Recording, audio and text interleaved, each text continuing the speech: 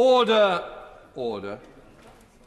Before I start, can I just mention the sad loss of a friend of all of us, was Brian Binley. I know our thoughts and prayers go with his family.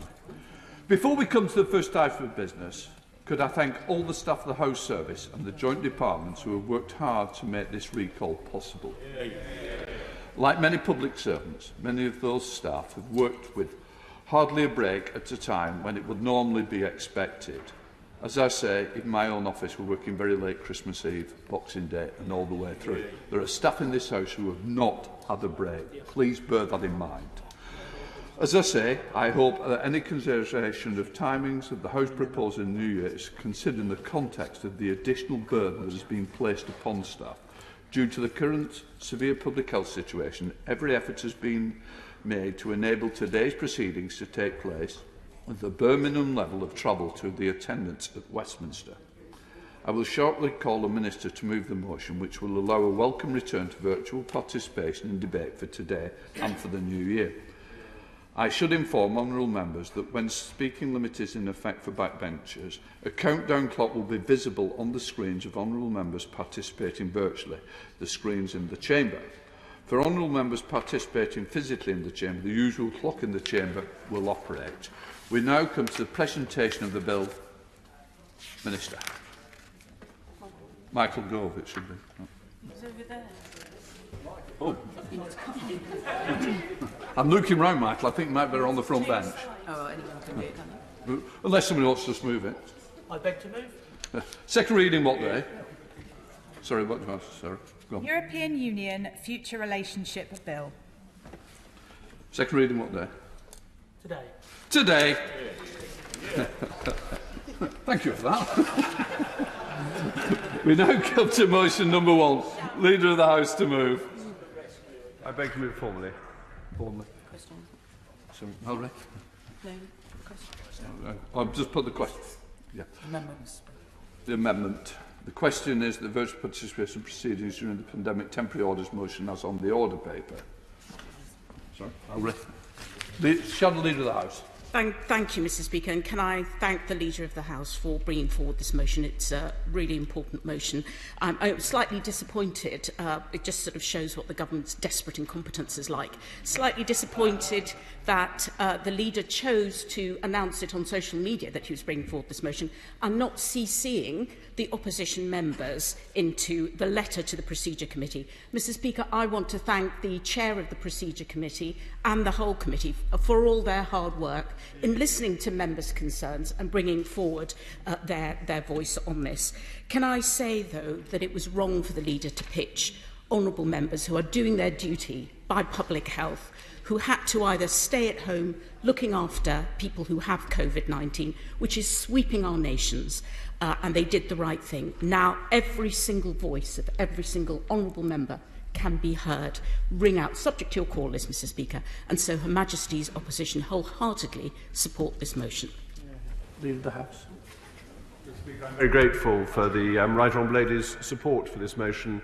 As London has gone into Tier 4, it's obviously important that we move with the country at large, but I don't want to eat further into the time available for today's important debate. Patrick Brady. Mr. Speaker, I just want to say we also welcome the return of full virtual participation. I think it's regrettable the government hasn't given us remote voting. It means there's twice as many SNP MPs here today as there otherwise might have been, so I want to thank the honourable members for Glasgow East and Midlothian who will act as tellers for us later today, who otherwise wouldn't have had to be here if we'd had electronic voting. Any further comments? No. Okay. The question is the virtual participation in proceedings during the pandemic temporary orders motion is number 2 as on the order paper. As many of that opinion say aye. Aye. The contrary, no. I think the ayes have it. The ayes have it. We now come to motion number 2 on the European Union Future Relationship Bill. Business of the House. Before I call the Minister to move the motion, I should inform the House that I have selected the amendment to the motion in the name of Ian Blackford. I call the Minister to move the motion. Mr. Speaker, I beg to move the motion that is allowing for time for this important debate to take place today up until 2:30. There is always a balance to be struck when we have to do things urgently and also ensuring that the House is able to scrutinise them properly. Going to 2:30 seems to be the right balance. It ensures that the bill can be passed today, that the statutory instruments can be laid tomorrow, and that therefore we can be compliant with our responsibility in terms of our international agreements by the end of the year. That seems to me to be the right thing to do, the right approach, and I would hope that the Scottish National Party will not move to a division on their amendment, though I understand the reasons for their amendment, and I do not think it's unreasonable of them to put the amendment forward. I would hope they wouldn't want to use the time for a division, considering that it will eat into the time available for the debate. The question is the European Union Future Relationship Bill, based on the House motion as on the other paper. I call the shadow leader of the House, Val Rivas. No. Thank you, Mr. Speaker. Clearly, the opposition is desperately disappointed that there wasn't enough time to debate this deal properly. This is unacceptable. This puts a great deal of pressure both on House staff and on everybody else. But I'm pleased that the virtual Parliament now will enable our colleagues to take part in it. What I do want to say is that the opposition has facilitated this. We facilitated the time because we want to say this is not our deal, but we will vote for legislation that will enact it to prevent a no deal. And that is the key point about why we are here today. We want to prevent the no deal that will have a great effect on our economy and on the rest of our constituents. But we support the motion in enabling this legislation to come forward because we are up against a deadline of the 31st. After that, there would be a no deal and we must stop it. So the opposition agreed with the programme motion. I call Patrick Ray to move the... Thank you, Mr. Speaker. I beg to move the amendment in the name of our right honourable friend and others. Brexit is diminishing the UK's role in the world, and the programme motion today diminishes the role of Parliament in the UK. Today is supposed to be about taking back control, about reclaiming parliamentary sovereignty. Well, this is not the kind of parliamentary sovereignty that is acceptable, and the leader is wrong to say that if we force a division, it will eat up time, because if the leader accepts our resolution, it will actually create more time, because it creates 5 full protected hours, and then 2 hours for committee, in which we have lodged amendments, which if we don't get a committee stage, will never even see the light of day. That's not the primacy of Parliament. If that's the control that the Brexiteers and the ERJ fought for, well, good luck to them, because it's setting a very dangerous precedent. We will divide the House on this amendment, Mr. Speaker. House. Mr. Speaker, in all this talk of time, and I'm grateful to the Right Honourable Lady for the support of the opposition, it is worth bearing in mind that we have now been discussing this subject for 4, 5, perhaps 6, perhaps nearly 50 years. And having 5 hours today, until 2:30 or just under is about the right amount to ensure that the legislation is passed. I think, once again, Mr. Speaker, we see our friends in the SNP not liking a referendum result and therefore trying to stop it. We've had a referendum, leave one. This is merely the final little bit of icing being put on the Christmas cake that the Prime Minister so efficiently delivered for the nation. The original question was on the order paper since the amendment has been proposed. The question is the amendment be made. The question is the amendment be made. Does many of that opinion say aye? Aye! The contrary, no. No! Revision, clear the lobbies.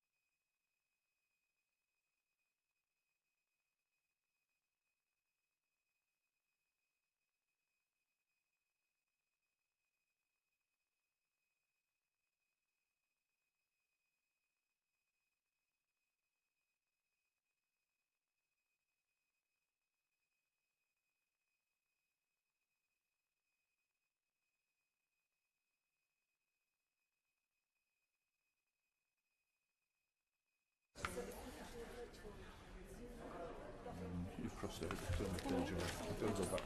Just read that. Right, you're both. The question is that the amendment be made. Does many of that opinion say aye? Aye! The contrary, no. No. Tell us for the ayes, Owen Thompson and David Linden. For the noes, Tom Purslove and James Morris. Thank you, folks.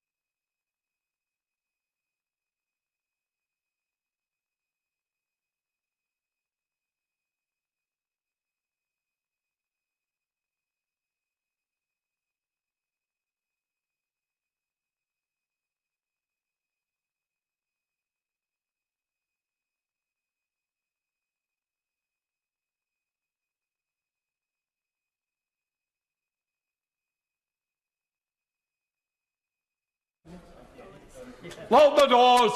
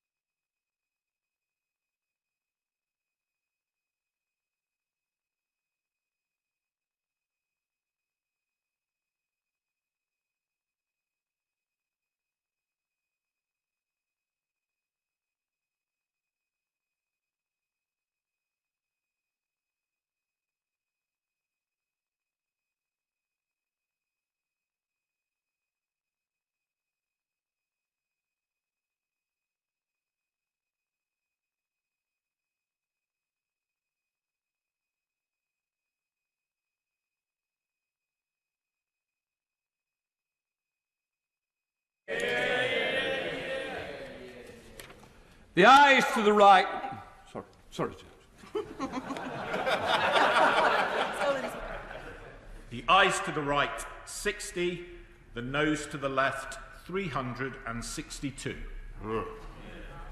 The ayes to the right, 60. The noes to the left, 362. The noes have it, the noes have it. Unlock! Very much so. The question is that the main question, are that opinion, say aye. Aye! The contrary, no. I think the ayes have it, the ayes have it. The clerk will now proceed to read the orders for the second reading of the bill pursuant to the order agreed by the House. Clerk. European Union Future Relationship Bill, second reading. Now, Given the length of the second reading call list today, members will understand that there will be no time left before the 2:30 to debate the bill of the committee. Nevertheless, I should inform members that under the order of the House of today, notices of amendments, new clauses and new schedules to be moved in committee of the whole House may be accepted up till 10:30 a.m. To maintain social distancing, members are asked not to bring amendments to the table in the chamber, but to send them by email to the Public Bill Office. The Public Bill Office will aim to circulate earlier this afternoon a notice paper of the amendments received by 10:30. I inform the House that I have not selected any of the reasoned amendments. I now call the Prime Minister to move the second reading. Prime Minister!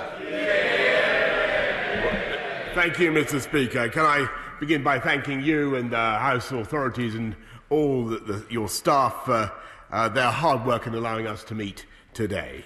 And can I also welcome the outstanding news that AstraZeneca is now rolling out a new UK-made vaccine approved by the MHRA that offers the hope to millions in this country and around the world. Mr. Speaker, I beg to move that the bill be now read a second time.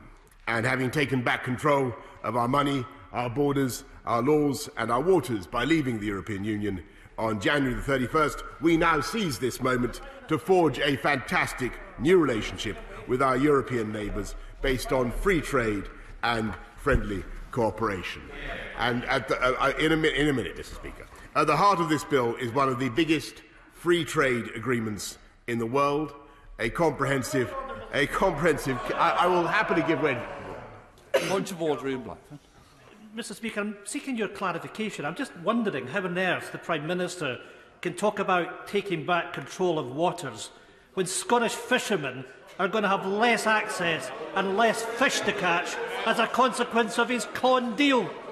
Can I just say, first of all, it's not a point of order. We're very limited on time. Can we please try and keep to a tight agenda to allow everybody the time to contribute? Prime Minister. Well, Mr. Speaker, I must nonetheless correct, although that was not a valid point of all, I must correct him in what he says, because in fact, under this deal, we have taken back control of our waters, and indeed Scottish fishermen from the get-go will have access to bigger quotas of all the relevant stocks, Mr. Speaker, and from the end of the transition period, as he knows full well. Sorry. Look, I understand it's an important day. It's important that we all get on the record. It's more important I also get to the Leader of the SNP. What I wouldn't like to do is run out of time by the number of times he wants to stand for interventions. If the Prime Minister gives way, he'll give way straight away. But please, let's try and get the debate underway. At least give yourself time to hear what he's got to say before you disagree. Prime Minister. Well, Mr. Speaker, with great respect to the Right Honourable Gentleman, I do feel I must correct him, because not only will we take back control of our waters, we will increase Scottish fishermen's share of all the relevant stocks. Cod, for instance, going up by 47% to 57%. North Sea haddock going up by 70% to 84%. That's just next year, Mr. Speaker. And in 5.5 years' time, we take control of the entire spectacular marine wealth of Scotland. It is only the Scottish Nationalist Party, Mr. Speaker, that would hand back control of the waters of this country to the UK with spectacular hypocrisy, Mr. Speaker. And indeed, having said, hello, Mr. Speaker, having said that they would. Sorry, this is a point of order. Point of order, Ian Bradford. And could you point out to the Prime Minister that the name of my party is the Scottish National Party? In fairness, I have pointed it out in the past. It is the Scottish National Party, Prime Minister. Mr. Speaker, I wish the Right Honourable Gentleman to know that I am using the word nationalist with a small n, and I don't think that he would disagree with that, which is semantically justifiable, I think, under the circumstances. And yet, in spite of that nomenclature, Mr. Speaker, they would hand back control of Scotland's waters and go back into the common fisheries policy. What this bill does, Mr. Speaker, is take back control. Absolutely not. Take back control of the spectacular marine wealth of Scotland and the rest of the UK. Because just in a moment, in the heart of this bill is one of the biggest free trade agreements in the world, as we've discussed in this chamber many times, Mr. Speaker, a comprehensive Canada-style deal worth over £660 billion, which, if anything, should allow companies to do even more business with our European friends, safeguarding millions of jobs and livelihoods in our UK and across the continent. In less than 48 hours, we will leave the EU single market and the customs union as we promised, and yet British exporters will not face a sudden thicket of trade barriers, but rather, for the first time in the history of EU agreements, zero tariffs and zero quotas. And just as we have avoided trade barriers, so we have also, Mr. Speaker, I think that plenty of members want to speak, so I've already taken plenty of interventions and points forward. I'm going to make some progress. Just as we've avoided trade barriers, so we've also ensured the UK's full control of our laws and our regulations. And there is a vital symmetry between these two achievements, because the central purpose of this bill is to accomplish something that the British people always knew in their hearts could be done, and yet which we were continually told was impossible. We were told we could not have our cake and eat it. Do you remember how often we were told that, Mr. Speaker? Namely, that we could trade and cooperate, as we will, with our European neighbours on the closest terms of friendship and goodwill, while retaining sovereign control of our laws and our national destiny. And that unifying thread runs through every clause of this bill, and it embodies our vision, shared with our European neighbours, of a new relationship between Britain and the EU as sovereign equals, joined by friendship, commerce, history, interests and values, while respecting one another's freedom of action and recognising that we have nothing to fear if we sometimes choose to do things different. I give way with pleasure to the honourable gentleman. Thank the Prime Minister for giving way. Prime Minister, the devil is in the detail of anything that we have before us today. Can the Prime Minister confirm, as I hope it is, that we see the end of discrimination, the Hague preference is away, it's in the bin, the fact that the Killybegs Fishermen's Association are expressing dismay from the Republic of Ireland? Will the UK quotas be shared with Northern Ireland?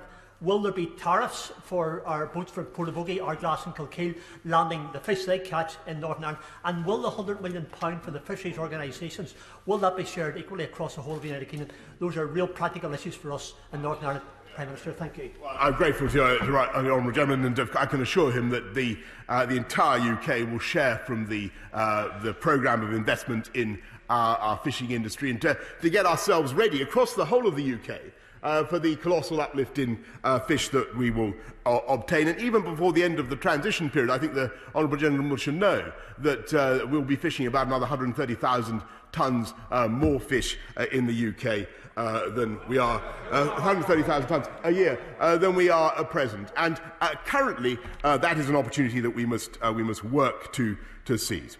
And we have much to gain. We have much to gain from the healthy stimulus of competition. And this bill demonstrates, therefore, how Britain can be at once European and sovereign. And I think you'll agree, Mr. Speaker, that our negotiators accomplished their feat at astonishing speed. It took nearly 8 years for the Uruguay round of World Trade Talks to produce a deal, 5 years for the EU to reach a trade agreement with Canada, 6 for Japan. We've done this in less than a year, in the teeth of a pandemic, and we've pressed ahead with this task, resisting all the calls for delay, Mr. Speaker, precisely because creating certainty about our future provides the best chance of beating COVID and bouncing back even more strongly next year. And that was our objective. So I hope the House will join me in commending my noble friend Lord Frost and every member of his team for their skill, their mastery and their perseverance in translating our vision into a practical agreement. And let me also pay tribute to President Ursula von der Leyen, Michel Barnier and all our European friends for their pragmatism and foresight, for their understanding that it is profoundly in the interests of the EU to live alongside a prosperous, contented and sovereign United Kingdom. The House understands that the significance of the fact that this agreement is not EU law but international law, so there is no direct effect. The EU law will no longer have any special status in the UK. I think, Mr. Speaker, I've already given way quite a few times to the right honourable gentleman. And there is no jurisdiction for the European Court of Justice. Point of order, Ian Blackford. Mr. Speaker, I feel I have to point out to the House that the historic principle in Scotland, as established by law, it's the people of Scotland that are sovereign, and it's the people of Scotland that will determine to take them back into the European Union with independence. The Prime Minister, Prime Minister, just to say, as the leader of the SNP knows, it is not a point of order, and I'm desperate to hear what he's got to say in his contribution. Rather than use it up now, why doesn't he just save it to get others in? Prime Minister. Well, I'm grateful, Mr. Speaker. Of course, it was the Speaker of Scotland who took the sovereign decision, quite rightly, to remain in the UK, a once-in-a-generation decision. I think it highly unlikely the people of Scotland will take a decision to cast away their newfound freedoms and, indeed, the newfound opportunities, not least over the marine wealth of Scotland. We will be able to design our own standards and regulations, Mr. Speaker, and the laws that this House of Commons passes will be interpreted, and I know this is a keen interest to honourable and right honourable members, will be interpreted solely by British judges sitting in British courts. We will have the opportunity to devise new ways to spur and encourage flourishing sectors in which this country leads the world, from green energy and life sciences to synthetic biology. Yes, I give way to my right honourable friend. I'm very grateful to the Prime Minister for giving way on that point. Some of us had different views on Brexit, but those debates are now for the history books. And anyone in this House and in the country should recognise the benefits of an agreement that goes beyond a free trade agreement, from science to energy to security. But will the Prime Minister capitalise on the excellent news that we've had today on the vaccine? By pursuing an industrial strategy that puts science and technology at its heart, so that we can grasp the opportunities that come as the world bounces back from COVID during the year ahead? Indeed, Prime Mr. Speaker. Sorry. Can I just help people and say interventions, those who are high up on the speaking list will understand if they get put down by continuous interventions, because I want to get as many people in as possible. So please. Thank you, Sir Bernard. No more. Prime Minister. Well, I'm grateful to my right honourable friend, because I remember well working with him on his industrial strategy and his ideas for championing green technology and biosciences, and I can tell him that those ideas remain at the heart of this government's agenda, and we will certainly be using our newfound legislative freedom to drive progress in those sciences and in those investments across the whole of the UK. Because we will be free, Mr. Speaker, of EU state aid rules. We'll be able to decide where and how we level up across our country with new jobs and new hope, including with free ports and new green industrial zones of a kind I'm sure he'd approve of. And if, I was to make an important point, if I may, Mr. Speaker, if in using our new freedoms, either Britain or the EU believes it is somehow being unfairly undercut, then, subject to independent third-party arbitration, and provided the measures are proportionate, either of us can decide, as sovereign equals, to protect our consumers. But this treaty explicitly envisages that any such action should be infrequent, and it banishes the old concepts of uniformity and harmonisation in favour of the right to make our own regulatory choices and deal with the consequences. And, Mr. Speaker, every modern free trade agreement includes reciprocal commitments designed to prevent distortions of trade. And the true significance of the agreement embodied in this bill is that there is no role for the European Court of Justice, no ratchet clause on labour or environmental standards, no dynamic alignment with the EU state aid regime, or indeed any other aspect of EU law. In every respect, we have recovered our freedom of action, and I give way with pleasure to the honourable gentleman who's been rising up and down, Mr. Speaker, many, many times. Thank you very much. But many honourable members will be facing a dire dilemma because they will feel that our country has been sold short.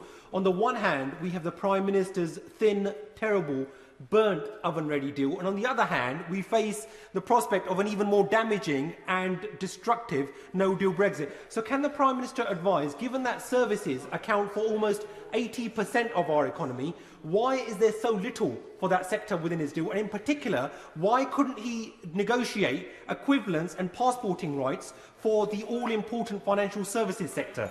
Well, Mr. Speaker, it wasn't quite clear from that intervention which way the Labour Party is going to go on this, but whether he's going to go with his right honourable friend, the leader of the Labour Party, and vote for the deal, or whether he's going to join other members of the Labour Party and continue to dither and delay. We on these benches are going to get on, and we will be free of the strictures of the Common Agricultural Policy. We'll be able to conserve our landscapes and support our farmers exactly as we choose. And on Friday, now coming to a point that's already been raised several times, and I will repeat it, Mr. Speaker, because it's a wonderful point. For the first time in 50 years, on Friday, the UK will once again be recognised as an independent coastal state, regaining control of our waters, righting the wrong that was done by the common fisheries policy throughout our EU membership. And of course, I've always recognised, Mr. Speaker, I've answered the point quite a lot from you guys. I'll give way to my honourable friend. I thank the Prime Minister for giving way. He will know that Brixham, the most valuable fishing port in England, wants to see our waters regained, access control, and a rebuilding of the fishing industry in the UK. This deal delivers that. Can he go back and assure my fishermen and fishermen around the country that that is what this government is delivering on? Absolutely right, Mr. Speaker, and the voice of Brixham should be heard up and down the country, because it is entirely correct and a point that might be registered with advantage by the gentleman opposite. I've always recognised, Mr. Speaker, that this was going to be a difficult period for our European friends and partners, because they've been fishing in these waters for decades, if not centuries. And at first, as the House will know, they sought an adjustment period of 14 years, but our negotiators whittled that down to 5.5 years, during which the UK's share, in that 5.5 years, the UK's share of our fish in our waters will rise from over half today to around 2/3. And of course, we'd have liked to have done this more quickly, but now it's also true that once the adjustment period comes to an end, there will be no limit, Mr. Speaker, no limit other than the limits that are placed by the needs of science and conservation on our ability to make use of our marine wealth. And 15% of the EU's historic catch from our waters will be returned to this country next year alone. And as I say, to prepare our fishing communities for that moment, we will invest £100 million in a programme to modernise their fleets and the fish processing industry, restoring, Mr. Speaker, and the right honourable gentleman opposite should listen to this, restoring a great British industry to the eminence that it deserves, levelling up communities across the UK, particularly and including Scotland, Mr. Speaker, where their interests, in my view, have been neglected for too long. So I do find it extraordinary that on the eve of this great opportunity, the declared position of the Scottish Nationalist Party is to hand control, with a small n, is to hand control of the very waters we've just reclaimed straight back to the EU. That is their policy. That is their policy, Mr. Speaker, and they plan to ensnare Scotland's fishing fleet in the dragnets of the common fisheries policy all over again. And in the meantime, Mr. Speaker, guess what they're going to do today? Guess what they're going to do today? They're going to vote today for a no-deal Brexit. Or perhaps the gentleman opposite will tell me that he's going to vote for the deal. I'm immensely grateful to the Prime Minister for briefly pausing that monologue that was designed for the RG. But on the issue of fish, he's waxing lyrical about how amazing this deal is. But I'd like to read him a quote from Andrew Locker, Chairman of the British National Federation of Fishermen's Organisation. He says, "I am angry, disappointed and betrayed. Boris Johnson promised the rights to all the fish that swim in an exclusive economic zone, and we've got a fraction of that. Is he wrong?" I'm afraid yes, he is, Mr. Speaker, because we will take back control not only of we'll become an independent coastal state from the 1st of January, but in 5.5 years' time, Mr. Speaker, we will be able to fish every single fish in our waters if we so choose, and that is the reality. And in the meantime, as I say, and he didn't deny it, I don't think I heard him deny it, that the Scottish National Party is going to vote against the deal. They're effectively going to vote, Mr. Speaker, for no deal, after which they've campaigned against and denounced, proving once and for all that the interests of Scotland, England, Wales and Northern Ireland, Scotland, England, Wales and Northern Ireland are best served by a one-nation party serving one united kingdom. Mr. Speaker, this deal was negotiated by a big team, and he should know this, from every part of our United Kingdom, and it serves the whole of the UK, not least by protecting the integrity of the United Kingdom single internal market and Northern Ireland's place within it. Our points-based immigration system will end free movement and give us full control over who enters the country. And by the way, on that point, I want to thank very much my honourable friend, the Chancellor of the Duchy of Lancaster, for all he did to protect the interests of Northern Ireland. And at the same time, the deal provides certainty for airlines and hauliers who have suffered grievously during this pandemic. It guarantees the freedom of British citizens to travel to and from the EU and retain access to healthcare. It provides certainty for our police, for our border forces, for our security agencies, who work alongside our European friends to keep our people safe. They're going to vote against this, Mr. Speaker. It provides certainty for our partnerships on scientific research, because we want our country to be a science superpower, but also a collaborative science superpower. It provides certainty for business, Mr. Speaker, from financial services to our world-leading manufacturers, including our car industry, safeguarding highly skilled jobs and investment across our country. As for the Leader of the Opposition, Mr. Speaker. I am delighted that he's found yet another position on Brexit. And having plunged down every blind alley and exhausted every possible alternative, he's come to the right conclusion, namely to vote for this agreement which this government has secured. And I hope very much that the honourable gentleman opposite is going to tell us that he too is going to join his right honourable friend and vote for this agreement. Is that the case?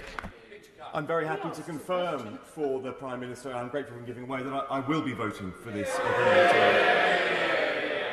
He mentioned several times his levelling up agenda, but financial services and those working in this sector have been left entirely out of it. So does he not agree with me that every city, every town that is dependent on financial services, from Leeds to Manchester to Edinburgh and many in between, they have been levelled down and left out from this deal? Well, it's great to hear a member of the Labour Party not only backing the bankers, Mr. Speaker, backing financial services, but also fantastic development, but also backing this deal. And he's quite right, because actually this deal does a great deal for services, for financial services, and for the legal profession, and many other professions. But alas, the good news about the Labour Party stops there, Mr. Speaker, because I'm told that the right honourable gentleman intends to ask the British people for a mandate to rewrite the deal in 2024. That's what he wants to do. I think, frankly, Mr. Speaker, we got Brexit done. Let's keep Brexit done, and let's keep Brexit done, and let's press ahead with this government's mission to unite and level up across our whole country and grasp the opportunities before us. Because I've always said, Mr. Speaker, I'm going to make some progress now because many members want to speak. I've always said that Brexit is not an end but a beginning, and the responsibility now rests with all of us to make the best use of the powers that we've regained, of the tools that we've taken back into our hands. So we're going to begin by fulfilling our manifesto promise to maintain the highest standards of labour and environmental regulation, because no caricature could be more inaccurate than the idea of some bargain basement Dickensian Britain, as if enlightened EU regulation has been our only salvation from Dickensian squalor. Our national standards have always been amongst the very best in the world, and this House can be trusted to use its new freedom to keep them that way without any outside invigilation. We are going to open, Mr. Speaker, a new chapter in our national story, striking free trade deals around the world, adding to the agreements with 63 countries we've already achieved, and reasserting global Britain as a liberal, outward-looking force for good. Detaching ourselves from the EU is only a prelude to the greater task of establishing our new role, and this country is contributing to more than any other to vaccinate people across the world against COVID, leading the way in preventing future pandemics.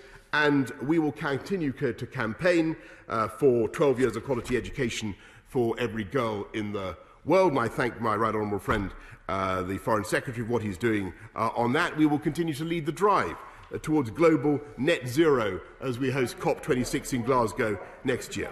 And I hope and believe, and I think actually the tone this morning has given me encouragement in this belief, Mr. Speaker. The mood in the House this morning, which seems to be on the whole to be positive. I hope,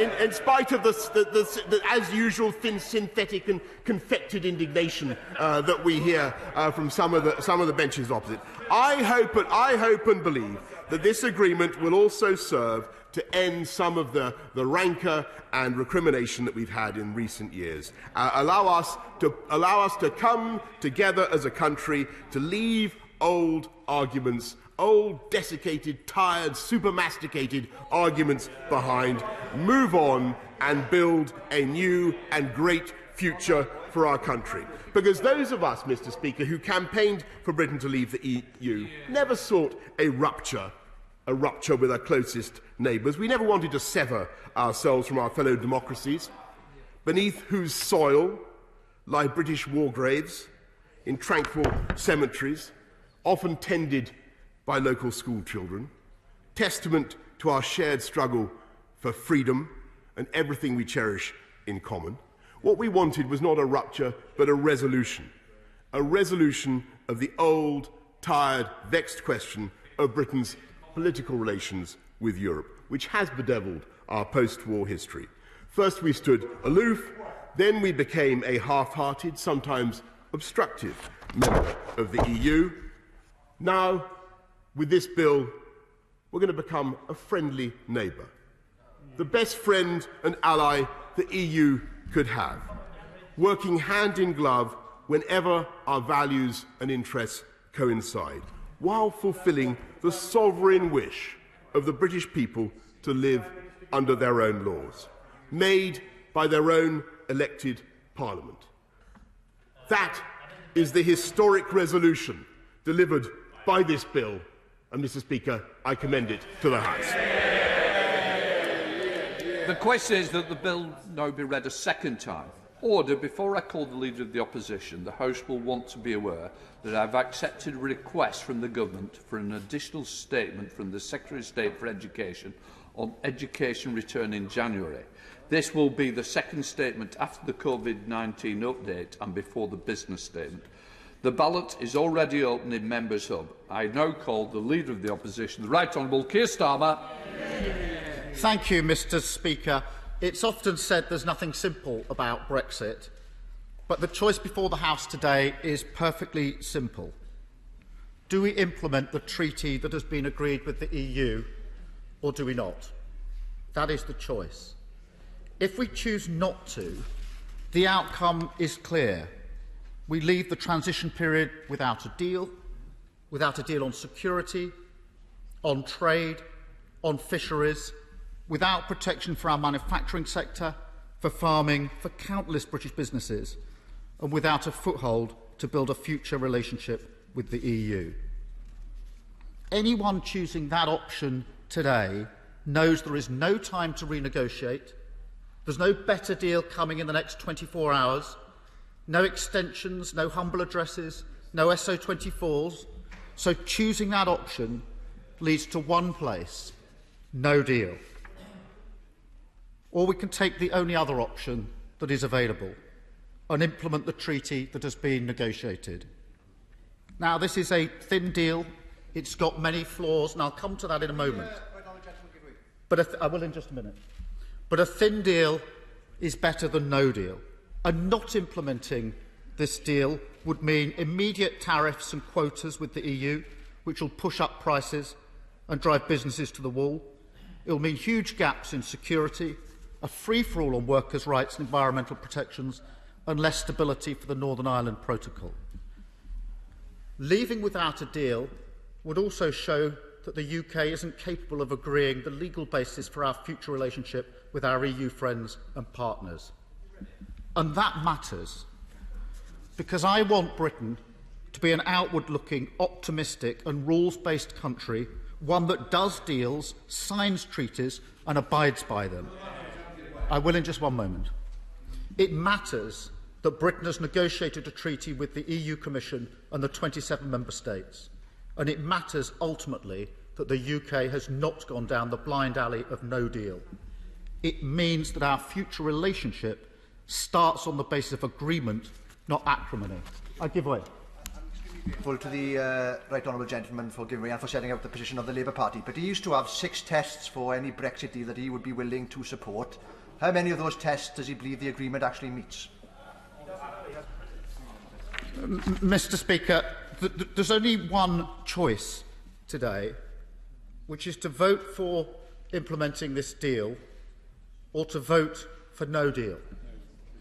And those that vote no are voting for no deal. And I'm going to give way again to the honourable gentleman. If he's voting no, does he want no to succeed at 2:30 this afternoon when the House divides? Does he want no to succeed in the vote? I give way to him. Extremely grateful to him for giving way, but I'm afraid the leader of the Labour Party has accepted the spin of the government. This is actually a binary choice between deal and no deal. I think it says a lot about the way that his position has changed over recent weeks. Mr. Speaker, this is the nub of it. Those voting no today want yes. They want others to save them from their own vote. They want others to save them from their own vote. Voting no, wanting yes. That's the truth of the situation, and that's why my party has taken a different path. I will give way. I congratulate the right honourable gentleman on doing the patriotic and right thing today, but I think it would be of quite a lot of interest to the country to know that if he'd been responsible for these negotiations, what deal would he have negotiated? Well, a better one than this for the reasons I'm about to lay out. I will go into some of the detail, not too much of the detail, but if anybody believes what the Prime Minister has just said about financial services, then they haven't read the deal. And with no further time for negotiation, when the default is no deal, it's not a mark of how pro-European you are to reject implementing this treaty. It isn't in the national interest to duck a question or to hide in the knowledge that others will save you from the consequences of your own vote. This is a simple vote with a simple choice.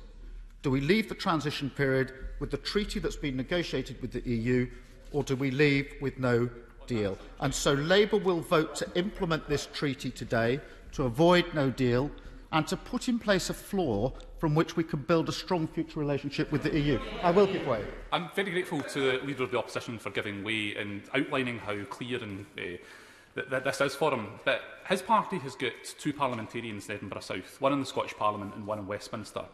At 4 o'clock this afternoon, the member of the Scottish Parliament will vote against the deal, and as member of the Westminster Parliament here will vote for the deal. How does he square that circle? Well, he knows very well it's a different vote. Now, it is a completely different vote on a different issue. I give way to the honourable member again with my question. When he votes no against this afternoon, does he want the bill to fail and thus we leave tomorrow night without a deal? Is that the intent? Does he want the result to go the way he's voting? I'm very grateful to the right honourable gentleman for his intervention. I think he'll understand that there will be members of his own party in lobbies with me this afternoon. But if he can point to me in the order paper where I'm voting for no deal, I'd be very happy. Can you tell me what page that is on? That absolutely identifies the point. He's going to vote in the hope that others will vote the other way and save him from the consequences of his own vote. That is the truth of the situation for the SNP, hoping that others will do the right thing and vote in favour of implementing the treaty, because we fought against no deal together for months and years. And now those voting no are going to vote for no deal. Nothing's going to happen in the next 24 hours to save this country from no deal. So he wants to vote for something, but he doesn't want that vote to succeed. He wants others to have the burden of voting for it to save us from no deal. I'll give way in just a minute. I'm going to make some progress. It is, of course, completely unacceptable that this debate is happening now, one day before the end of the transition period. The Prime Minister said he had a deal that was oven ready. That was just about a year ago. Then it was supposed to be ready in July, then September, then November, and finally it arrived on Christmas Eve. And that matters. I will in just a minute. That matters because businesses have had no chance to prepare for the new regulations. Talk to businesses about their concerns. They've got real difficulties now, and many of them already taken decisions about jobs and investment because of the uncertainty. And of course that's made worse by the pandemic. But let me now just go to the deal itself and analyse some of the flaws in the deal. First, let's start with the Prime Minister and what he said on Christmas Eve in his press conference. Because he said this about the deal: there will be no non-tariff barriers to trade. There will be no non-tariff barriers to trade. His words. He wasn't being straight with the British public. That's plain wrong. It's worse than that. It wasn't an aside. It wasn't an interview, an off-the-record remark. It was a scripted speech. There will be no non-tariff barriers to trade. The Prime Minister knows it's not true. Every member of this House knows it's not true. I'll give way to the Prime Minister to correct the record. Either stand up and say that is true, what he said was true, or take this opportunity to correct the record. I give way. On that point. Come on.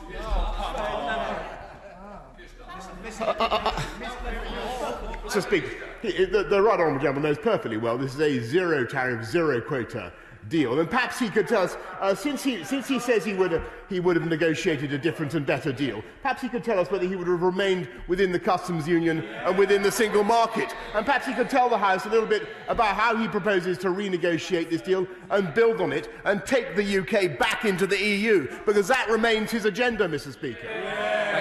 But also, let's get on with the debate. Keir Starmer. Typical deflection. The Prime Minister...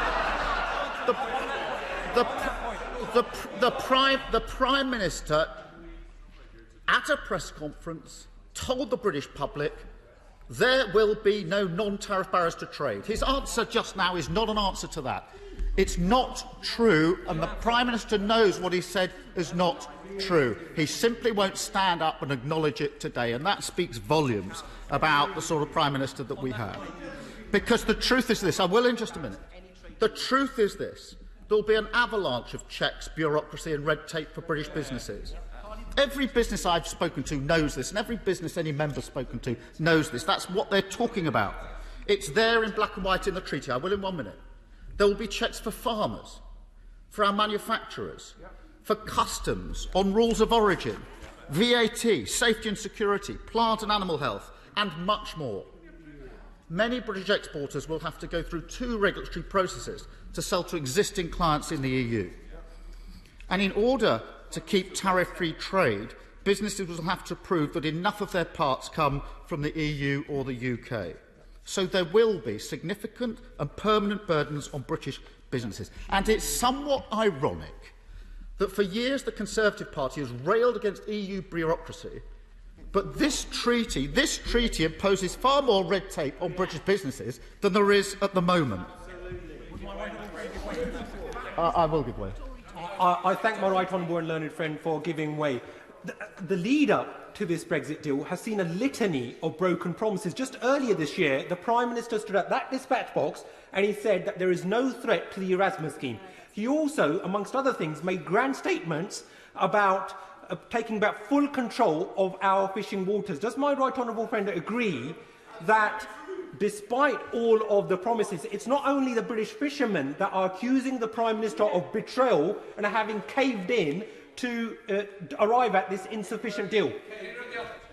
Well, Mr. Speaker, these are examples of the Prime Minister saying things, making promises that he doesn't keep. That is the hallmark of this Prime Minister.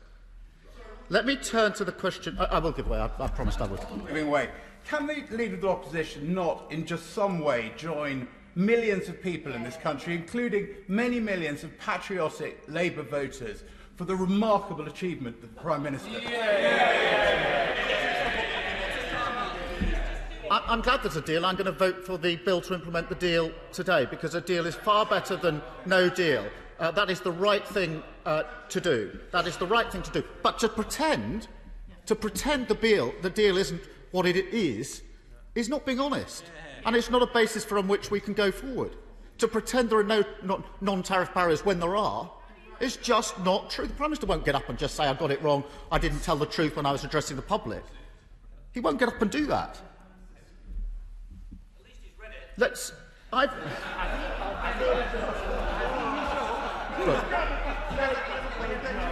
the Prime Minister says I don't know. The Prime Minister says I don't know what I'm. The Prime Minister says I don't know what I'm talking about. There will be no non-tariff barriers to trade. Will there be no non-tariff barriers to trade, Prime Minister? Yes or no? Oh. The ox is now on his tongue, I see. Mr. Speaker, let me turn to services. Because whatever the Prime Minister says, there's very little protection for our services in this deal. It is a gaping hole. We're primarily a services economy. Services account for 80% of our economic output, and we've got a trade surplus with the EU in services.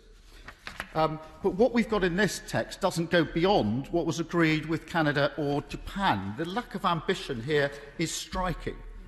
And the result is no mutual recognition of professional qualifications. Talk to doctors, nurses, dentists, accountants, pharmacists, vets, engineers or architects about how they will practice now in other EU states, where will have to have them agreed with each state separately in different terms and conditions. And anybody who thinks that that's an improvement really does need to look again at this deal. It will make it harder, just 1 minute, it will make it harder to sell services into the EU and be a huge disincentive to businesses to invest in the EU. There's also a very thin agreement, on short business travel, which will, for example, make it much harder for artists and musicians. And, Prime Minister, they want to know what the answers to these questions are, not just comments from the bench. On financial services, even the Prime Minister himself has accepted, I don't know whether he sticks to this or whether this is one he won't own now, that the deal doesn't go as far as we would have liked. So pretending it's a brilliant deal just isn't on. We've got to rely on the bare bones of equivalence arrangements, many of which aren't even in place, that can be unilaterally withdrawn and at short notice. That's the reality of the situation. So we're left to wonder, either the Prime Minister did not try to get a strong deal to protect our service economy, or he tried and failed. Which is it? Let me turn to security. The treaty does offer important protections when compared to the utter chaos of no deal. For example, DNA and fingerprints. There are third-party arrangements to continue working with Europol and Eurojust, and I work with Europol and Eurojust, and I know how important that is. But the treaty does not provide what was promised, which was a security partnership of unprecedented breadth and depth. It does not. And anybody today who thinks that it does, again, hasn't read the deal. We will no longer have access to EU databases which allow for real-time data shared, such as the Schengen Information System, for missing persons and objects. And anybody who thinks that's not important needs to bear this in mind. That's used on a daily basis. In 2019, it was accessed and consulted 600 million times by the UK police. 600 million times. That's how vital it is to them. That is a massive gap in this deal, and the Prime Minister needs to explain how that is going to be plugged. Let me then turn to tariffs and quotas, because the Prime Minister's made much of this deal delivering zero tariffs and zero quotas. It does. Aha. Thank you, Prime Minister. It does, or rather, it does for as long as British businesses meet the rules of origin requirements. It does as long as the UK doesn't step away from a level playing field on workers' rights and environment. He says rubbish. He says rubbish. I have read, I've studied it, I've looked at it, I've been looking at nothing else for 4 years on this. If the Prime Minister doesn't realise, he's pretending that he's got sovereignty and zero tariffs and zero quotas. He hasn't. The moment he exercises the sovereignty to depart from the level playing field, the tariffs kick in. This is the...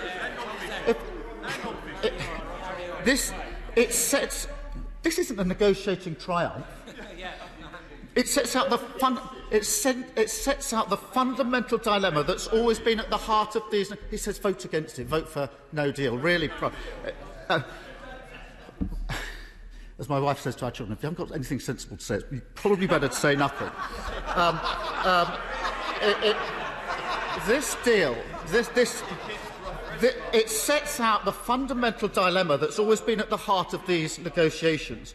If we stick to the level playing field, there are no tariffs and quotas. But if we don't, British businesses, British workers and British consumers will bear the cost. The Prime Minister hasn't escaped that dilemma. He's negotiated a treaty that bakes it in. And it poses the central question for future governments and future parliaments.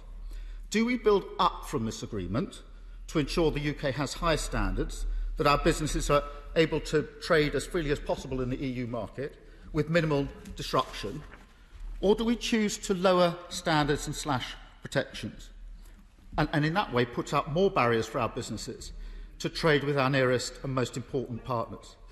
For Labour, this is clear. We believe in high standards. We see this treaty as a basis to build from, and we want to retain a close economic relationship with the EU that protects jobs and rights, because that's where our national interest lies today and tomorrow. But I fear the Prime Minister will take the other route, because he's used up so much time and negotiating capital in doing so. He's put the right to step away from common standards at the heart of the negotiation. So I assume that he wants to make use of that right as soon as possible. If he does, he has to be honest with the British people about the costs and consequences of that choice on businesses, on jobs and our economy. If he doesn't want to exercise that right, he has to explain why he's wasted so much time and sacrificed so many priorities for a right that he isn't going to exercise. Mr. Speaker, after 4.5 years of debate and division, we finally have a trade deal with the EU. It's imperfect, it's thin, and it's the consequence of the Prime Minister's political choices. But we have only 1 day before the end of the transition period, and it's the only deal that we have. It is a basis to build on in the years to come. And ultimately, voting to implement this treaty is the only way to ensure that we avoid no deal. And so we will vote for this bill today. But I do hope that this will be a moment where our country can come together and look to a better future. The UK has left the EU. The Leave Remain argument is over, whichever side we were on. The divisions are over. We now have an opportunity to forge a new future, one outside the EU, but working closely with our great partners, friends and allies. We will always be European. We will always have shared values, experiences and history. We can now also have a shared future, and today's vote provides the basis for that. Thank you, Mr. Speaker. I'm now introducing a 4-minute limit for backbenchers. Theresa May. Thank you, Mr. Speaker. I welcome this deal and I will be supporting it today. And I welcome the fact that the official opposition will be supporting this deal. But I did listen with some incredulity to what the Leader of the Opposition said. He said he wanted a better deal. He had the opportunity in early 2019, when there was the opportunity of a better deal on the table, and he voted against it. So I will take no lectures from the Leader of the Opposition on this deal. Mr. Speaker, central to this deal, the Prime Minister has said, is the tariff-free and quota-free trade arrangements, subject, of course, to rules of origin requirements. It would have been unforgivable for the European Union not to have allowed tariff-free and quota-free access, given that they signed up to that in the political declaration signed with my government in November 2018. One of the reasons for supporting this deal is the security arrangements that have been put in place, which are very important. Access to PNR and PROM are important. There's an issue of the timeliness of access to those, and the other databases like ECRIS. I hope in operational terms, in practice, we will see little change to the ability to investigate as a result of the good relationships that have been built up. But I do say that I think the EU has made a mistake in not allowing us access to SIS2. I understand that was a principle that they set, that we could not have that access, but I think that that is something that we should aim to try to find some resolution of that in the future, because it is an important database. It does help us in our fight against modern slavery, child abduction, and identifying criminals across our borders. One area where I am disappointed in the deal is in services. It is no longer the case that UK service providers will have the automatic right of access to provide services across the EU. They will have to abide by the individual rules of a state. I understand if you're a lawyer advising on UK law, in the Czech Republic you will have to be resident, in Austria you will have not to be resident, just as an example of the difference of those rules. And the key area is financial services. In 2018 in Mansion House I said that we wanted to work to get a financial services deal in the future treaty arrangement, and that would be truly groundbreaking. It would have been, but sadly it has not been achieved. We have a deal in trade which benefits the EU, but not a deal in services which would have benefited the UK. The arrangement treaty is clear that future negotiation on these points is possible, and I hope that the government will go to that negotiation with alacrity and vigour, particularly on financial services. Of course, there is a whole structure set up under this treaty. One thing this treaty does not do is excise the EU from our lives, because there's a whole structure of committees set up, some of which, like the Partnership Council, will be able to amend this arrangement, make determinations on its operation and interpretation, without, as far as I can see, any formal reference to this Parliament. Now, sovereignty has been underpinned the negotiations since Article 50 was triggered. Sovereignty does not mean isolationism. It does not mean we never accept somebody else's rules. It does not mean exceptionalism. And it is important, as we go forward, that we recognise we live in an interconnected world. And if the United Kingdom is going to play the role that I believe it should play in not just upholding, but encouraging and promoting the rules-based international order, and in ensuring that we promote the interests and value and strengthen multilateral institutions like the World Trade Organization, we must never allow ourselves to think, as I fear some in this House do, that sovereignty means isolationism. But I say to all members across this House, today is the time, as I have said before, to put aside personal and party political interests, which sadly too many have followed in the past. Vote in the national interest for the whole UK and support this bill. We now come to the Leader of the SNP, Ian Blackford. Thank you, Mr Speaker, and it's a pleasure to follow the... The gentleman wants to remain up there. I'm certainly not going to take interventions from there. I think it's better he remains quiet. Thank you, Mr Speaker, and it's a pleasure to follow the former Prime Minister, the Right Honourable Member for Maidenhead. Can I wish you and all staff and members a good new year when it comes tomorrow evening? And if I may, can I just very quickly reflect on the sadness of the events that took place on the 2nd of January 1971 in Glasgow, when 66 predominantly young people lost their lives in the Ibrox disaster, including 5 from one village and 5 from Markinch. And I'm sure the whole House will want to remember those that sadly lost their lives at that moment. Mr Speaker, when this bad Brexit deal was published, one of the very first public images that were released showed the Prime Minister raising his arms aloft in celebration. When I saw that image, my thoughts immediately turned to the European nationals who have made their home here, because they're certainly not celebrating. During the 4 years and more of this Brexit mess, the main emotion they have felt is worry. Worry about staying here, worrying about their jobs, and real worry for their families. In Scotland, these citizens are our friends, they are our family, they are our neighbours. So before this Tory government forces through a deal that rips us out of the European Union, the single market and the customs union, let us get this message out to Scotland's 234 EU citizens. Scotland is your home. You are welcome. Hear, hear. The value we place on European citizenship, that real sense of belonging to the European Union, cuts to the very core of this debate. Scotland is at heart a European nation. It always has been. Forcing our nation out of the EU means losing a precious part of who we are. Because Scotland didn't become European when the United Kingdom joined the EEC 40 years ago. Our relationship with Europe predates the United Kingdom by some way. An independent Scotland has enjoyed centuries of engagement with European nations. Scottish merchants travelled, traded and settled on the continent. We shared citizenship with France, and we appealed our nationhood to Rome. Scotland was European before it was British. That European history and heritage goes back to our nation's place in the Hanseatic League in the 15th century.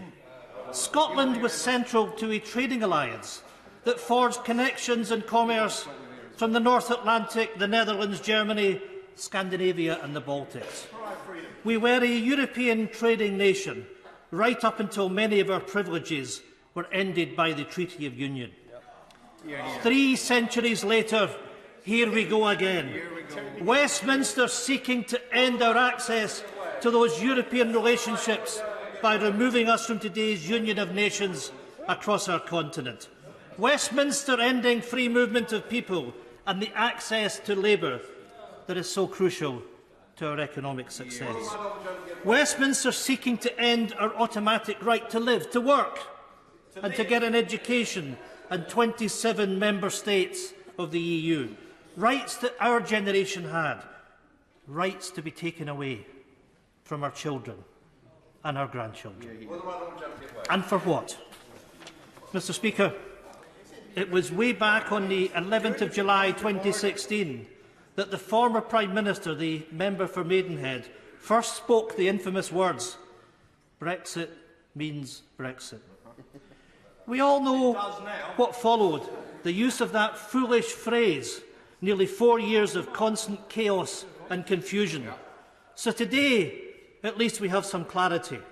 We now finally know what Brexit means. We have it in black and white. It means the disaster of a deal. It means broken promises. It means economic vandalism. It means an isolated United Kingdom in the middle of a global pandemic. It means the worst of all worlds for Scotland.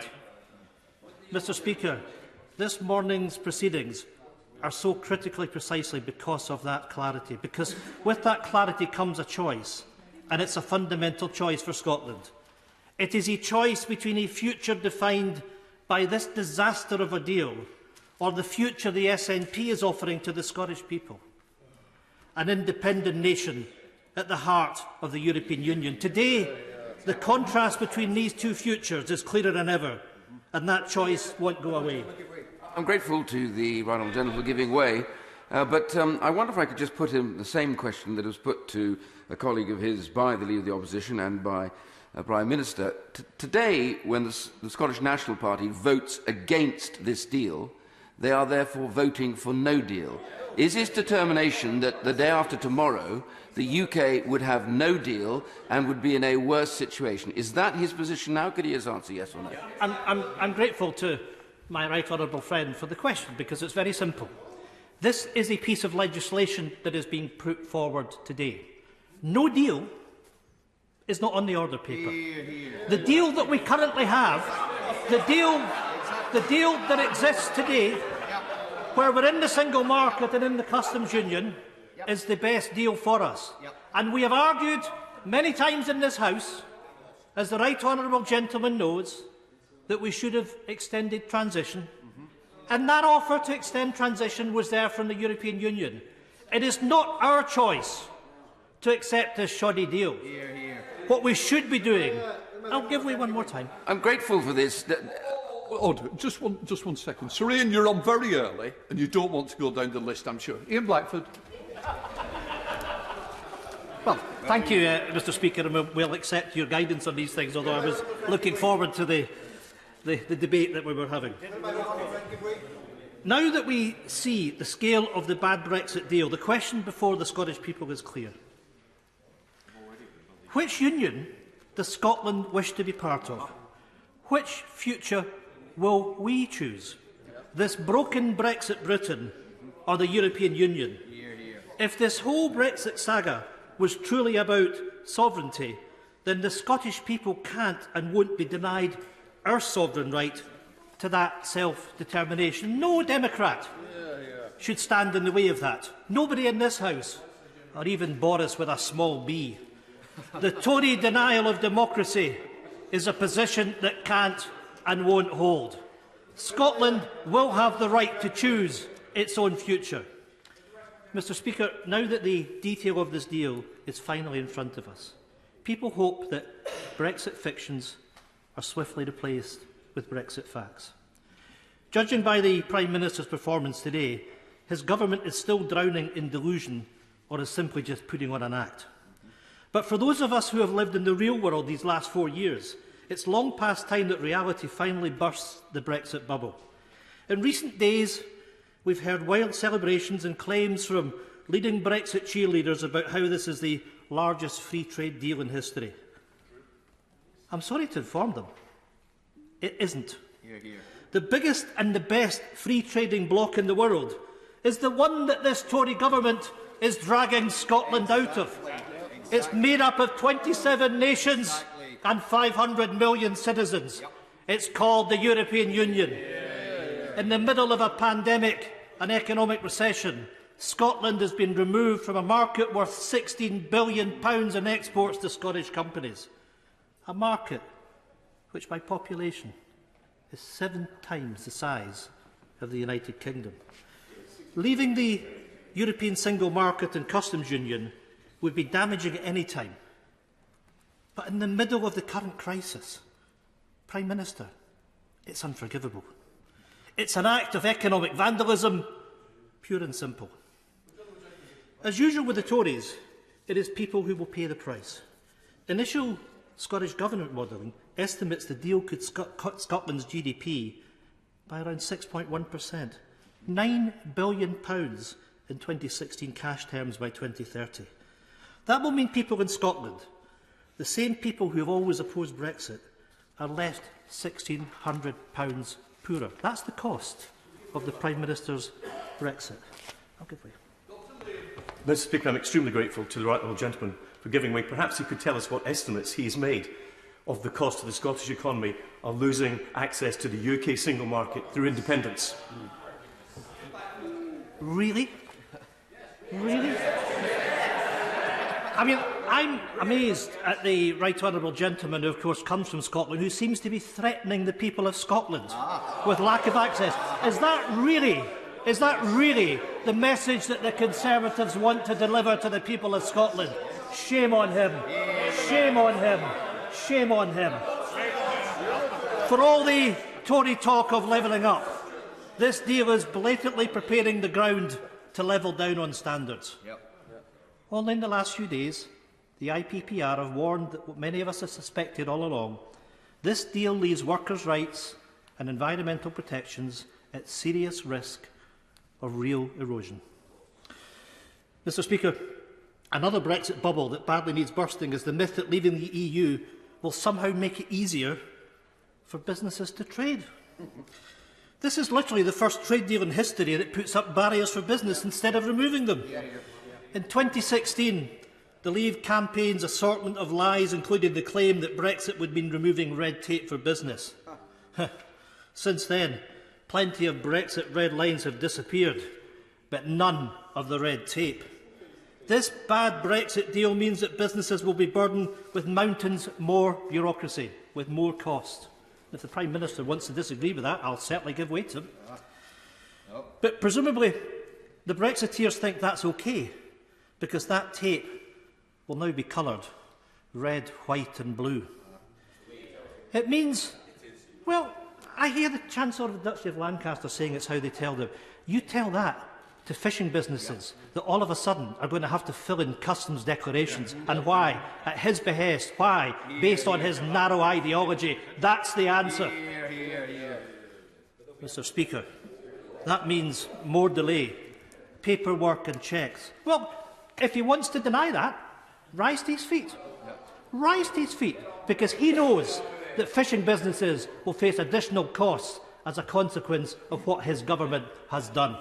It means more delay, paperwork and checks, all of it's burdening business, slowing trade and costing jobs. And, Mr. Speaker, this deal not only inflicts economic self-harm, it ignores economic reality. There is barely a reference in this deal for the service sector. 80%, Mr. Speaker, of the entire UK economy. Services have been left in complete limbo. Where is there any mention, of course, it is not good news. The deal confirms an end to financial passporting rights which have been relied upon by financial services firms across the United Kingdom. Mr. Speaker, let me now turn to the biggest betrayal of all, the broken promises to Scotland's fishing communities. There are no Scottish Tory MPs in this chamber. If they were here, they would now be squirming. We know this Brexit deal means a drop in key fishing stocks. For cod, for haddock, for whiting and for saithe, this deal means fewer access to fish than under the existing arrangements. Let me say that again. Less access to these fish than under the common fisheries policy. And you know, one of the things that's missing from the deal, and I would have thought better of the Chancellor of the Duchy of Lancaster, is that we had special privileges, the so-called Hague arrangements, that gave additional fishing rights to Scotland. They weren't even negotiated as part of this deal. We have lost, one can only assume, from the incompetence of the UK negotiators.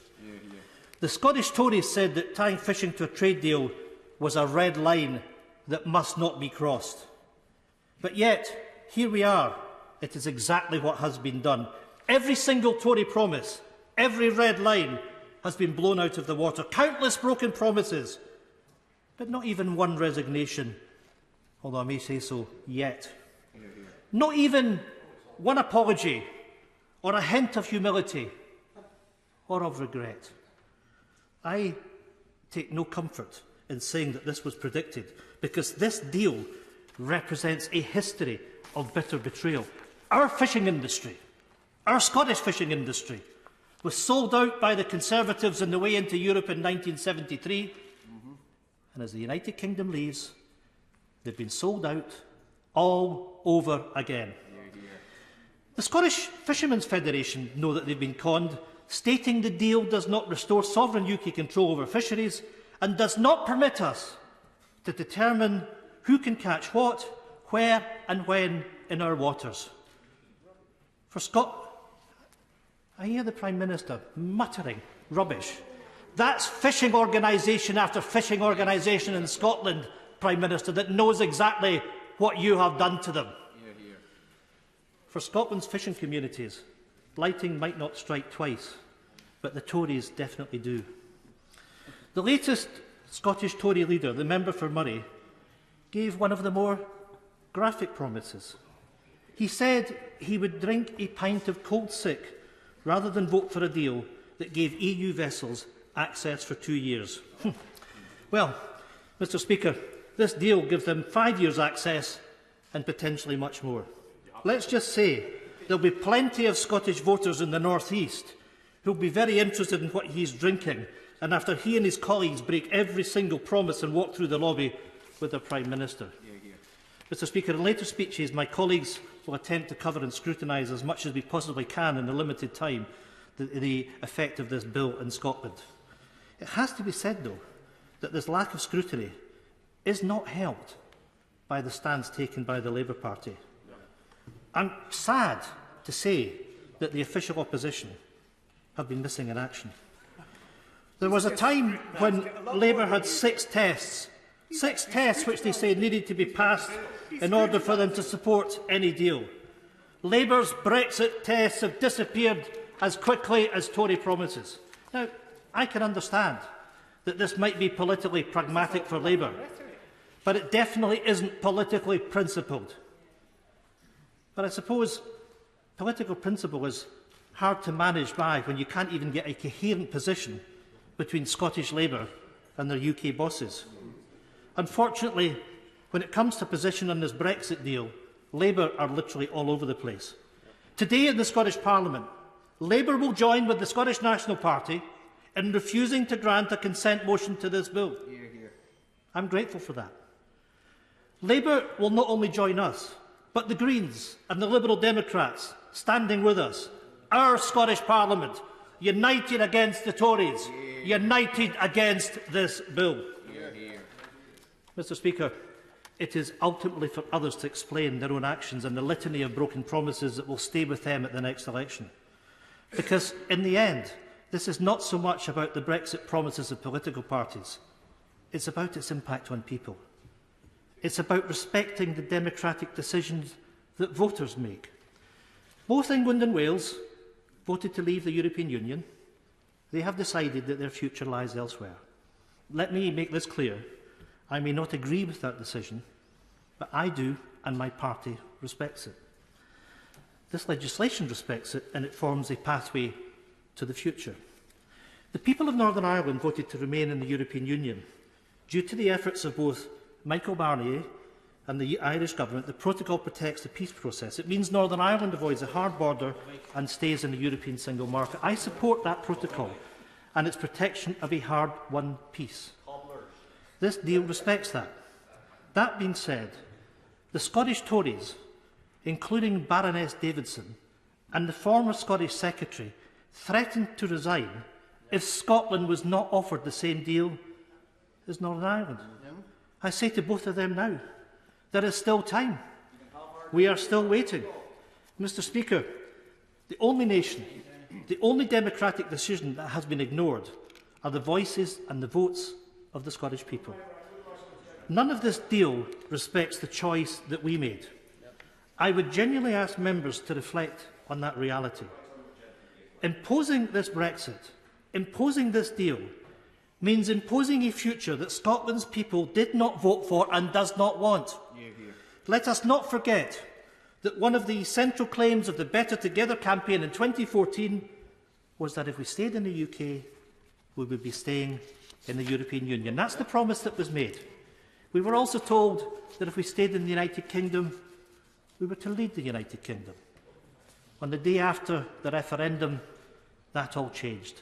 Scotland was told to get back in its box. Right through the Brexit process, Scotland's voice has been ignored by Westminster.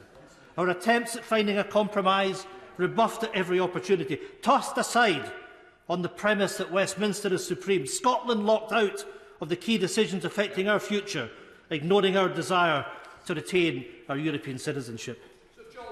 Despite the Right Honourable Gentleman's gloom, he knows that I adore and love his country. Does he not believe that Scotland has the character to succeed? Despite his misgivings, Scotland is a great country. Why is his speech so full of gloom and misery when Scotland has the character to prosper and succeed now? Well, I thank the honourable gentleman, and may I reciprocate and say that I love England, I love its people. But what I want is for us to maximise our opportunity, and what this deal does is it limits our opportunity. I want to unleash Scotland's potential. That potential will be unleashed with an independent Scotland at the heart of Europe. The Prime Minister's broken promise on Erasmus has been such a totemic issue in the last few days, and he will remember standing in this House promising us that we would be staying in the Erasmus programme. That betrayal denies our young people the opportunities European citizenship has given us. It denies them the European freedoms that we cherish, living, working and studying abroad. Around 200,000 people have taken part in Erasmus, including around 15,000 UK university students each year. It's also important to say that Erasmus isn't solely about university students.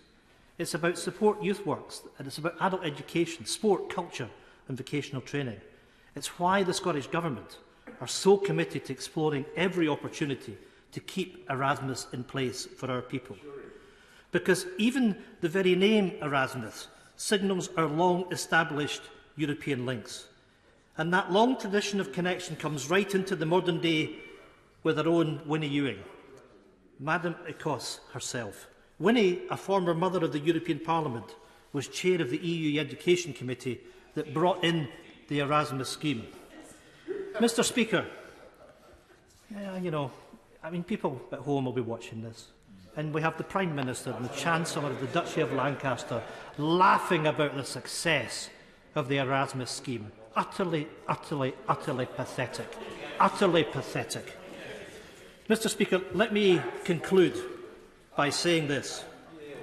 All that history between Europe and Scotland, all of those links and all of these opportunities are now at stake. Scotland's story is European. And that story doesn't end today. Our past is European, and our future must be European. As a nation, that is a choice that we made in 2016, and I am confident it is a choice we make now. We can't support this legislation because it doesn't respect that choice, and it doesn't provide for our future. Scotland's course is now set, and it's a very different course from the decisions being taken in this Westminster Parliament. We know that the only way to regain the huge benefits of EU membership is to become an independent state at the heart of Europe once more. That is the decision that the Scottish people will make, and we begin that journey today. There is now an empty seat at the top table in Europe. It won't be empty for long. We now come to Father of the House, Peter Bottomley. The House will know that the honourable gentleman is a more cheerful person than his speech. He's given us 25 minutes on a lesson in humility, for which we're grateful. He's talked about ignoring popular votes. In the Scottish referendum in 2014, The independence vote was 1,200,000. Sorry, in the 2019 election, sorry, for the SNP, it was 1,200,000. The vote against independence in 2014 was 2 million. There's a gap of 800,000, two-thirds of the vote that the Honourable Gentleman leads in this House. I think he should be cautious about predicting the future in the same way he should be cautious about interpreting the past.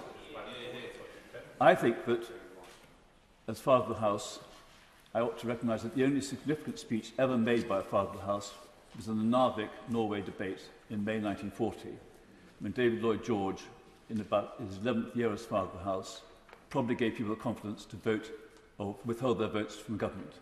I don't argue that today. I think we need to say, as many have said, except for the leader of the SNP, this is a debate today and a vote today on whether we go for this deal or we go for no deal. And I agree with the Right Honourable Gentleman, leader of the opposition, in saying that. And I give my vote, although in the referendum I argued that on balance it was better stay in. We lost that, and unlike the SNP, I think one has to accept the result of a referendum. When my father was... if I don't mind. When my father, who survived serious personal injury during the war, was involved in the first negotiations about joining the European Union, I said to him what were his views on the economic impact. He said, on balance, it didn't make much difference. When we joined in 1973, 2 years before I got elected to the House of Commons, it didn't make a big difference to our economy until after 1979, when the change in Britain made us going from the sick man of Europe to people who were looked on with respect, and many others said, how did you do it? And the answer in part was by chance, in part by freedom, and a kind of cautious approach to a free market economy that Margaret Thatcher led. Margaret Thatcher was the person who led the significant debates to stay in the European Union in 1975 with one of the best speeches I think she ever made. And I refer people to the Margaret Thatcher Foundation to read it. I was nominated or vouched for to become a candidate by Robin Turton, one of the leading anti-marketeers. And Margaret Thatcher and I argue the country, won the 1975 June by-election after Neil Martin, one of the leading campaigners against staying in the Europe common market, said, would Conservatives please vote for me, even though he and I disagreed in the same way that Sir Robin Turton had disagreed with me, but supported me. So, we often taken down powers we don't normally expect, and the Prime Minister could probably vouch for that himself. I believe that we've got to make a success of our present situation, and we've got to make sure that, as one of my friends kindly said, we're opening a new chapter in a vibrant relationship with our continental cousins. We can, some of us, look with affection to the past. We look with some admiration to what's been achieved in this last year, and to look with confidence to the future. I think we ought to stop using this as an argument for Scottish independence. We ought to accept that the Labour Party has, in many of its proud traditions, putting the national interest before party interest. And I say to the Prime Minister, as I said to him in reasonable privacy one day, we want a leader we can trust, we want a cause which is just, so will he please lead us in the right direction in future? Thank you. We now go to Margaret Beckett.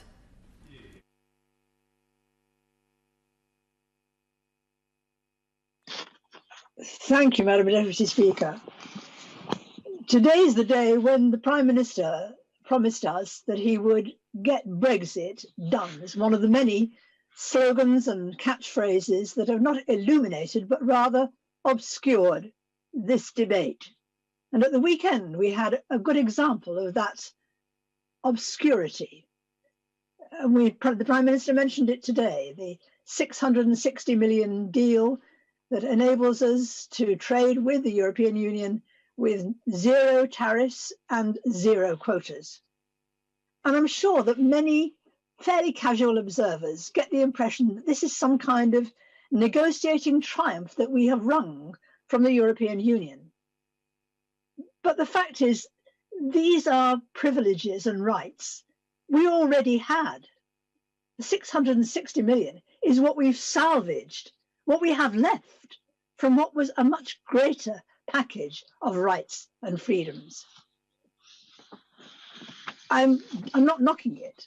I think it's a good thing, but it's important to recognise it's not a net gain. And that's not all that is obscure and misleading. The Prime Minister spoke today about the rights for fishing and spoke as if we would, I think his phrase was, we'd be able to catch whatever we like. If you look at this agreement, that is not the case. If you look at this agreement, he said there were no non-tariff barriers as well as the tariff agreements on trade. That also is not true. The agreement makes it clear that there is much more bureaucracy, more rules, more regulations, the very things that he claimed that we would be escaping. And littered throughout the agreement are working parties, specialist committees, a partnership council to negotiate where there are differences. Even for the stuff that's been agreed, there is a great deal surrounding it by way of bureaucracy and negotiation, and there is much that is left out. Matters such as, I'm forgetting the words, the issues that protect designated products such as Stilton, so that quality can be maintained and we can be assured that our producers have their rights in the market, all put on one side. It's already been mentioned in the debate that the whole huge issue of financial services left on one side, something that has to be addressed in the future. And it's a blogger, I think, this weekend, who described these provisions in the treaty as negotiations without end. But today we have a Hobson's choice. We are for this deal, or we accept this deal, or we have no deal. That's why my vote will be cast to accept that this legislation should pass to the statute book. And I don't accept that that means we can't criticise it in future. I certainly intend to do so. Sir William Cash. Madam Deputy Speaker, in these historic days, as we regained our freedom and our independence, I pay a profound tribute to our democracy and to the sovereignty of the mother of our parliaments, but above all to the voters in the referendum and the general election last December, and of course to our Prime Minister, who against all the odds led us out of parliamentary paralysis last year to victory, delivering us from 48 years of subjugation to EU laws and European court jurisdiction and regaining our sovereignty. Our Prime Minister, a great classicist, like his hero Pericles, is the first citizen of his country, and like him has saved our democracy. Like Alexander the Great, Boris has cut the Gordian knot. Churchill and Margaret Thatcher would have been deeply proud of his achievements, and so are we. This bill for our future relationship with the EU provides a new, exciting era for our trade with Europe and the rest of the world on sovereign terms, not those of the EU, as with the Chequers deal, and we must pay tribute to David Frost, Oliver Lewis, the Attorney General and her advisers for the successful outcome of these negotiations.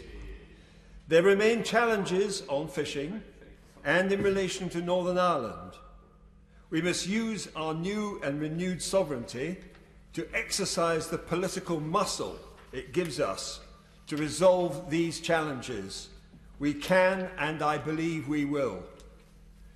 Regaining our right to govern ourselves is a true turning point in our great history. It compares in peacetime only with the restoration by Monk in 1660 on the absolute condition of parliamentary consent, then followed by 1689, the Hanoverian succession, and the evolution of our modern parliamentary democracy, which has been the bedrock of our freedom and enabled us, with the leadership of Churchill, to repel the danger of conquest in May 1940. In April 1990, I was asked, by Margaret Thatcher to lunch at number 10 with members of the Cabinet. Margaret Thatcher asked me, what did I feel about Europe? I replied, Prime Minister, your task is more difficult than Churchill's. He was faced with bombs and aircraft. You are faced with pieces of paper. Our Prime Minister, Boris Johnson, has achieved what all those years ago I was told was impossible. I refused to believe them. So did the Maastricht rebels, and last year the 28 Tory Spartans, which opened the way to where we are today.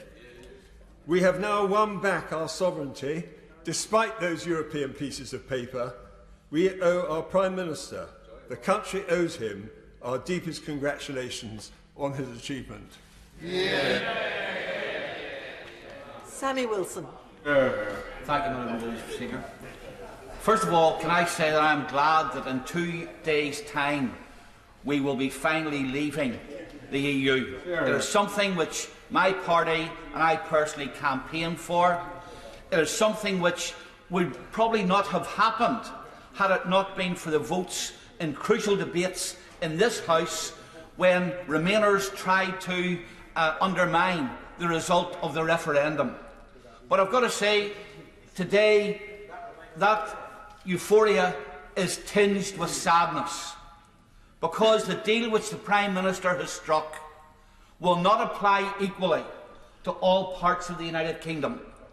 Northern Ireland will not enjoy all the benefits of this deal, and indeed we will still find ourselves in many ways tied to some of the restrictions which EU membership have been freed from in the rest of the United Kingdom. We welcome that there have been limitations and mitigations to the withdrawal agreement, but unfortunately the withdrawal agreement is still an integral part of the government's policy and an integral part of this deal, because this deal commits the government not only to implementing this agreement but supplementing agreements, and they've got to do it in good faith. And therefore we find that the detrimental impacts of the withdrawal agreement, that Northern Ireland will still be subject to some EU laws made in Brussels. Those laws will be adjudicated by the European Court of Justice. There will be barriers to the internal trade within the United Kingdom between Northern Ireland and GB and Northern Ireland, and already the impact of that is being manifested. GB companies are no longer, and indicating they will no longer supply to Northern Ireland. We have seen that VAT on cars will increase in Northern Ireland, and cars from the 1st of January 20%, second-hand cars 20% dearer in Northern Ireland as a result of VAT rules applying, and a whole range of other things. Time give way. I will. Thank you for giving way. Does he agree with me that there seems to be no protection for the single market regulations, in particular for banking and investment firms? There's not even the option for our firms in Northern Ireland to apply for authorisation to the equivalent of the FCA. Does he feel that that's an anomaly that needs to be addressed as well? And of course, it's not only in those areas, but the Prime Minister talked about the way in which, because there was no longer any need for regulatory conformity, that the UK could free itself to develop fintech, biosciences, agricultural practices. But of course, because Northern Ireland will still remain under some of the EU regulations, we will not be able to benefit in many ways from those new exciting opportunities. However, having said that, the Northern Ireland will still be part of the United Kingdom, and I know that people have said that this deal will drive a wedge in the Union. The wedge in the Union can only be driven when the people of Northern Ireland decide that they no longer wish to remain part of the UK.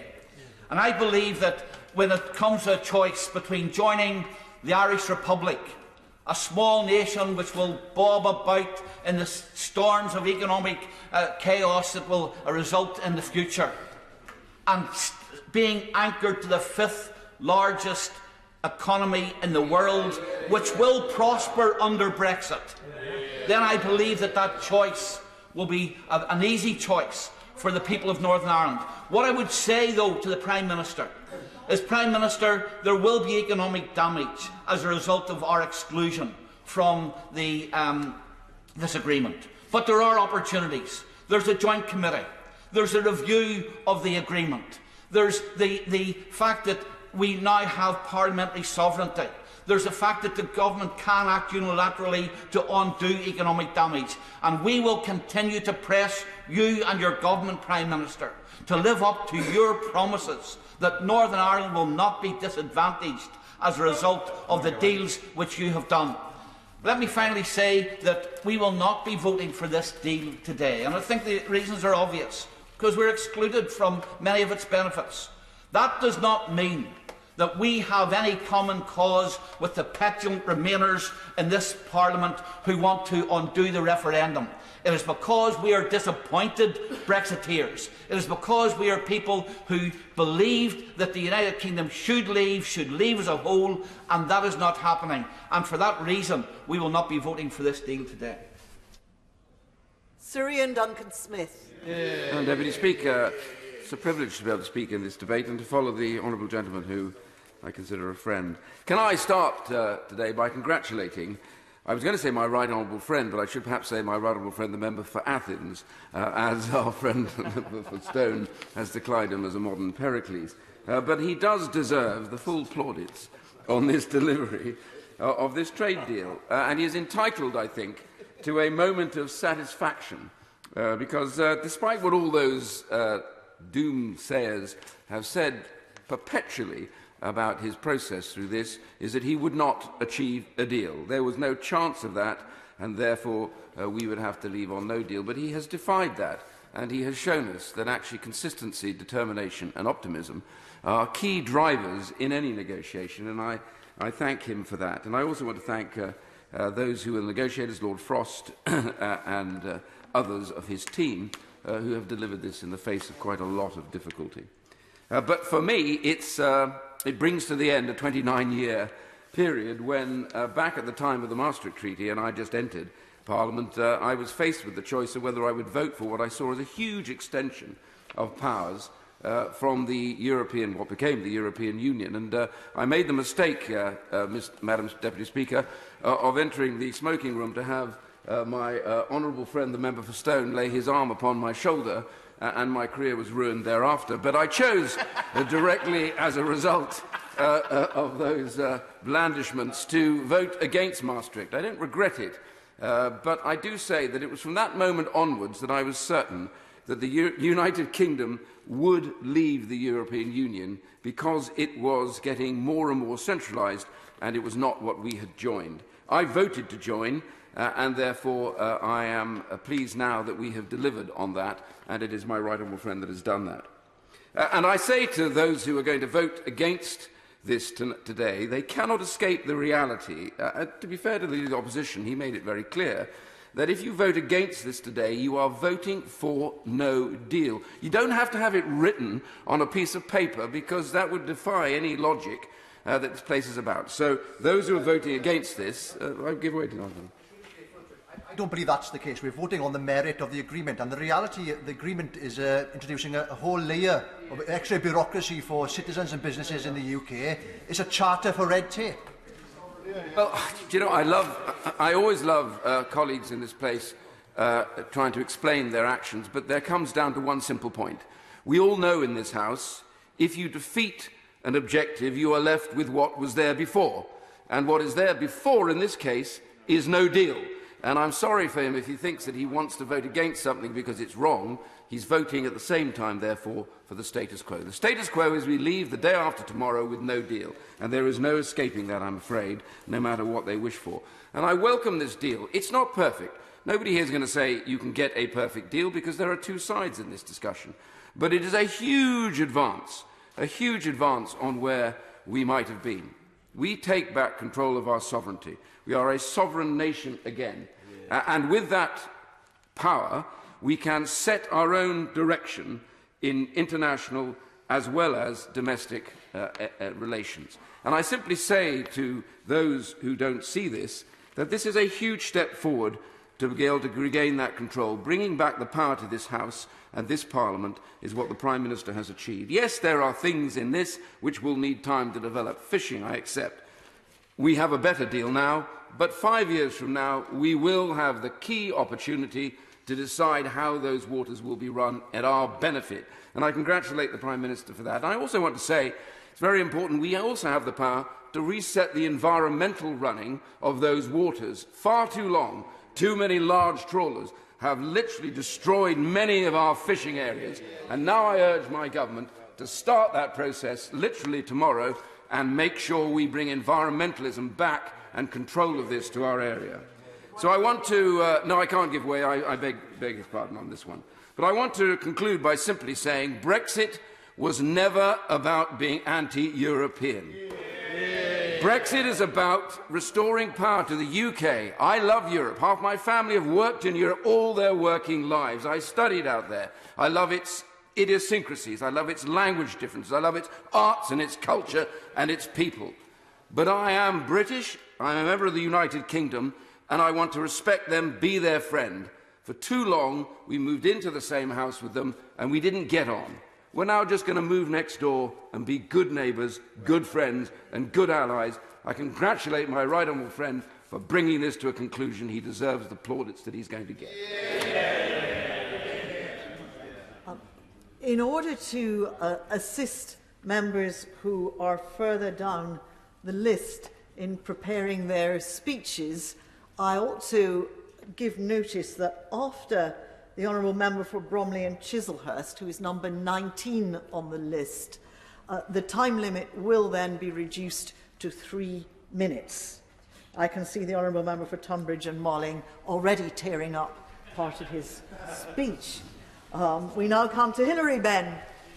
Thank you very much indeed, Madam Deputy Speaker. Can I draw attention to the 4th report of the Brexit Select Committee on the Agreement, which was published this morning? The committee's wonderful staff worked really hard over Christmas, but we have not had the opportunity in 3 days to produce a fuller report, and I did write to the Leader of the House about giving the committee a bit more time to complete the task that was given to us just under a year ago. I will be voting for this bill to implement the agreement today because, quite simply, the alternative is no deal. And I recognise there are others in the House who will abstain and vote against, but in truth, if we were in the position that every single one of their votes were required in order to get this bill and therefore this agreement through, I cannot believe that any of those colleagues would actually choose no deal with all of the damaging economic consequences it would bring over a deal. And that's why I think in the end the Prime Minister realised he had no alternative but to get an agreement. This is not a vote about whether we support Brexit. I do not. But it's happened. This is a vote about making a bit better of a bad job. Yeah. Now, there are aspects of the agreement that will be welcomed. The absence of tariffs has been referred to, the agreement on healthcare, the level playing provisions seem pretty reasonable to me. We've got access to some of the information we require for our security. But we must also be honest about what is missing from this agreement and what that will mean. It does not deliver frictionless trade. It will impose checks, costs and red tape on British businesses that export to Europe. And I was frankly astonished to hear the Chancellor of the Duchy of Lancaster on the radio the other morning apparently praising red tape as a benefit because it will make British businesses get match fit to trade. Well, that is certainly a novel economic theory, and it doesn't reflect the Conservative Party as we previously understood it. It offers no certainty yet on data transfer or financial services, which is so important to our economy. We didn't get what was sought on conformity assessments, on rules of origin, on mutual recognition of qualifications, on reduced SPS checks, and there is, as of this moment, no agreement yet on Gibraltar. No. And why has this happened? Because from the start, the government was faced with having to choose between sovereignty on the one hand and the economic interests of the country on the other, and however hard they tried to pretend that they could have the best of both, that was never possible. There was always a trade-off that would have to be made, and we see that reflected in the agreement before us, which is long and complex, rather like Brexit itself, and the full implications of both have yet to be revealed. Madam Deputy Speaker, today this bill will pass. Tomorrow, the process of leaving the EU will be complete. But the day after, we will need to look forward, because a new question will confront us as a nation. What kind of relationship do we now wish to have with our biggest, nearest and most important trading partners and friends? And the other reason why I'll be voting for this bill today is, for all it has failed to secure, it at least provides a foundation on which in the years ahead we can build what I hope will be a strong economic and political relationship with our European friends. And I hope as we move beyond Leave and Remain, we will now be able as a country to come together to do exactly that. Now we go virtually to Dame Cheryl Gillan. Thank you, Madam Deputy Speaker. And can I say it's a pleasure to follow the member for Leeds Central. I don't always agree with him, but I recognise the detailed and sterling work that he has done on the Brexit Select Committee, and I'm glad that he is voting for the bill today. Can I also welcome the fantastic news on Oxford AstraZeneca vaccine, which along with this bill gives us a double reason for celebration. I want to add my congratulations and plaudits to the Prime Minister and all our negotiators for their steadfastness in bringing home this deal. Make no mistake about it, it took guts and determination to both leave the EU and to finally deliver this result. It may not be perfect.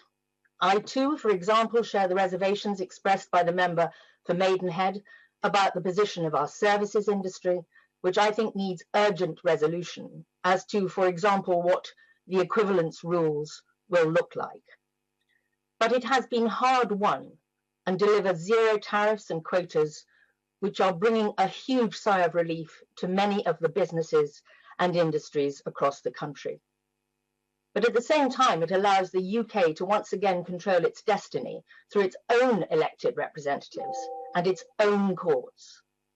The independence and control over our affairs that I and many others voted for in the referendum. So this is not a precipitative end to our relationship, but the controlled departure we were all hoping for. And with our participation in programmes such as Horizon Europe or the EU Space Surveillance and Tracking indicates our recognition that there are things we can do better together across Europe, but now without having to be subject to a regime that we could not change or at the very least even influence. There will also be many other things we can do better, such as the Turing Scheme, which is going to offer 35,000 UK students worldwide opportunities, and which will replace Erasmus. When we pass this legislation today, we are in a golden position to create a great future for the United Kingdom, a future that the people of Wales, Scotland, Northern Ireland and England will grasp with both hands. The trade deals and continuity agreements we have already signed with 62 countries attest to that. And we must make a great deal of fuss about the work that has gone into those signings, which will mean so much for our country in the future. To those who continue to wage a war of attrition against this reborn independence and look backwards towards membership of the EU, I hope they too will now move on and develop the guts and determination of our Prime Minister to back our own union and contribute positively to its future success. I believe the UK's future is bright, working alongside Europe, but finally after today, not subjugated by it. It's with great pleasure I support this bill. Now we go again virtually to Kevin Brennan. Thank you, Madam Deputy Speaker. I understand completely the exasperation of people that 4.5 years after the Brexit referendum we're still debating this subject, and I understand the desire to move on. And I also accept the proposition that a thin deal is better than no deal. But this is not only a thin deal, Madam Deputy Speaker, it's a bad deal. And a far better deal could and should have been negotiated by the government and still could be. In nearly 20 years that I've spent in this House, 15 of them on the front bench, there have been many occasions where I've voted for a proposition with reservations. That's the nature of parliamentary and party politics. But there are occasions where that proposition is too damaging to support. I accept there's a valid argument at this stage, as laid out by my right honourable friend, the Leader of the Opposition, to move on and for the Opposition to build on this bad deal. I also accept that in politics, many decisions, perhaps most, are not between what's right and what's clearly identifiable as wrong, but on a continuum between what's unpalatable and what's unacceptable. Clearly, no deal is unacceptable. This bad deal is certainly unpalatable and in places unacceptable because of the ideological approach taken to negotiations by this awful right-wing shambles of a Tory government determined to set Britain on a path that will damage it culturally and economically. So while I understand the desire to move on, I simply don't understand why it's necessary for those who believe this is a bad deal to vote for it and dip their fingertips in the indelible ink of this abject failure of national ambition. The deadline we're up against today is an entirely artificial one, sustained only so that the Prime Minister can say he has met his own political timetable. The truth is that the transition period could have been extended, or the deal could have been introduced on a provisional basis to allow this House to thoroughly scrutinise it line by line, rather than follow the take it or leave it by lunchtime timetable that the government has artificially manufactured today. My right honourable friend was right to talk about the red tape for manufacturing in this deal, checks for farmers, burdensome regulation on businesses, and that the consequences of the deal will be economically damaging. In addition, the government have chosen to end the Erasmus educational programme for young people. There's no proper recognition for professional qualifications, and it will remove work permit-free access across the EU for touring musicians who've already been unable to work for the last year due to COVID. Just in the last few days, that issue alone has triggered a petition to Parliament of over 200,000 signatures. And less than a year ago, the DCMS Minister, the member for Selby and Anstey at the time, said in Westminster Hall that it's absolutely essential that free movement for artists is protected post-2020. That's just one example of the failure of the government to deliver, even on its own woefully inadequate promises in relation to this deal. This is a thin deal. It's a failure, even on the government's own terms. In short, it's a bad deal, and I won't be voting for it. Dr. Liam Fox. Thank you, Madam Deputy Speaker. Those of us who voted and campaigned to leave the European Union did so for a number of reasons. I was always a constitutional leaver. For me, the test of this bill is, does it return the sovereignty that we sought? And the answer is yes. Why? Because there is no subjugation to EU law or EU jurisprudence, no direct effect, no direct application. Retention of any of these would have been incompatible with a sovereign state, and in fact, from our accession to the EC through various EU treaties, all of these elements were incompatible with the concept that those who live under the law should be able to determine those who make the law. That is what we have regained in this process. The second test for me is, does this allow us to have a genuinely independent trade policy? Let's remember, we were told it would take more than 10 years to reach a free trade agreement with the European Union. It would be impossible to roll over all the EU agreements that we had. I stood at that dispatch box and listened to the opposition incessantly telling us that.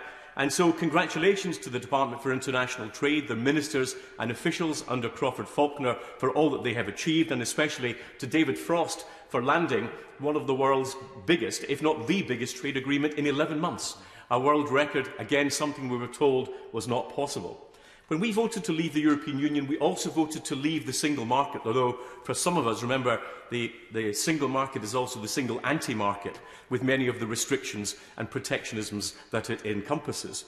But if we want to access the single market as now is, there has to be a price to be paid. If we want to diverge from the rules of the single market, there has to be a price to be paid again. Does this agreement provide effective mechanisms for us to do these things? And my answer again is yes. Right on the Frankie way.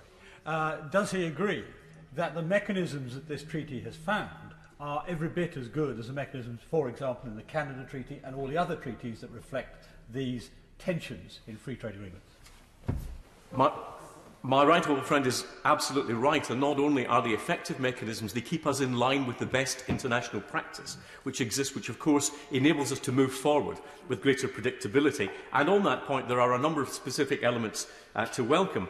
The first is the acceptance of the concept, I'm afraid. The first is the concept of non-regression as a means of ensuring minimum standards, while we accept that the maintenance of those high standards have fixed costs in terms of international commerce, which is why we will always need to compete at the high end of the quality market globally in goods and services. And as the Prime Minister rightly pointed out, we cannot ever become the bargain basement economy because the fixed costs that we have are simply too high. And quite rightly, the British people wouldn't allow us to abandon the standards that we have.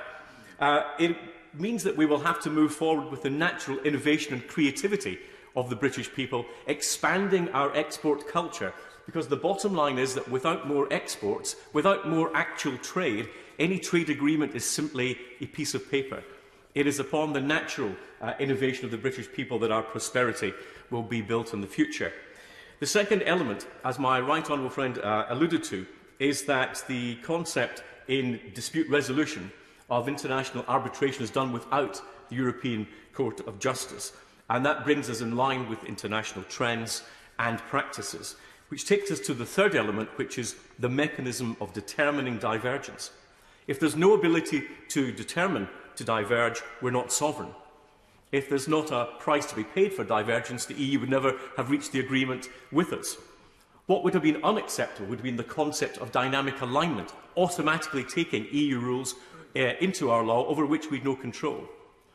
But what is acceptable is that there are penalties for divergence that are clearly set out, that are proportionate and that are required to show harm rather than simply being put into law. And the most important element of all of this is that it is we who will weigh up the costs of any and benefits of any potential disalignment.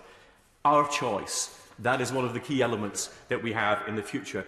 Madam Deputy Speaker, today opens up a new chapter in our politics. It's the choice between maintaining and strengthening an independent United Kingdom and the new ranks of the rejoiners, who will have us thrust back into accession European politics all over again, consuming all our political time and energy, a future I believe the British public will reject. There are things we do have to still sort out, the future of Gibraltar being one of the important ones, and seeing further details on services, including financial services. But, Madam Deputy Speaker, this is a historic day in our democracy. We've delivered on the referendum, delivered on our election promises, and if for the opposition it's not reasons to be cheerful, at least it's reasons we should all be proud. Sir Ed Davey. Madam Speaker, our country is gripped by two crises. Britain's hospitals are overwhelmed, and Britain's economy is in the worst recession for 300 years. A responsible government, faced with these crises to people's health and people's jobs, would not pass this bad deal. For this deal will make British people poorer and British people less safe. It's not really a trade deal at all. It's a loss of trade deal. It's the first trade deal in history to put up barriers to trade. Is that really the government's answer to British business, fearing for their futures, and British workers fearing for their jobs? We were told leaving the EU would cut red tape. But this deal represents the biggest increase in red tape in British history. 23 new committees to oversee this new trade bureaucracy, 50,000 new customs officials, 400 million new forms. Some analysts estimate the cost of this new red tape burden for British business at over £20 billion every year. Madam Deputy Speaker, this isn't the frictionless trade the Prime Minister promised. These reels... I'm extremely grateful to the right honourable gentleman for giving me, and I fully agree with the points that he's making. Is he concerned at reports that indicate that the lack of equivalence for sanitary and phytosanitary measures means that Welsh farmers will face more red tape exporting to the EU than New Zealand farmers? I completely agree with the honourable gentleman. He is absolutely right. And the more business see this, the more they will be very disappointed. For these reels of red tape will put more jobs at risk at a time when so many are already being lost to COVID. And all these new trade barriers will raise prices in the shops at a time when so many families are already struggling to make ends meet. From the failure to agree a good deal for Britain's services sector, 80% of our economy, to the failure to agree a stable deal that investors will trust. This is a lousy deal for Britain's economic future. The Conservatives can no longer claim to be the party of business. And with this deal, the Conservatives can no longer claim to be the party of law and order. For our police will no longer have real-time, immediate access to critical European crime-fighting databases like Schengen-2. Such sources of key information about criminals and crimes are used every single day by our police. In 1 year alone, used over 600 million times, often in the heat of investigation. Thanks to the Prime Minister's deal, British police will lose that privileged access, and criminals will escape. Madam Deputy Speaker, there are so many things wrong with this deal, from its failings on the environment to the broken promises for our young people on Erasmus. Yet the irony is that with a deal supposed to restore parliamentary sovereignty, our Parliament has been given only hours to scrutinise it, when the European Parliament has days. And business has just days to adjust to this deal. Liberal Democrats called on the Prime Minister to negotiate a grace period to help businesses adjust, forgetting, of course, this government no longer cares about business. So, Madam Deputy Speaker, the government leaves us no choice but to vote against this deal tonight. Perhaps that won't surprise too many people. Liberal Democrats are, after all, a proud pro-European party who fought hard against Brexit. But we have genuinely looked at this post-Brexit trade deal to assess whether it's a good basis for the future relationship between the UK and the EU, and it isn't.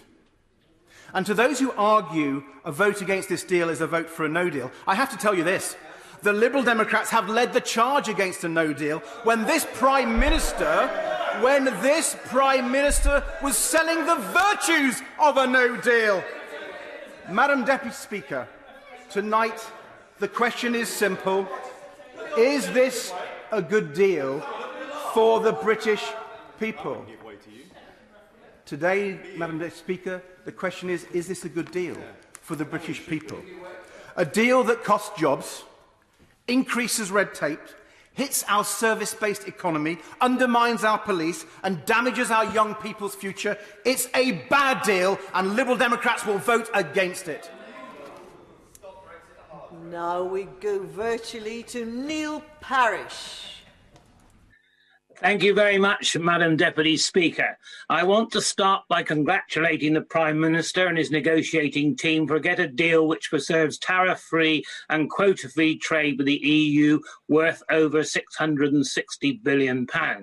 I also want to welcome the AstraZeneca-Oxford vaccine that will help deliver our health in the future, and all the great work that all our health workers are doing in our communities and across the country fighting COVID.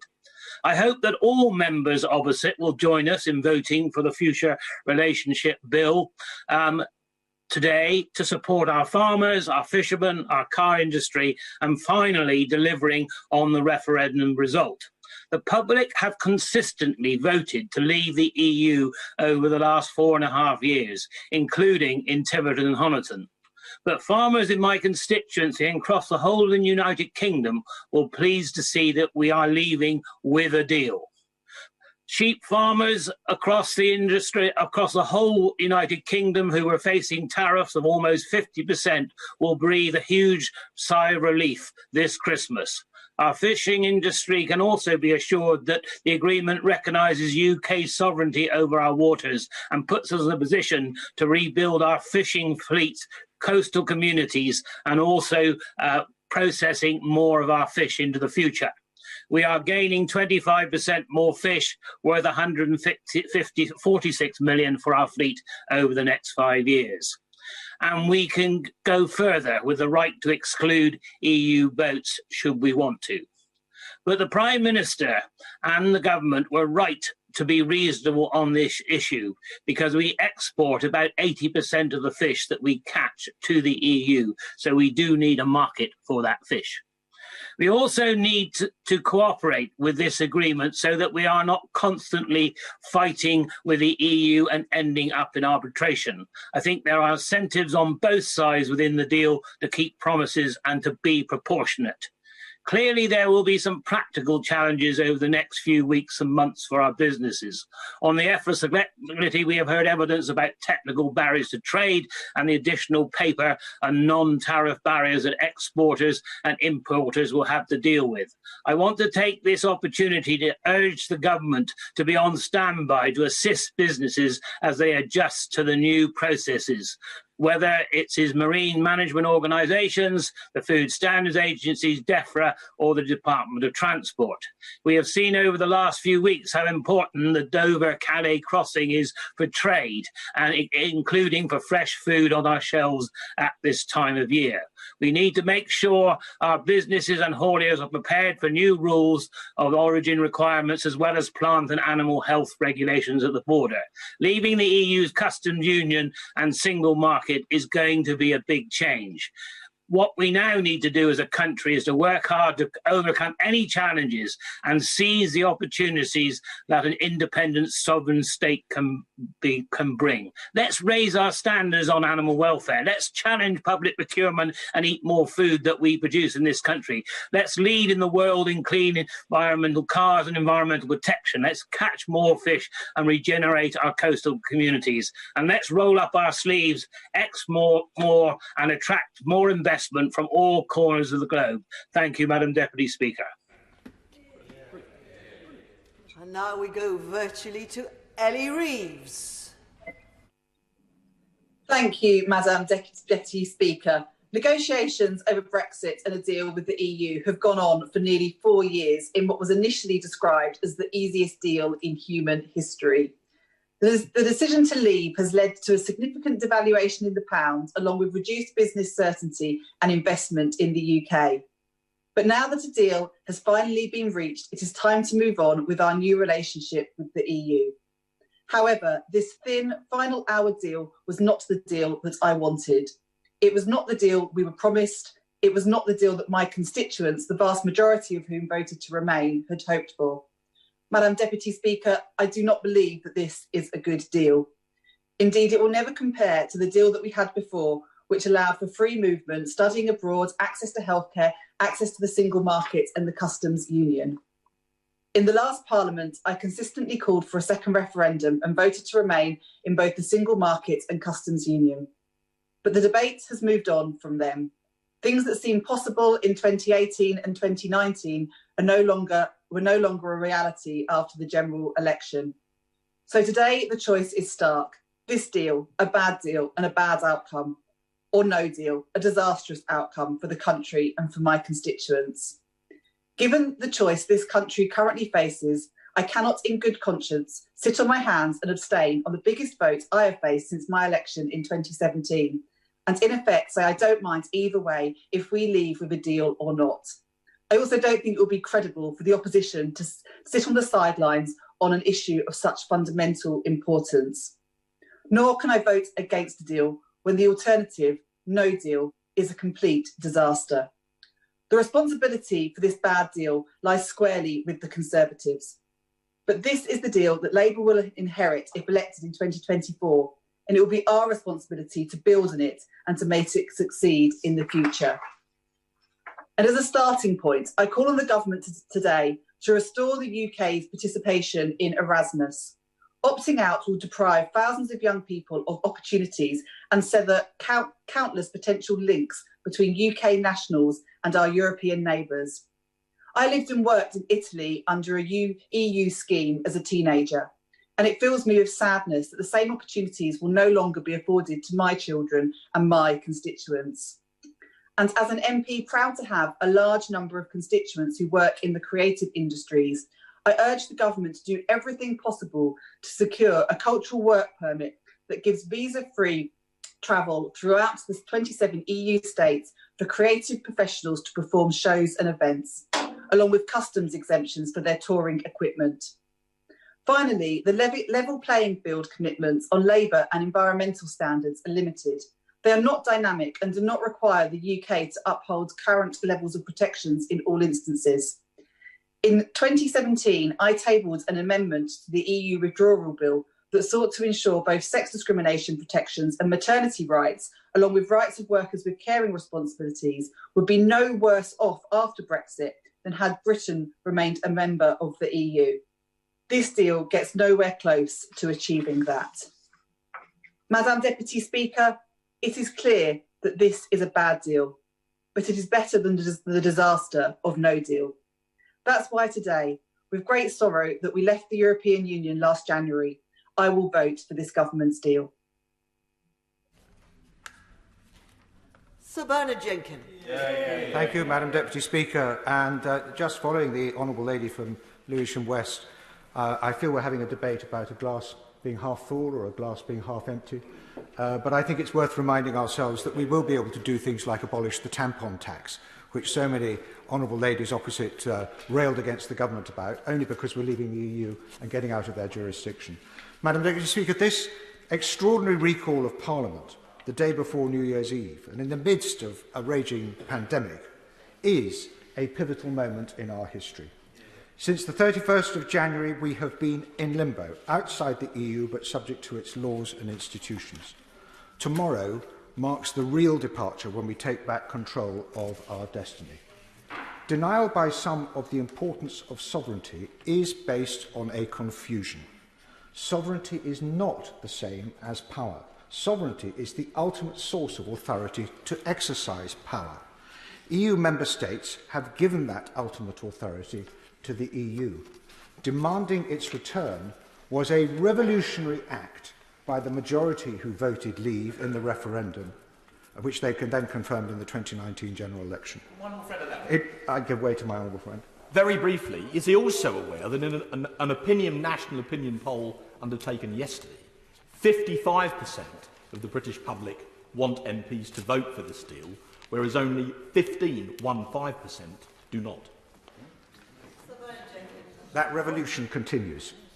And it recalls our glorious revolution of 1688, when the nation broke with an attempt to align the then three kingdoms of the British Isles under James II with an existing European hegemon, and to create a new arrangement with the modern free-trading Dutch.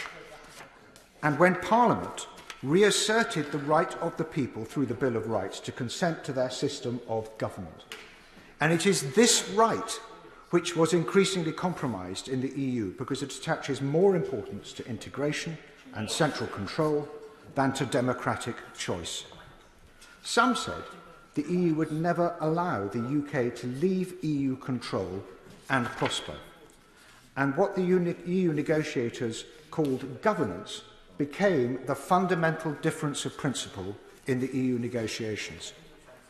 This agreement may be less than many would have liked in many respects, and let's just remind ourselves, so many of those extra barriers and checks are being imposed by the EU at their choice, not because we chose to accept them.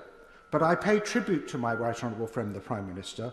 He held absolutely firm on governance by insisting that the EU could only have free trade with the UK if they give up their control over the UK. And as the ERG Legal Advisory Committee has confirmed, this agreement treats the EU and the UK as sovereign equals.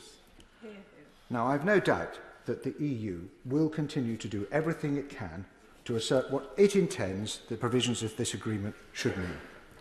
And then this is the new challenge.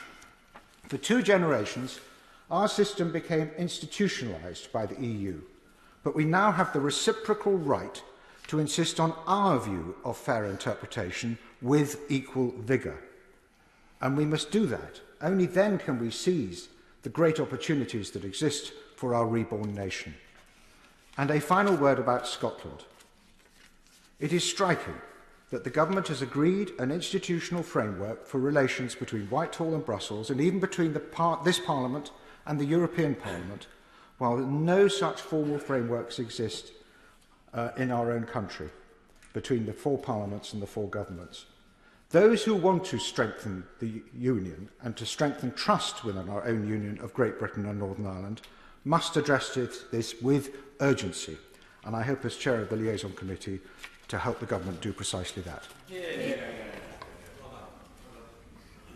Now we go virtually to Liz Saville-Roberts. Diolch yn fawr iawn, Dirprwy Lefarydd. This deal is a bad deal for Wales. The government dragged out the negotiations until Christmas, and now it's being rammed through Parliament just to avoid proper scrutiny. Who would have thought that taking back control would prove so false so soon? And with the Tories and Labour now committed to working hand in hand to enable the deal, it is a done deal, a stitch-up, it'll pass. The dominant Westminster parties have worked together to make all other options impossible. Our vote today is therefore reduced to a symbolic rubber stamping exercise that makes a mockery of sovereignty. But let's get one thing on record. We are brought here to implement this legislation, not to ratify it, to rubber stamp a virtually unseen document which is the government's creation. In law, the Tory executive hold the power to wave this through, but they need the cover, the pretense of democracy. Let's be clear-eyed here. The Tories have choreographed this delusion by dither and delay at every stage of the negotiations. And the Tories own every spin and twist of this dance macabre. And Labour are their willing partners.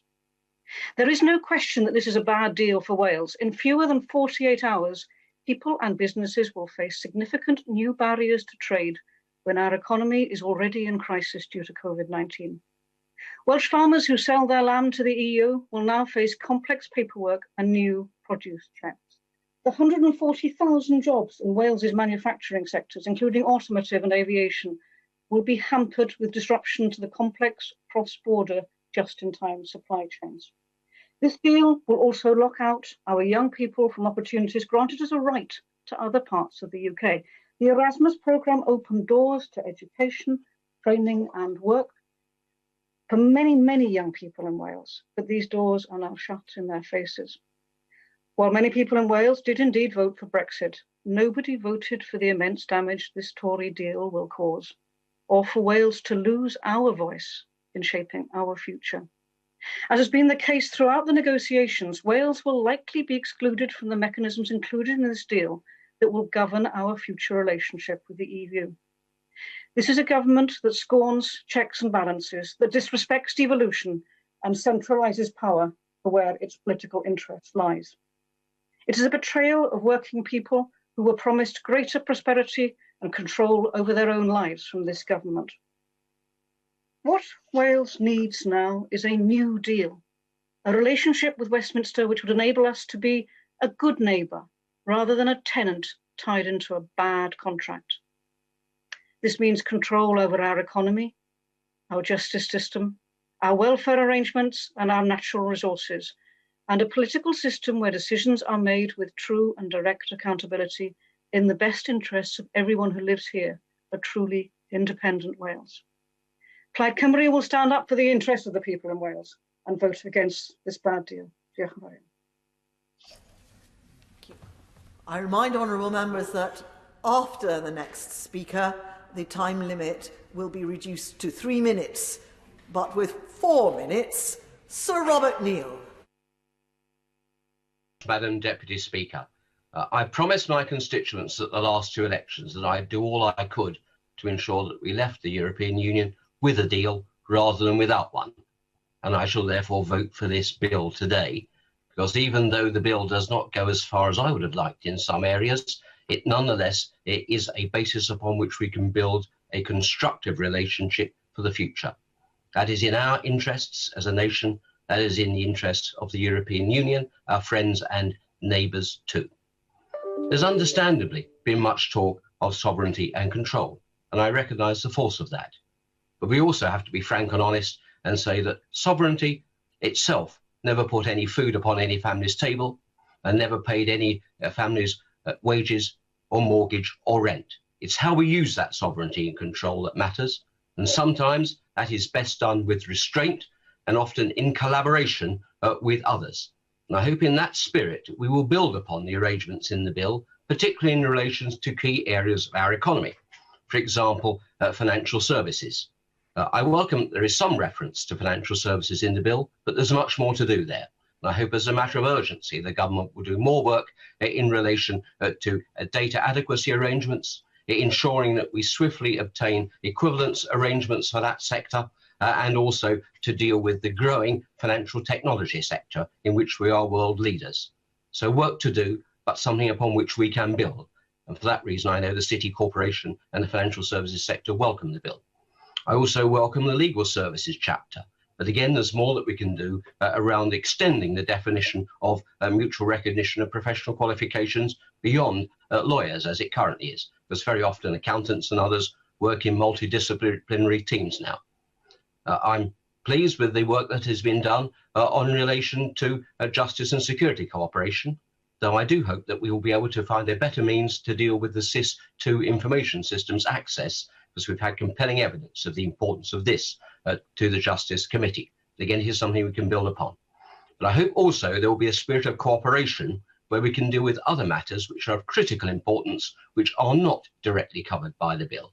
For example, agreeing early accession to the Lugano Convention on civil justice cooperation and enforcement of judgments. There's no reason now why this should not be pursued with the utmost speed so that we can ratify as soon as possible. And finally, there is a matter of an obligation which we have to the people of Gibraltar. And I refer to my entry in the Register of Interests as chairman of the All-Parliamentary Party Group for Gibraltar. We gave a clear undertaking to the people of Gibraltar, who, although they voted overwhelmingly to remain in the European Union, are equally determined to remain part of the British family, that we would not leave them behind and would not leave the European Union without securing a deal for them too. I hope that when he responds to the debate, the Chancellor of the Duchy of Lancaster will confirm our government and our nation's continuing commitment to use every endeavour in the coming days to get a deal for the people of Gibraltar that protects their interests and respects their British sovereignty. We gave our word. Our future reputation in a global world will depend upon our ability to keep our word, and there is a swift and immediate instance where we can be seen to do so. That's a matter of political and moral obligation.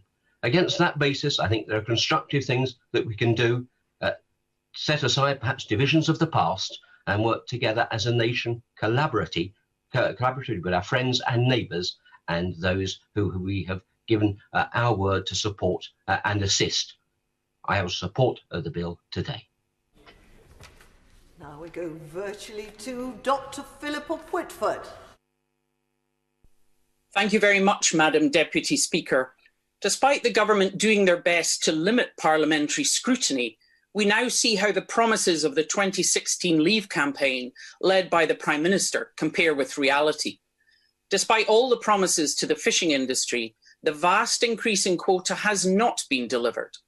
Even after 6 years, half of the 87 fish stocks listed in the deal produce no gain or less than a 1% shift of allowable catch from EU to UK fishermen. Only 13 stocks will produce more than a 5% shift. Indeed, the removal of the ability of EU and UK fishermen to swap quota means landings of many key species like cod and haddock will actually be less than now. The Prime Minister's claim of no non-tariff barriers is patently laughable, and the costs of customs bureaucracy and seafood devaluing in lorry queues means many fishermen will be worse off after Brexit. In exchange for this poor deal, we will pay a high price as individuals. Our loss of EU citizenship, the right to study, work, love and live anywhere in 31 other countries, a right we have all enjoyed but are taking away from the next generation. The loss of recognition for professional qualifications, and over 4 million EU and UK citizens, like my husband, having to apply for the right to remain in their own homes. In this year of all years, we have cause to be grateful to those immigrants who've been working in our health and care services, or as key workers, keeping us safe, maintaining food and energy supplies, and keeping our public services working.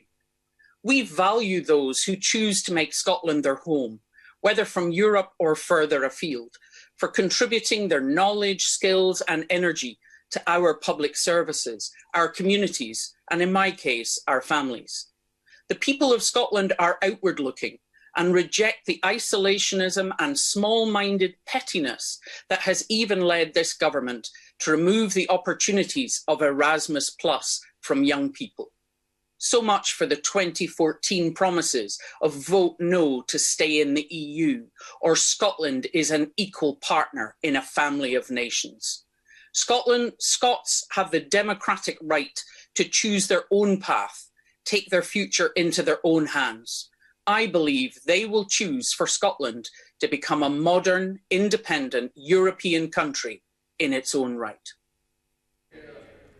Tom Tugendhat. Thank you, Madam Deputy Speaker. After sharing many conversations with friends around this House and across various benches, I have to say I'm sorry that I now disagree with the Honourable Member for Central Ayrshire and many other benches opposite, because I'm going to vote alongside members of the Dáil and parliaments around Europe to back this treaty. I'm going to recognise that the European Union has made an offer and we've accepted it. We've made one and they've accepted it, and I'm going to respect it. And that's why I'm going to vote with the government today. Now, nobody after the last 4 years can claim that breaking up is easy. So I have to say I'm delighted that I was here to hear the Honourable Member Stone speak, because what he said was with his usual candour. He respects the interdependence and respects that that independence comes at a cost when we assert independence from it. I respect that. He's right. He also made it clear that sovereignty is deeper than deals. It's in the government's robustness and preparedness, its willingness to defend with vigour, he said, our interests. Great Britain, as he has rightly said, has guarded its sovereignty in this agreement. Now, after years of acrimony and anger, I think it's time to end the constitutional Kama Sutra that has left us all bruised, exhausted and distracted from our families, from our friends, from our community. It's time to move on. My right honourable friend, I will give way. In constituencies like mine in Watford, there was a great division around Brexit and the referendum. Would you agree that when the division bell rings today and the deal goes through, it's a time to heal those divisions and move forward as a country together and as one union? I agree, absolutely. Look, it's only 47 years that we've been in. That's the lifespan of the Hohenzollern Empire. We're leaving the EU just as Germany left that, and we will find a new way of working together. This deal is but the first step on that journey. It is just the concordat that bridges the channel and looks for future cooperation. Many areas are overlooked. Many people have mentioned them, and I know we'll build into them. But building on the rule of law, on our close partnership with like-minded democracies, our new alliances with European countries and others around the world, and our global ambition that in many ways was the building block to the union of our four nations that still lives in the hearts of our people today, we can see our people prosper in security and in peace for years to come. Indeed, we've achieved it as an island nation for longer than almost any other. The history of that stability is one reason why the Foreign Affairs Committee has heard from voices like the King of Jordan and the former President of Liberia, from Nobel Peace Prize winners and former foreign ministers, and from business leaders and diplomats that British leadership has been missed for too long. They recognise that what we offer is worth having. We need now to invest in our foreign services and coordinate our departments to deliver abroad. And we need to do more than roll over trade deals. Wars are not won by defence, but as NATO doctrine puts it, by offensive action. We need to be bold if we're going to chart a different future.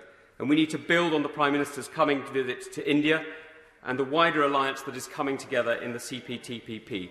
We would be welcomed hugely, and I have been told clearly, by many, particularly by the Pacific democracies. We have a chance to renew international cooperation and commit ourselves to the environmental revolution that is so essential as we chair the G7 and COP26. And this government has the chance to set the agenda that the world needs to protect democracy at a time of autocracy and to defend the rule of law. We can make Glasgow the next milestone after Paris in the path to a greener world. Britain will succeed if we remember our friends in Europe, the Commonwealth and the world, if we renew our alliances and build new partnerships, and if we develop new, greener markets and industries, innovate and invest in ourselves. This is a new beginning, and we alone are responsible for seizing it.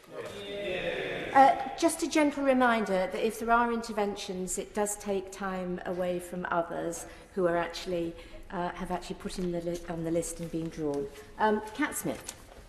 Thank you, Madam Deputy Speaker. Today we are faced with a choice between this flawed deal or no deal, and I don't welcome this deal. There's plenty in it that I don't like, but I accept it. I accept that it is better than no deal. It is the least worst option on offer today. It's the least worst option for business, it's the least worst option for supply chains, the economy and for jobs.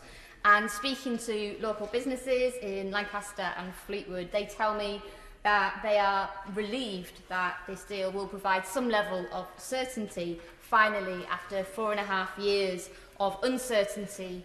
And although everything in it might not be what they want, at least they have something to work with, as those government adverts rolled saying, get ready for Brexit.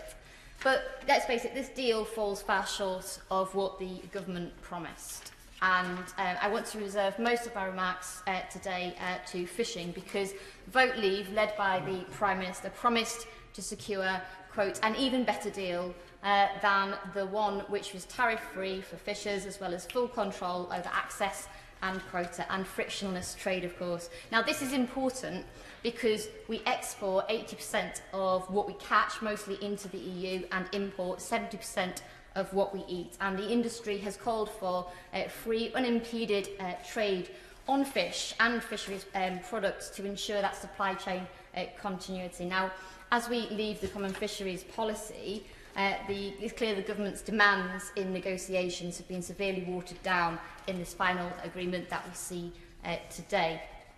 And when it comes to over-promising and under-delivering, this Prime Minister certainly has form, because the reality is that the communities, like my own in Fleetwood, who voted to leave the EU on bold promises about the regeneration of fishing, are going to be left very disappointed. And I want to make a few remarks about the £100 million promise that has come from government in recent days. And I say this: it better be more real than the promise of £350 million a week for the NHS that was plastered on the side of a bus. But that £100 million will not be enough to truly transform coastal communities up and down these islands who desperately need that investment, and that is the reason why many of them chose to vote to leave the European Union. So I will vote for this bill today, because I think that the old divisions between leave and remain are over, and the two options before us today are leaving with a flawed deal or leaving with no deal tomorrow.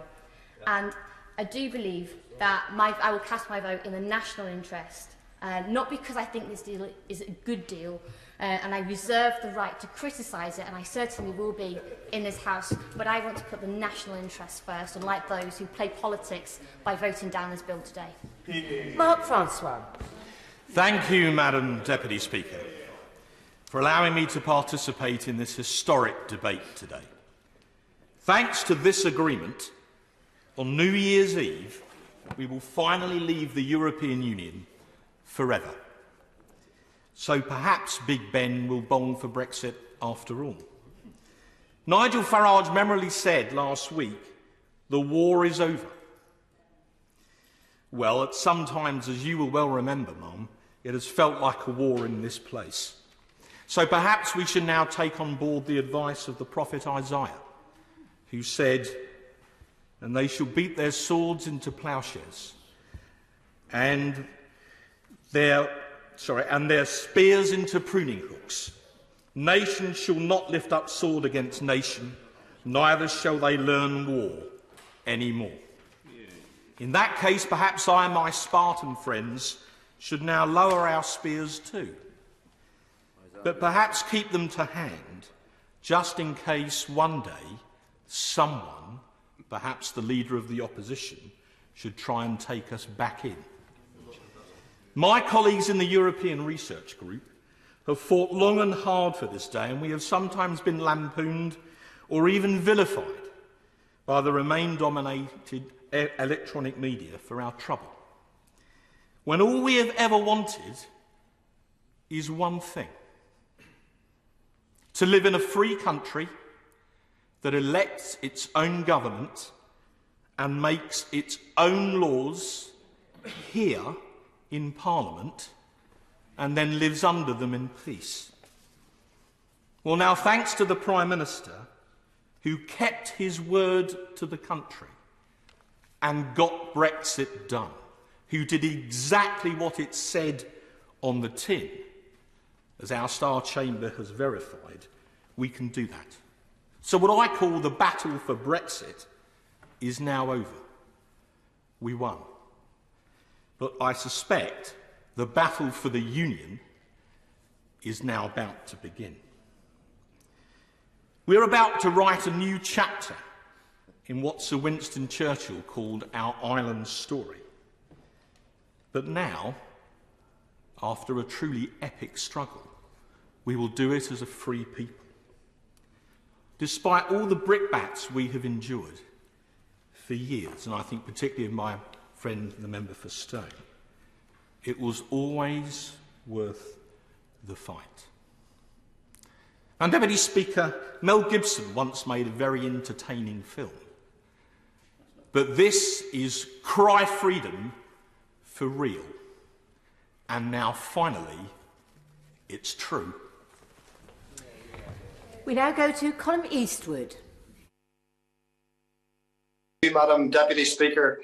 And can I, at the outset, thank the Irish Government and Michel Barnier for standing up for the Good Friday Agreement and the people of Northern Ireland when others refused to do it. The majority of people in Northern Ireland, of course, voted to reject leaving the European Union, and they still reject it today. This Boris Johnson deal does not address the core problem with Brexit for us. We have chosen a different path to the one driven by English nationalism. And while we welcome the fact that a no-deal outcome has been avoided, we have absolutely no intention of giving our consent or endorsement to an outcome that will make people poorer. This is the first example of a trade deal in modern history that actually puts up barriers to trade. The protocol protects us from a hard border in Ireland. Yes, it does. But this deal still will damage our economy, our society, and our public services in a range of areas. Whether it's on services, roaming, or policing and justice, this deal puts us in a far worse place than we are in right now. And I, for one, refuse to apologise for voting against it. Our position has remained consistent throughout. My firm view now, Madam Deputy Speaker, is that the United Kingdom is coming to an end. I say this in the full understanding that many in my community will see the breakup of the Union as a tragedy, and I fully respect that position. And just because I believe the Union is ending doesn't mean I say it in a tone of thoughtless triumphalism. It instead places a solemn responsibility on us to manage the relationships across these islands. Our scarred history places a moral duty upon us. We need to conduct the coming conversation with patience, care, and compassion. The prize is to build a shared home place for all of our people. But a new Ireland won't be built upon the rubble of our past. And I want to appeal to some of my fellow nationalists. There is no future in glorifying the ugliness of our past. Stop pretending that murdering unarmed farmers up country lanes was somehow heroic. There is no future worth having to be built upon that narrative. And to my unionist neighbours, I want to say this. Look at where the DUP has led you, and look at where London has left you.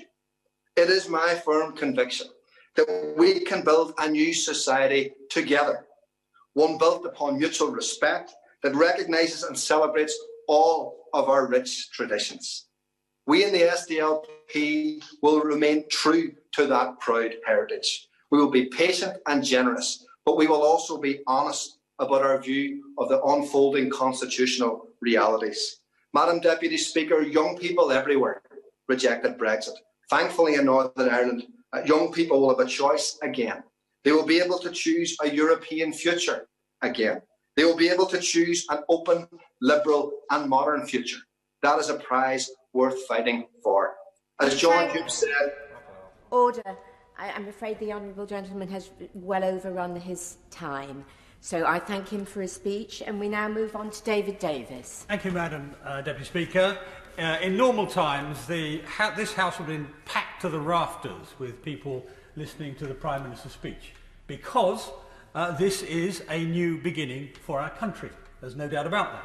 No doubt that in 2 days our freedom and our sovereignty will be much greater than it was as a result of this treaty. And I'll say in terms, this treaty is better, much better than would have been achieved under the previous strategy.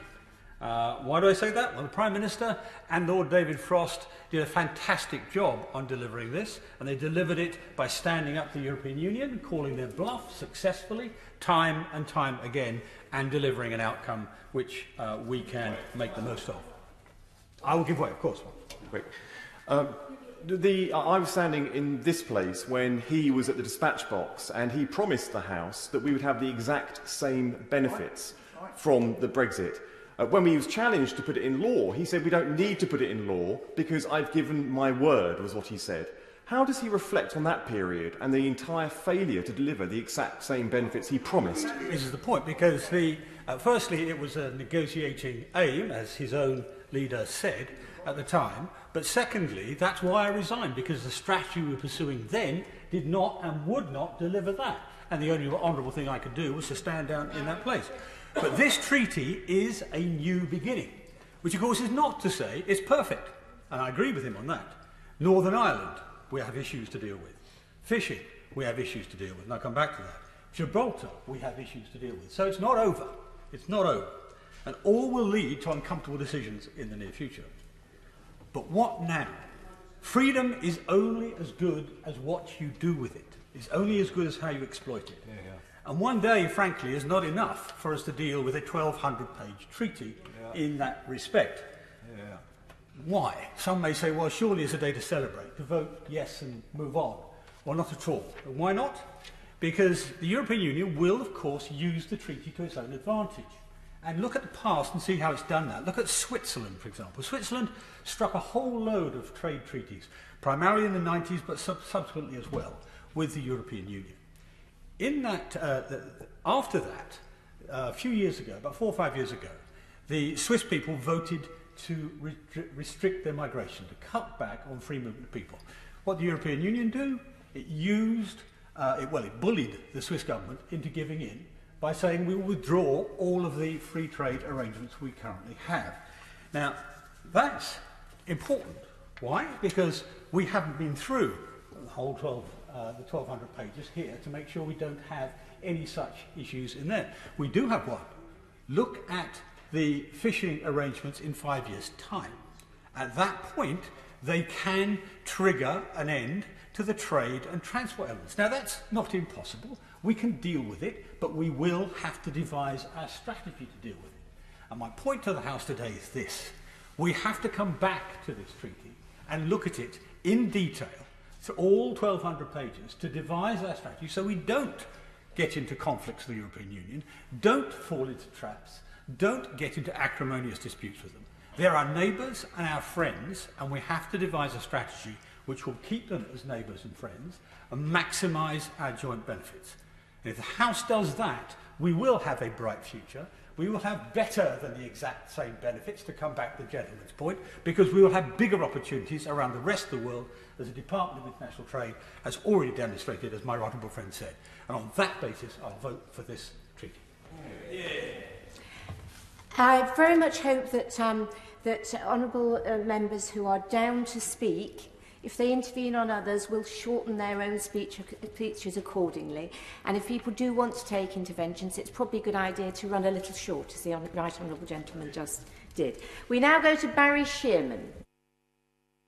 Madam Deputy Speaker, thank you so much. Can I, in my brief contribution, say I feel very strongly about Europe. We are leaving the European Union, but we're not leaving Europe. And I was inspired. I'm a war baby. I was born on the worst day of the Blitz of London in London. And so when, after the war, after that terrible period in European history, the move to start a Europe that would make, in the future, with the watchword, to make war unthinkable. That was very inspirational, and also a Europe that would be wealthy and powerful and be a great influence on the democracies of the world. That spirit we still need again, Madam Deputy Speaker. I am on the Select Committee on the future relationship with Europe, so I've been privileged with hearing a great deal of evidence. And I am sure that although this isn't the best deal you could possibly have, it's a much better deal than I expected, so I will be supporting it in the division lobbies tonight. But I will say that this is the time for the renewal of the European spirit. We are still in Europe. This agreement that we have is a building block. We can build on it, and we must build on it if we are going to make this world a safer place, a more secure place, if we are going to stand up to the threats from global threats from China and from Russia, and from the threats from COVIDs and the threats from global warming and climate change. Europe must work together. And can I just say, if all the evidence, I have to say, we also ought to thank Michel Barnier, who was a tough Barnier, but a true European. Also Ursula von der Leyen, who was an inspired leader, and also the support behind people should recognise from Angela Merkel and President Macron, because inspired leadership across Europe gave us in part this deal, not just the true Brits fighting for a good deal. It is a good piece of statesmanship that has come through, and I applaud it. Thank you. We now go to Cheryl Murray. Thank you, Madam Deputy Speaker. I was really pleased that the Prime Minister secured this deal that will mean so much to so many, and I support it. I was, however, disappointed that this got linked to our fishing waters, and to say fishermen are disappointed is an understatement. I share their disappointment. I do understand that the EU originally demanded access to our 6 to 12 mile limit for 40 years, and negotiators have managed to reduce that to 5.5. In order to give the industry certainty, I hope that we will see July 2026 as an end date enshrined in legislation, and the government will compensate for this to happen. I also ask that we take advantage of our newfound freedom from the European Court of Justice to ensure the restoration of the principles enshrined in Margaret Thatcher's Merchant Shipping Act of 1988. We must make sure that all UK quota is available for UK-owned boats. The disastrous factor-tame ruling must be reversed. I would ask that licences issued to foreign-owned vessels fishing in our 6 to 12 mile limit are stringently enforced. The right of arrest given to the Royal Navy Police must be extended beyond the 6-month period, with any breach of our own rules resulting in impounding the vessel and gear. Canada showed the way with the arrest of the Astai in 1995. A minimum landing requirement in UK ports should be introduced with the limit set after consultation with industry representatives in order to ensure no obstruction for UK vessels who land in other ports in other countries. We must also take advantage of this 5.5-year window to rebuild our fishing infrastructure, including new vessels using the generous £100 million from the Treasury. And I hope the Chancellor can look at a little bit more, but I do understand the economic times we are in.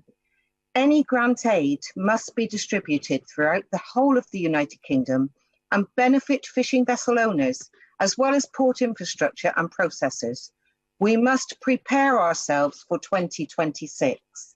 As an independent coastal state, the Minister can take decisions to free the UK from a fisheries management regime which has been hampered by the constraints of the CFP. We can honour our obligations under UNCLOS, but also be flexible to ensure all UK fishermen can benefit from this partial freedom and take the steps we need to ready ourselves when we, and we must, really take back complete control of our waters in 2026. I will be supporting this deal this evening. We now go to Diane Abbott. Very much, Madam Deputy Speaker. This is the most important and consequential piece of legislation on British-EU relations that I've taken part in over 30 years in this House.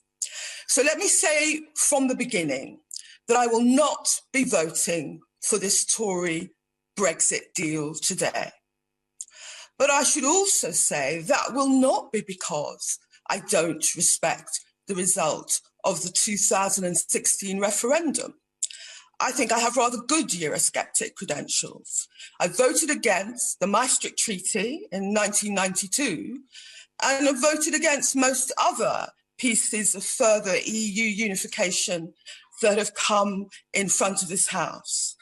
But I voted against the Maastricht Treaty, not because I was opposed to freedom of movement, or because I had a fear and concern about EU migrants, or because I had the notion that migrants drove down wages. I voted against the Maastricht Treaty and other aspects of further EU integration because of a concern for fundamental issues of democracy and accountability. So let me say that by driving this historic deal through Parliament in one day with no time for proper scrutiny, this government is trashing democracy. So this is a deal which falls short in many policy areas, but I wanted to talk about security.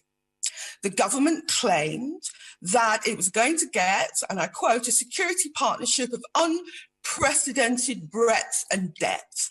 On the contrary, our access to Europol has been compromised, our access to Eurotrust has been compromised, we won't have access to the European arrest warrant, and we will no longer have access to EU databases which allow for real-time data sharing, such as the Schengen Information System, which are very valuable to our police and the National Crime Agency. This database was consulted over 600 million times by UK police forces in 2019.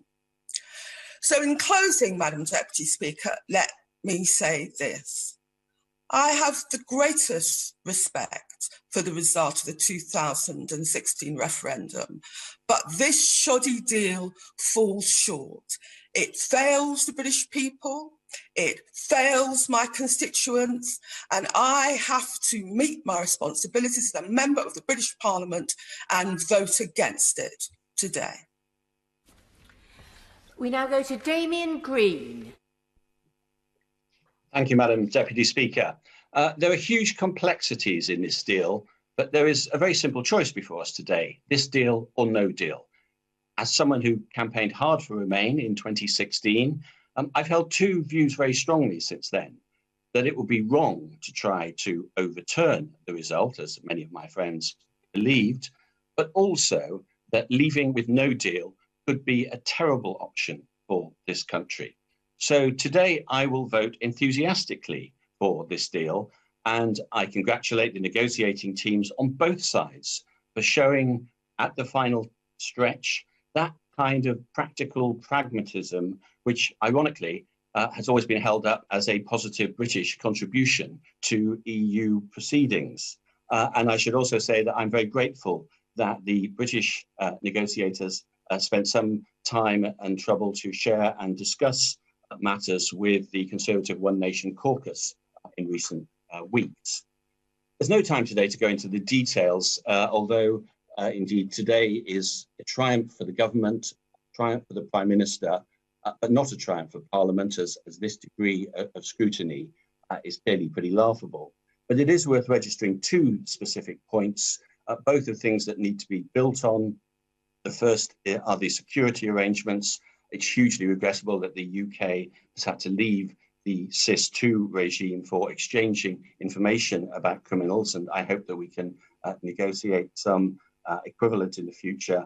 And the second is obviously the need to improve matters for the financial services industry. The arguments have been well rehearsed already, but I very much hope that the necessary rules can be agreed in the coming months to allow this industry to flourish, not just in the City of London, but around the UK.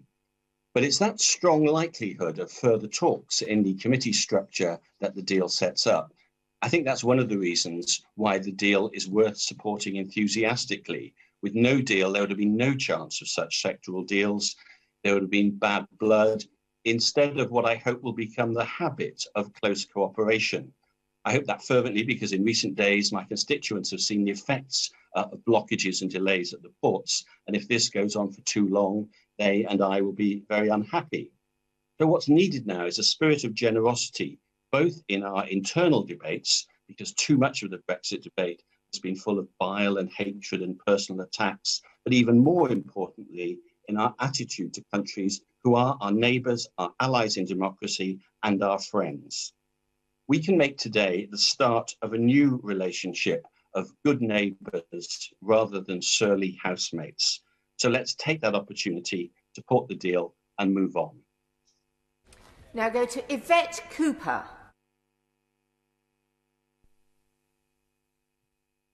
Thank you, Madam Deputy Speaker. I'm glad that the government and the EU have agreed a deal. As the transition ends tomorrow night, our country should start the process of building new relationships and a future outside the EU based on an agreement and a plan, not on the acrimony or chaos that no deal would have heralded. This is not the deal that the Prime Minister promised everyone, on services which are left out, on red tape which will go up, and on security cooperation which will go down. And he should level with people about those problems, not make impossible promises. There are further urgent things we need government to do now to support jobs and security, but we need an agreement as a starting point. We left the EU in January, the transition ends tomorrow, and everyone needs to get on with things, and no one deserves the chaos of no deal. Britain's counter-terror chief told us that would make us less safe, and employers in my constituency, like Tereos, Burberry, Haribo, Teva, would be badly hit under no deal by tariffs and delays. So it is in the national interest and in our local interest for this Brexit agreement to pass through Parliament now, and I shall vote for it today. But we need urgent action to improve the deal for this country, because I'm glad that it includes continued security cooperation on criminal records, DNA, Europol and extradition, although arrangements will be more bureaucratic. But there is a huge gap for us. Tomorrow night, the police and border force will have to remove access to the details of 38,000 wanted suspects and criminals from the EU on the SIS2 criminal database they check hundreds of millions of times a year. And the replacement Interpol information system database is much slower and weaker. That makes our security response weaker too. There isn't a proper trade deal on services. And there will be massive increase in red tape for businesses, 11 million customs forms that have to be filled in, and those costs will hit jobs and investment. So we need to look forward to the things the government need to do now, once this Brexit agreement is in place, to support security and jobs. resources for the police to operate the new arrangements, look again at SIS2 and work to improve Interpol, a new trade plan for services to reduce customs red tape, a proper industrial policy to support communities, and higher, not lower, environmental and labour standards. And we need urgent action to heal the divides, because the ultimate test of the Prime Minister's deal and future plan is what he uses it for, whether to strengthen the United Kingdom or to divide and destroy it, whether he pushes Scotland away, deepens the divide between North and South. So far in the North this year, we've not seen any of the levelling up the government promised. We've seen power and control centralised. Our communities still want a fair deal. That is what we should unite around now. Brian. Very much, Madam Deputy Speaker. Now, it's a matter of public record. I've had my points of difference with this government and this Prime Minister since the Brexit referendum, but unlike many, I never questioned that we had a clear result from a free and fair referendum, and I always hated the rather, I thought, unkind view that people who voted Leave were somehow hoodwinked or too daft to know what it was that they were doing. There were just two red lines that I and I think my constituents insisted upon. One was a transition period, the key ask of business, if we remember, and the other was that we leave with a deal in place between the UK and its closest neighbours, our largest trading partner. This doesn't seem like radical thought to me. As I said to the Prime Minister on Christmas Eve, I pay huge tribute to him for his statecraft and for sticking to the word that he gave me, both publicly and privately, that he wanted a deal with the EU and that he would do everything in his power to secure one. So I will support the deal today, not just because it avoids the no deal many feared, and so many of our opponents spent an election campaign just 12 months ago warning would herald some form of national apocalypse. How ironic that they will vote today for the hardest Brexit of all. And I listened with interest to the leader of the Liberal Democrats confirm that. But because it's a good deal for Britain, Madam Deputy Speaker, and it does what we promised at the election last year. The Prime Minister said he would get Brexit done, and a European Union withdrawal agreement of last year was passed within days of securing a majority in this place to allow that. That was the oven-ready deal, and we shouldn't allow others to rewrite history. The Future Relationships Bill before us today didn't go anywhere near the oven until the 11th hour, but it's come out very nicely and I welcome it. Ultimately, though, it is just a framework. Wide enough to do all of the things the Prime Minister set out this morning, giving business, citizens and law enforcement, notwithstanding the SIS2 concerns, which I do share too, what they need, but it's nimble enough to let this country forge its own way in the world. And for me, the success or otherwise of this new chapter, as many have said, is not in the 1,200 pages and the various appendices before us today. That's all still to be written. Now, just given time, let me just touch on one area, on services and financial services in particular. I understand there's a lot of noise on what's not included, but that's to rather miss the point. The title under Services and Investment, if I could just summarise, seems to have extracted agreement not to put unreasonable or unnecessary impediments in the way of UK financial service businesses seeking to operate in the EU.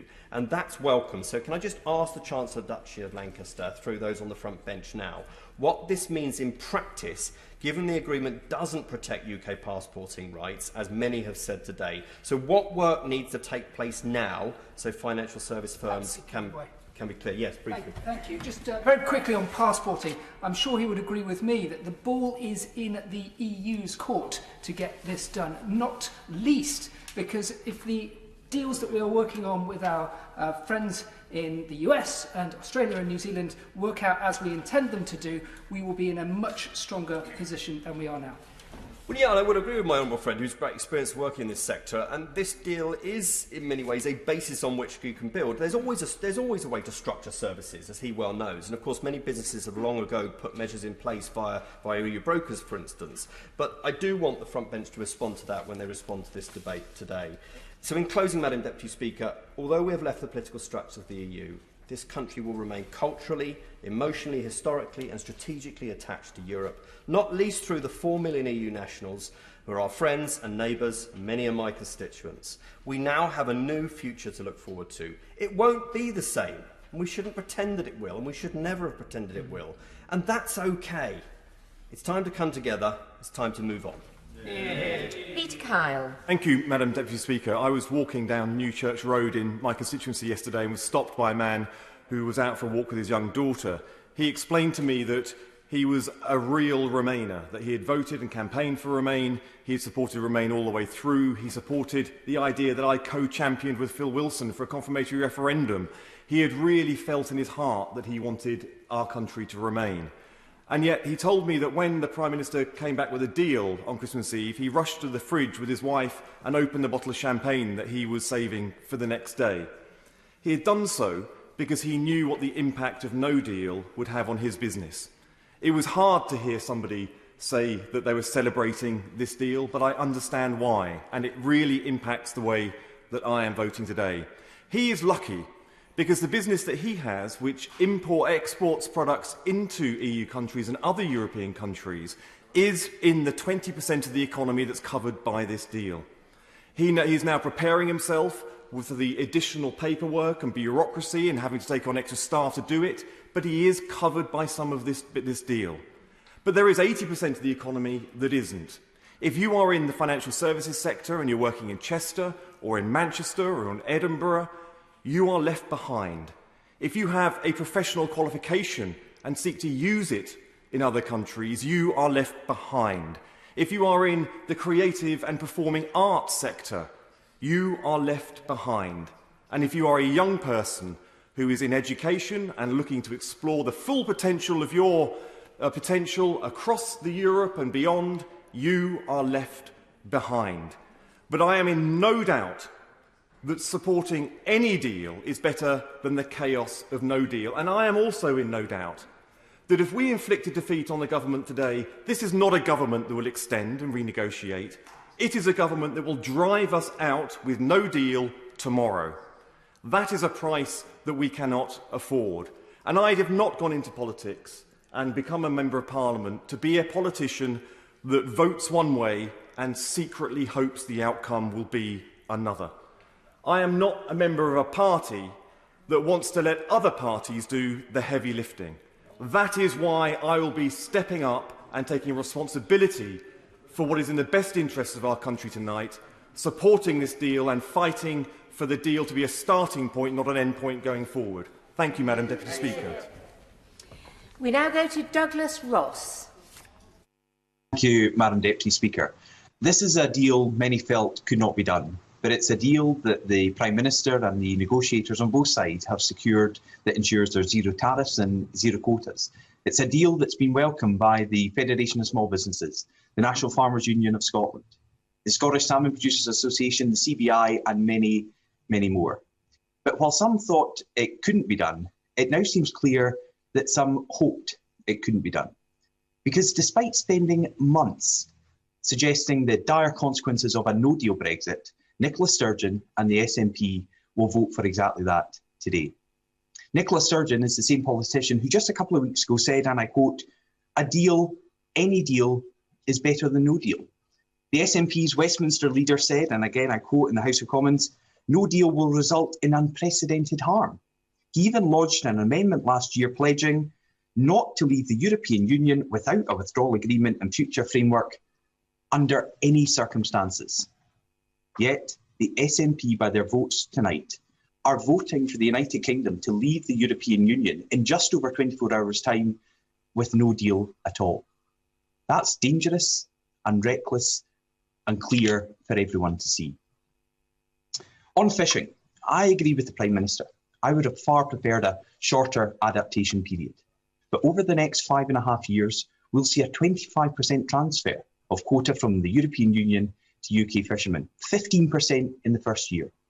We'll see £100 million invested in the sector by the UK government, and we will see great opportunities for fishermen and communities up and down the country in the years ahead. Now, a comment was made earlier about something I may be drinking as a result of comments I've made previously. What I was speaking about then was about staying in the common fisheries policy, the CFP that the United Kingdom will be coming out of from the 1st of January.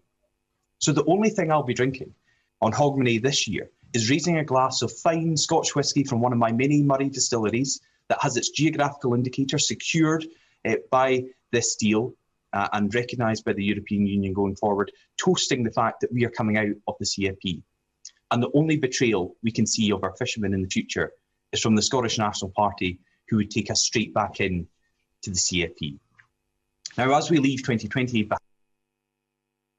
with a deal and renewed hope in our fight against COVID-19 as a result of this morning's great news about the second vaccine being made available for use in the United Kingdom, here in Scotland, we have to get the focus back on supporting jobs, individuals, families and communities, because over the last 13 years, they've been so badly let down by the SNP Scottish Government. That's where our focus has to be in the days, weeks and months ahead. Thank you. Now go to Clive Lewis.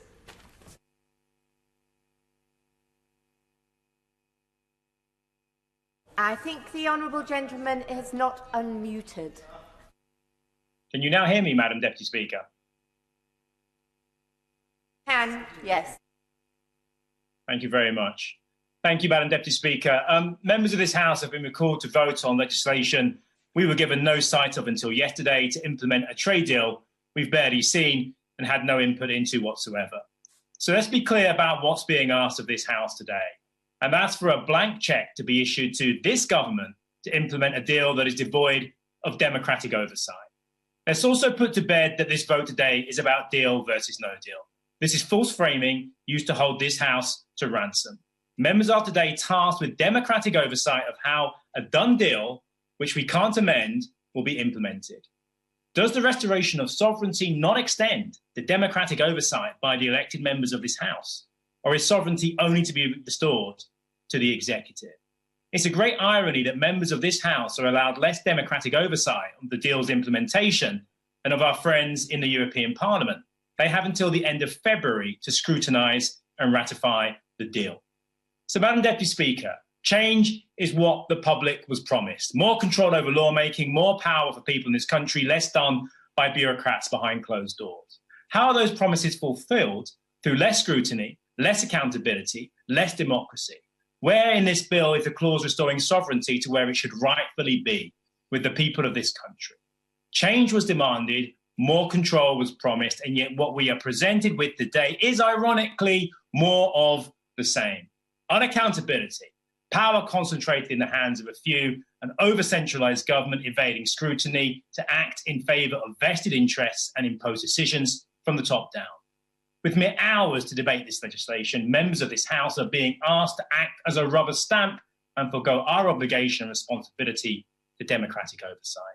Take, for example, that many of the regulatory bodies and mechanisms used to settle disputes between the EU and the UK will be set up without any further scrutiny or oversight from Parliament. Brexit has shone a light on the deep democratic deficits in our arcane political system.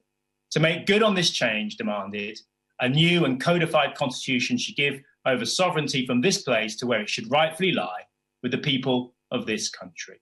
So we now urgently need to forge a modern democratic settlement to protect the hard-won rights and freedoms which are now at risk from being run over roughshod by this executive. An executive we know is champing at the bit to capitulate to the deregulatory demands of turbocharged capitalism. So I cannot, in good conscience, support a process that runs roughshod over checks and balances. I will not vote for more centralisation of power or comply with the erosion of an already weak democracy. I will play no part in giving this government a blank cheque to bulldoze through democratic oversight, and I will not be voting in support of this legislation. Conor Burns. Thank you, Madam Deputy Speaker. This is the day that has been so long in the coming. From the inspiration of Margaret Thatcher's speech at Bruges, when I was elected National Chairman of the Conservative Students and vetoed by the Lord Speaker, who was then Chair of the Conservative Party, because I was leading the student opposition to the Maastricht Treaty, to as a young research assistant, as an undergraduate at Southampton University, crafting amendments to the Maastricht Treaty for my honourable friend, the member for Stone. And why were we doing that? Why were we opposing that treaty? Because we could see the destination, a flag, an anthem, a currency, a parliament, citizenship. And we passionately believed you didn't need to be citizens of a trading organisation. And, Madam Deputy Speaker, that is why Leave won the referendum. Because the European Union, on the journey that it is now on, is not right for the character of Britain. And we would not have won that referendum were it not for the leadership of my right honourable friend, the Prime Minister, and, by the way, the intellectual heft of my right honourable friend, the Chancellor of the Duchy. When the Prime Minister resigned as Foreign Secretary, he spoke from somewhere around here in his resignation statement, and he said, "Mr. Speaker, it is not too late to save Brexit." He said, "We must take one decision before all others, and that is to believe in this country and what it can do." I remember those words being met with deep scepticism, and that was the generous ones, to outward hostility. Some of us believed then that we needed to make him Prime Minister. The chances seemed at that time vanishingly small. He himself said he had about as much chance of becoming Prime Minister as being reincarnated as an olive, or decapitated by a frisbee, or blinded by a champagne cork. Madam Deputy Speaker, there were moments where we thought the hat-trick of all three was more likely than him becoming Prime Minister, and he believed that himself. Today is, above all, a personal triumph for the Prime Minister. I give way to my honourable friend. I'm very grateful to my right friend for giving way. The people of Stoke-on-Trent, North Kidsgrove and Tork absolutely believe in this Prime Minister, hence why I'm fortunate to be in this place on these Conservative benches. And would he therefore agree with me that this not only just delivers on the Vote Leave pledges, but also delivers on the pledges made in the 2019 Conservative Manifesto? Absolutely agree with my honourable friend, and I will say to him, knowing the Prime Minister as I do, he will not let his constituents down, and he will be rightly rewarded at the next general election for how the Prime Minister will deliver for him and his constituents. Yeah. But today, we are talking of, I think I'd be testing the patience of the Chair. Perhaps my honourable friend from Chipping Barnet would welcome an intervention in another minute when she makes her speech. We're today talking about the future relationship. Madam Deputy Speaker, today marks the day where the British dog finally leaves the federalist manger.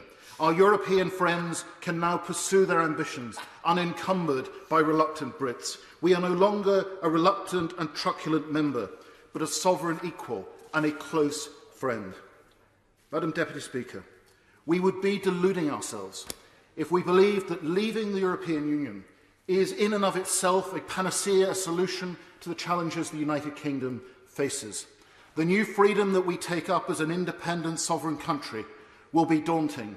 It will test our institutions who are not used to having to make these decisions for themselves. It will take time to adjust. When I was a trade minister looking at international trade agreements, I sensed the profound interest there was around the world in doing business with the United Kingdom. Our businesses will have to step up and seize those opportunities that those new free trade agreements will create. We could be on the dawn of a new golden era for this country, and I relish the reality that today we are at last again masters of our own destiny. I will emphasise again that I don't want to stop people taking interventions, but if they do so, I believe that it would be very helpful to other colleagues if they then shortened their speeches accordingly, because it is stopping others coming in. That's the point. We now go to Stephen Farry. Thank you very much, Madam Deputy Speaker. When legislation has been rammed through Parliament inside a day, it has usually been to address some type of emergency, such as the prevention of terrorism. But this is different. This government didn't have to run the clock down in negotiations to place Parliament in this very difficult position. We must not fall into the trap of an artificial choice between this bad deal and a no-deal situation. This agreement was negotiated by this Conservative government. No other party was asked for its input. The Conservative government has a majority of 80. It owns this deal, this outcome, and all of the consequences that flow from it. No one needs to be running to the rescue of the government. I am not prepared to be a rubber stamp. I am not prepared to legitimise or even acquiesce in a monumental act of self-harm. We must have the ability to stand up and represent our constituents and make clear this isn't good enough. The government seems to be obsessed with some abstract and antiquated concept of sovereignty. But we live in an interdependent world. We can't maximise prosperity, achieve social inclusion, protect the environment, address climate change, defeat pandemics, fight terrorism and organised crime, and project influence around the world in splendid isolation and without putting sovereignty. The notion of a global Britain is a contradiction in terms. The UK is retreating on the international stage and erecting more, not less, barriers to trade. Opportunities and benefits that our citizens have taken for granted for generations are being stripped away. For Northern Ireland, Brexit itself poses very significant challenges for a society and economy that only works based upon sharing and interdependence. Brexit means new borders and new friction, and that creates needless tension. I welcome that the EU has recognised this dilemma for us right from the outset. We are not fans of the protocol, but it is the product of the UK's decisions around Brexit and the consequent need to protect the Good Friday Agreement. It does give us a degree of protection and at least preserves some access to the European Union, but it still brings its challenges. I am grateful for the work that has been done around the flexibilities and mitigations that have been agreed in recent weeks. Yet it remains unclear how effective it will be in managing the situation. While Northern Ireland may have free access to both Great Britain and the EU, that only applies for goods, not in terms of services, not free movement. Brexit and the approach taken by this government has recklessly shaken the foundations of the Good Friday Agreement. We do not know if and how things will settle in the future. Thank you. Theresa Villiers. We stand on the verge of once more becoming an independent country with control over our laws, our money, our trade and our borders. There have been some difficult compromises, especially the delay in securing a much greater share of our rich marine resources, and there's more to be done on services. But this deal stands up to scrutiny. It does not bind us into the EU's laws or its court. It's a trade agreement between sovereign equals. It gets Brexit done. The Prime Minister has delivered what many in this House said would be impossible in just 11 months and despite the COVID emergency. And regaining our freedom at 11 p.m. tomorrow will mark a historic turning point. Some disruption is inevitable with change on this scale, but we can get through that and we can seize the opportunities provided by our newfound independence.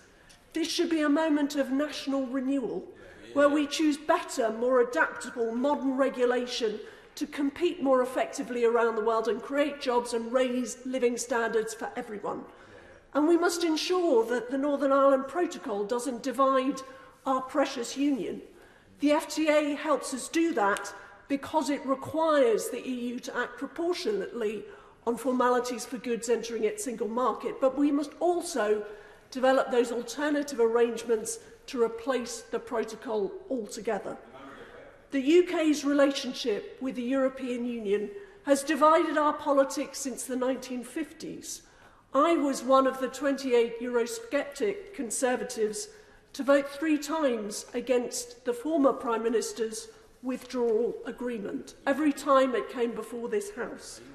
We were under immense pressure to accept that deal, but the backstop it contained would have left us as a client state trapped in the regulatory orbit of the European Union forever.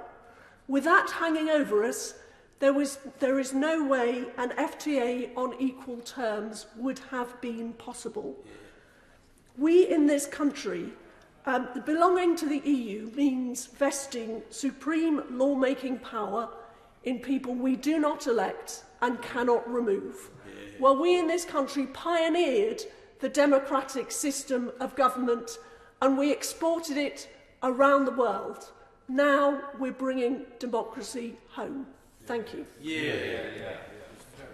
We now go to Sharon Hodgson.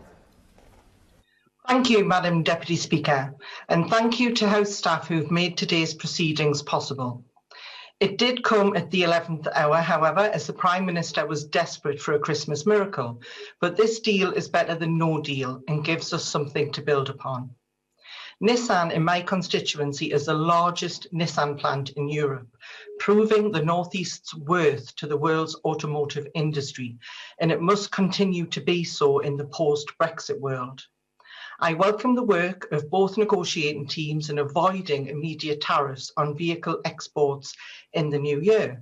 However, the deal does state that all vehicles exported into the EU must be at least 55% UK or EU content by 2027. As manufacturers like Nissan work hard to adapt to meet those requirements, what support will be offered to the sector to meet that threshold? To comply with the rules of origin, electric vehicle batteries and their components must have UK or EU origin by 2024. I welcome the announcement by Britishvolt of a battery gigafactory in Blyth in Northumberland, which will be manufacturing by 2024. However, the battery manufacturer AESC Envision in my constituency serving Nissan recently cut 108 jobs due to coronavirus pressures. So what will the government do to support the existing battery manufacturers in the UK and encourage further investment by battery manufacturers into the UK?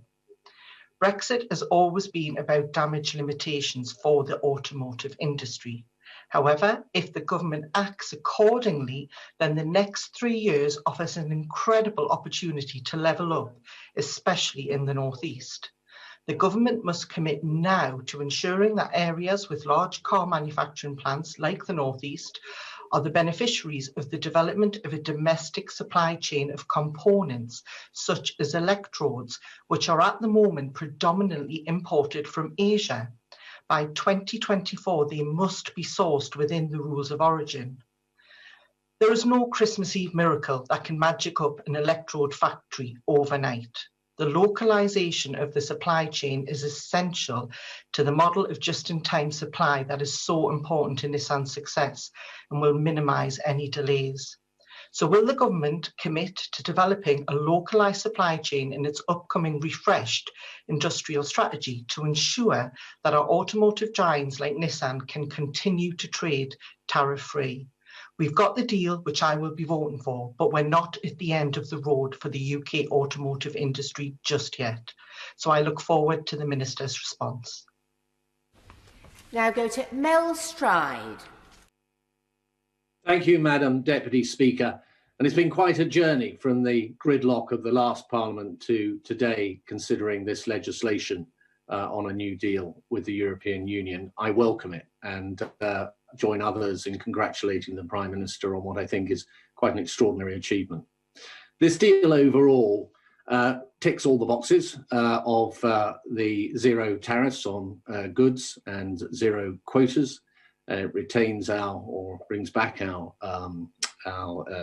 sovereignty, our control of our money and of our borders. But of course, as is always the case, it is in the detail that we will find the imperfections and the questions to be asked, and the Treasury Select Committee will be very active over the coming weeks and months in carrying out that scrutiny. We will be looking at the questions around the level playing field and the issue of regulatory divergence. It remains to be seen how the mechanisms in this agreement will ultimately set the balance between fair competition and the pursuit of legitimate competitive advantage, or allow for appropriate government support for the sectors that we wish to develop further.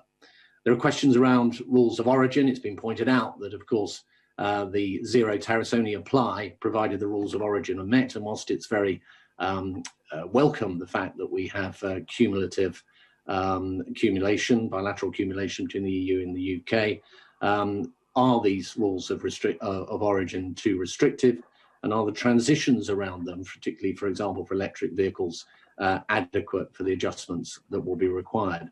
There are questions around sanitary and phytosanitary regulations, around our access to services, which on the face of it looks pretty good in this agreement, but there are many annexes with exceptions that have been set out. And of course, the critical issue of access for our financial services, such an important part of our economy. And we will await the memorandum of understanding with great interest and expectation. And it will not just be the nature of how equivalence is set, it'll also be whether the European Union has the ability to withdraw those arrangements and that equivalence at short notice, which could be so damaging to that sector.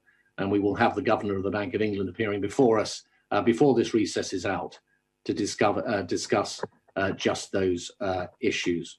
And finally, there will be the issues around, of course, trade frictions and how prepared or otherwise we are over the coming weeks and months to deal with those. So, Madam Deputy Speaker, today we move on. And if we play it right, this will lead to better relationships, not worse relationships with our European neighbours. And with that in mind, let's not lose hold of at least the vision of the EU's founding fathers, that a continent that had been the crucible of two world conflagrations should live together in peace, cooperation and friendship. Let's never forget that. It's still a vision for all of us to live by. We now go to Angus Brendan McNeill. First, command happily, Madam Deputy Speaker. And just at the outset, I noticed the Prime Minister had some trouble earlier on between national and nationalist, and it was doubtly due to the better performance of the NHS in Scotland, which he probably calls the Nationalist Health Service. But anyway, to the matter at hand today and the hard Brexit deal that's about to be foisted on the UK economy, damaging it by 4.9%. It's noticeable that the New York Times said that this trade deal is heavy on goods, where the EU is a surplus, and light on services, where the UK is a surplus. It is, as ever, they said, the big guy winning, and the EU is winning this one. But this, in the UK context, is the Tories' deal. It is their hard Brexit. They've ended up with a trade bloc for the UK that is smaller than the UK. Ireland's out, Northern Ireland's out, and Scotland is leaving too. The fact is the UK had the Rolls-Royce of deals, but the Brexiteers have bypassed this, gone down past the second-hand car shop. They haven't even wanted a motorbike. They are in the back now of the bicycle shop telling us that the unicycle is the best possible thing to do, and they're extolling the virtues of the unicycle. But people know better and can see through this Tory deal. They should be absolutely frank about what they mean by tariff-free access. Under this deal, tariff-free access means lots of more paper access. And that is what the bureaucrat is king. Their achievement, the achievement of Brexiteers, is to turn the unelected European bureaucrat into the king, because UK businesses and exporters must now satisfy the new kings of the UK, the EU bureaucrats. And my shellfish producers and many others on the west coast of Scotland are unfortunately going to know about this. The trade deal damages the economy, as I said, by 4.9%. And they talk of shiny new trade deals. Well, take that £4.90 in context, as 4.9% as a £4.90 for context. The USA trade deal is only worth 20 pence if it ever happens. An Australia trade deal is only worth 2 pence if it ever happens. And a New Zealand trade deal is only worth a penny if it ever happens. This all costs, and it is the Brexiteers that have foisted this upon the UK economy. The British Poultry Council tell us the price of chicken, UK-produced chicken, in the UK is going to rise by 5% as a result. Gibraltar and the Falklands have been cast aside. We've got a deal, they've told the Falklands, but you don't too bad. It's effectively what I've been told by those islands. They talk about sovereignty. Well, they should know and should see that last week France showed them that they had sovereignty, full sovereignty, independent sovereignty. And Brexiteers, dear Brexiteers, they're in the EU as Scotland will be soon. And this takes me to the context of the future. 54% in Scotland in 2014 voted for a UK in the EU, but 62% of Scotland voted for the EU. Now, with 17 to 18 polls showing Scotland going for independence, it's pretty clear that Scotland is a nation. That is not a Brexit nation. It's a nation heading for independence. And the 6th of May this year should hopefully determine that for us. It's time for Scotland to become a proper nation, not under the self-centred UK. Now go to Nikki Aiken. Thank you, Madam Deputy Speaker. On the 23rd of June 2016, 72% of the electorate in the cities of London and Westminster voted to remain in the European Union. I was one of them. Like so many, I felt unsure and worried by the referendum result. But the majority of the UK electorate had spoken with a clear message. They felt left behind, ignored and alienated by those in this House, but more so by the unelected EU bureaucrats who had so much influence over their daily lives. Madam Deputy Speaker, I am a Democrat, and although I did not welcome the Brexit referendum result, I accepted it. Last year's general election was viewed as a second referendum on our EU membership, and voters in places including Ashfield, Sedgefield, Burnley, West Bromwich gave their verdict a second time. They have changed the look and feel of the Conservative Party for the better, and I'm proud to call Blue Wall Conservatives my colleagues. I'm also proud of what this government has achieved, securing the largest ever trade deal with our closest partners within 12 months. And to achieve this while dealing with a global pandemic is frankly incredible. I pay tribute to all those involved on both sides, and I pay personal tribute to the Prime Minister, who never gave up and showed such personal determination to the very end. Although financial services are not covered in this deal, I'm pleased to report that the City of London Corporation welcomes the trade deal and the Joint Declaration on Financial Services Regulatory Cooperation. Let's hope future progress and further progress with equivalence can be secured between the EU and the UK and other areas such as data sharing and mutual recognition of qualifications. Perhaps with the UK outside the EU, it is natural to feel a competitor. However, being competitors does not need to mean we are opponents. Successful UK financial markets will benefit the EU and vice versa. Both the EU and UK can thrive and continue to work together on areas of mutual concern, including the green agenda, the digitalisation of the economy, and the response to COVID-19. I appreciate that some of my constituents will never come to terms with the fact that the UK has finally left the EU. But most do wish to unite this country and live and trade on friendly terms with our partners across Europe. I say to everyone, it is now time to put the last torrid years behind us and work together to rebuild our economy following the pandemic. Today, as we ratify this extraordinary trade deal, we close a painful chapter in our nation's history. It is both an ending, but also a beginning, a new dawn for this great country of ours. We are no longer Remainers or Brexiteers. We are one nation, and I support this bill. Thank you. We now go to Caroline Lucas. Thank you very much, Madam Deputy Speaker. This hardest of Brexit deals for which there is no mandate is one that cuts British jobs, sidelines our services sector, undermines hard-won protections for the environment, workers' rights and consumers, and turns Kent into a diesel-stained monument to hubris and political myopia. It's a deal that condemns us to live in a poorer, more unequal, more isolated Britain. And it leaves us less equipped to rise to the greatest challenge that we face, the nature and climate emergencies. This deal does not have the explicit informed consent of the British people, and I shall vote against it later today. Now, some will say that those of us who voted down some less damaging forms of Brexit must take some responsibility. I can see that argument. But given such a narrow referendum result, on the back of the most cynical, toxic and mendacious political campaign ever fought in this country, and on an issue of such profound national importance, I believe it was right to campaign for a confirmatory referendum on the terms of any departure. And I want to tackle head-on the ludicrous accusation that to vote against this deal is to support no deal. This is clearly not the case. Whatever the opposition parties do, sadly, the government has a majority of 80 and this deal will pass. And that's why I do regret the official opposition's decision to vote for a deal which they themselves admit will make this country poorer and hit the most vulnerable hardest of all. Now, more than ever, people deserve principled leadership based on conviction, not party political calculation. And whilst I understand why some would prefer to abstain, abstention is still acquiescence. It's standing aside and allowing something to be passed into law which is harmful for this country. And there are some things so serious and so damaging to which we should not acquiesce. I'm not prepared to acquiesce to the infliction of even greater economic hardship on my constituents. At this time of climate and nature emergency, I'm not prepared to acquiesce to lower environmental standards and less rigorous enforcement of them. I won't be complicit in the creation of a smaller United Kingdom with diminished global influence. And I won't turn my back on a project that is imperfect. Yes, of course it is. What project of such ambition would not be? But a project based on one of history's greatest and most noble experiments, bringing nations together to build peace out of the ruins of war. Now, more than ever, in a world racked by insecurity and division, we should be cementing relationships with countries that share our values, not deliberately, knowingly cutting our ties with them.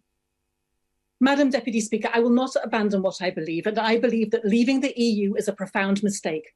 Ironically, and too late, a majority of people in this country now agree. Voting against this deal is how we keep alive the belief in something better, and that is what I will do today. We now go to Ian Liddell-Granger. Madam Deputy Speaker, I'm sure the Right Honourable Lady from Brighton Pavilion will be delighted to hear I'm going to start with nuclear. I am delighted that part of this deal includes nuclear, not because it isn't right, but because it is vital for our future. If anybody wants to see a living example of EU cooperation, go down the road from where I am at the moment, you will find Hinkley Point Nuclear Power Station. It is an absolute burning example of what we have done with the cooperation of the French and others in making this an enormous success. But I would say to the government now, we should upskill. We are going to do Sizewell, and rightly so. I'm hoping that we'll get small, medium reactors throughout the United Kingdom, and rightly so. But to do that, we need to up our skills, skills that were transferable around the world. And we now have the freedom to do that. EDF Energy has put an enormous amount of money into training facilities, not just down here in Somerset, but across the United Kingdom, partly due to decommissioning, partly to do with new build, partly to do with running the existing fleet of Magnox stations. And we must embrace this because it is a future success. It is a success. So let's build on what we've got. And going from one to the other, I would like to also make a point about upland farming. The Right Honourable Member for Surrey Heath has been to Exmoor. He knows how tough it can be up on those hills and how tough it can be for any upland farmer. And I would urge the government, please, we now have freedom to do what we want. The agricultural bill's gone through, but we've got to build on that. The use of elms is fine. But please don't use this as an excuse with our freedom within this bill to say that we will rewild at a drop of a hat, or we will use this to make the farming more difficult across the United Kingdom. I also cover the lowest part of Somerset, which is the levels. The levels are beautiful. They are unbelievably well managed. We've been through hell in 14, and we've been through hell time and time again. Don't throw away what we've got, a wonderful thing. And I would like the Right Honourable Member Surrey Heath to confirm that the government will not use this as an excuse to lower anything that gives farming the edge. And I have an absolute faith in this government that you will fight for us on this. And my last point is this. The City of London is hugely important. So many colleagues have already said so. But the devil's in the detail. And I think we've got to see what the government is going to do next. And I would like the Right Honourable Member to make a point when he winds this up, to not only allow us some time to discuss this, but time to put into his speech what we are going to do next to safeguard the City of London. Thank you, Madam Deputy Speaker. Mr. John Speller. Thank you, Mr. Deputy Speaker. And I'll be voting for the bill, as the choice to me is stark and is clear. The important question for me is, what do we do after Friday? Because that's when the real work will begin. Firstly, is the gaps that have already been identified, the situation with services, especially legal and financial, the position of travel for our huge cultural and arts sector, particularly our world-leading music industry, the rules of origin for manufacturing, not least the motor industry, whose revival has driven the Midlands engine. But what I want to focus on is not our relations with our neighbours, but how the British state will actually respond. The EU, imperfect as it is, has had to carry a considerable amount of weight for our own errors. The fault is not in our stars, but in ourselves. This is both in doctrine, the stubborn refusal of the civil service and governments to behave as others do to benefit our industry and our people, and also in chronic inefficiency and incompetence in implementation. The Prime Minister talked about free ports. Maybe he should actually focus on getting his Transport Secretary to sort out the gridlock at our existing ports. There's been a lot of talk today about fish, but as an MP whose constituency is probably about as far from the sea as you can get, I want to focus on industry. Again, the Prime Minister talked about state aid and regional policy, and also about our great biomedical industry. But it wasn't the EU, but the NHS bureaucracy who insisted on buying vaccines from abroad, which is why we only have limited capacity and why we're having to support them now. And also, now we're belatedly recognising this, and we're building a new plant. It's not going to be in the northeast, which was the alternative site for it, but actually in the overheated Oxfordshire area. Oxford scientists have performed magnificently, but we must recognise and break this obsession with the south and actually back the Midlands, the North, Western Wales, Scotland and Northern Ireland. It wasn't the EU that forced us to produce only 1% of PPE equipment in the UK before the COVID crisis, which led to shortages, eye-watering costs and endless scandals. It wasn't the EU that forced the government to try to build the new ships for the Navy abroad, or trains from Germany rather than Derby, and buses from China rather than Ballymena or Falkirk, or police cars for the northwest from Korea rather than Ellesmere Port. It was our own misguided authorities.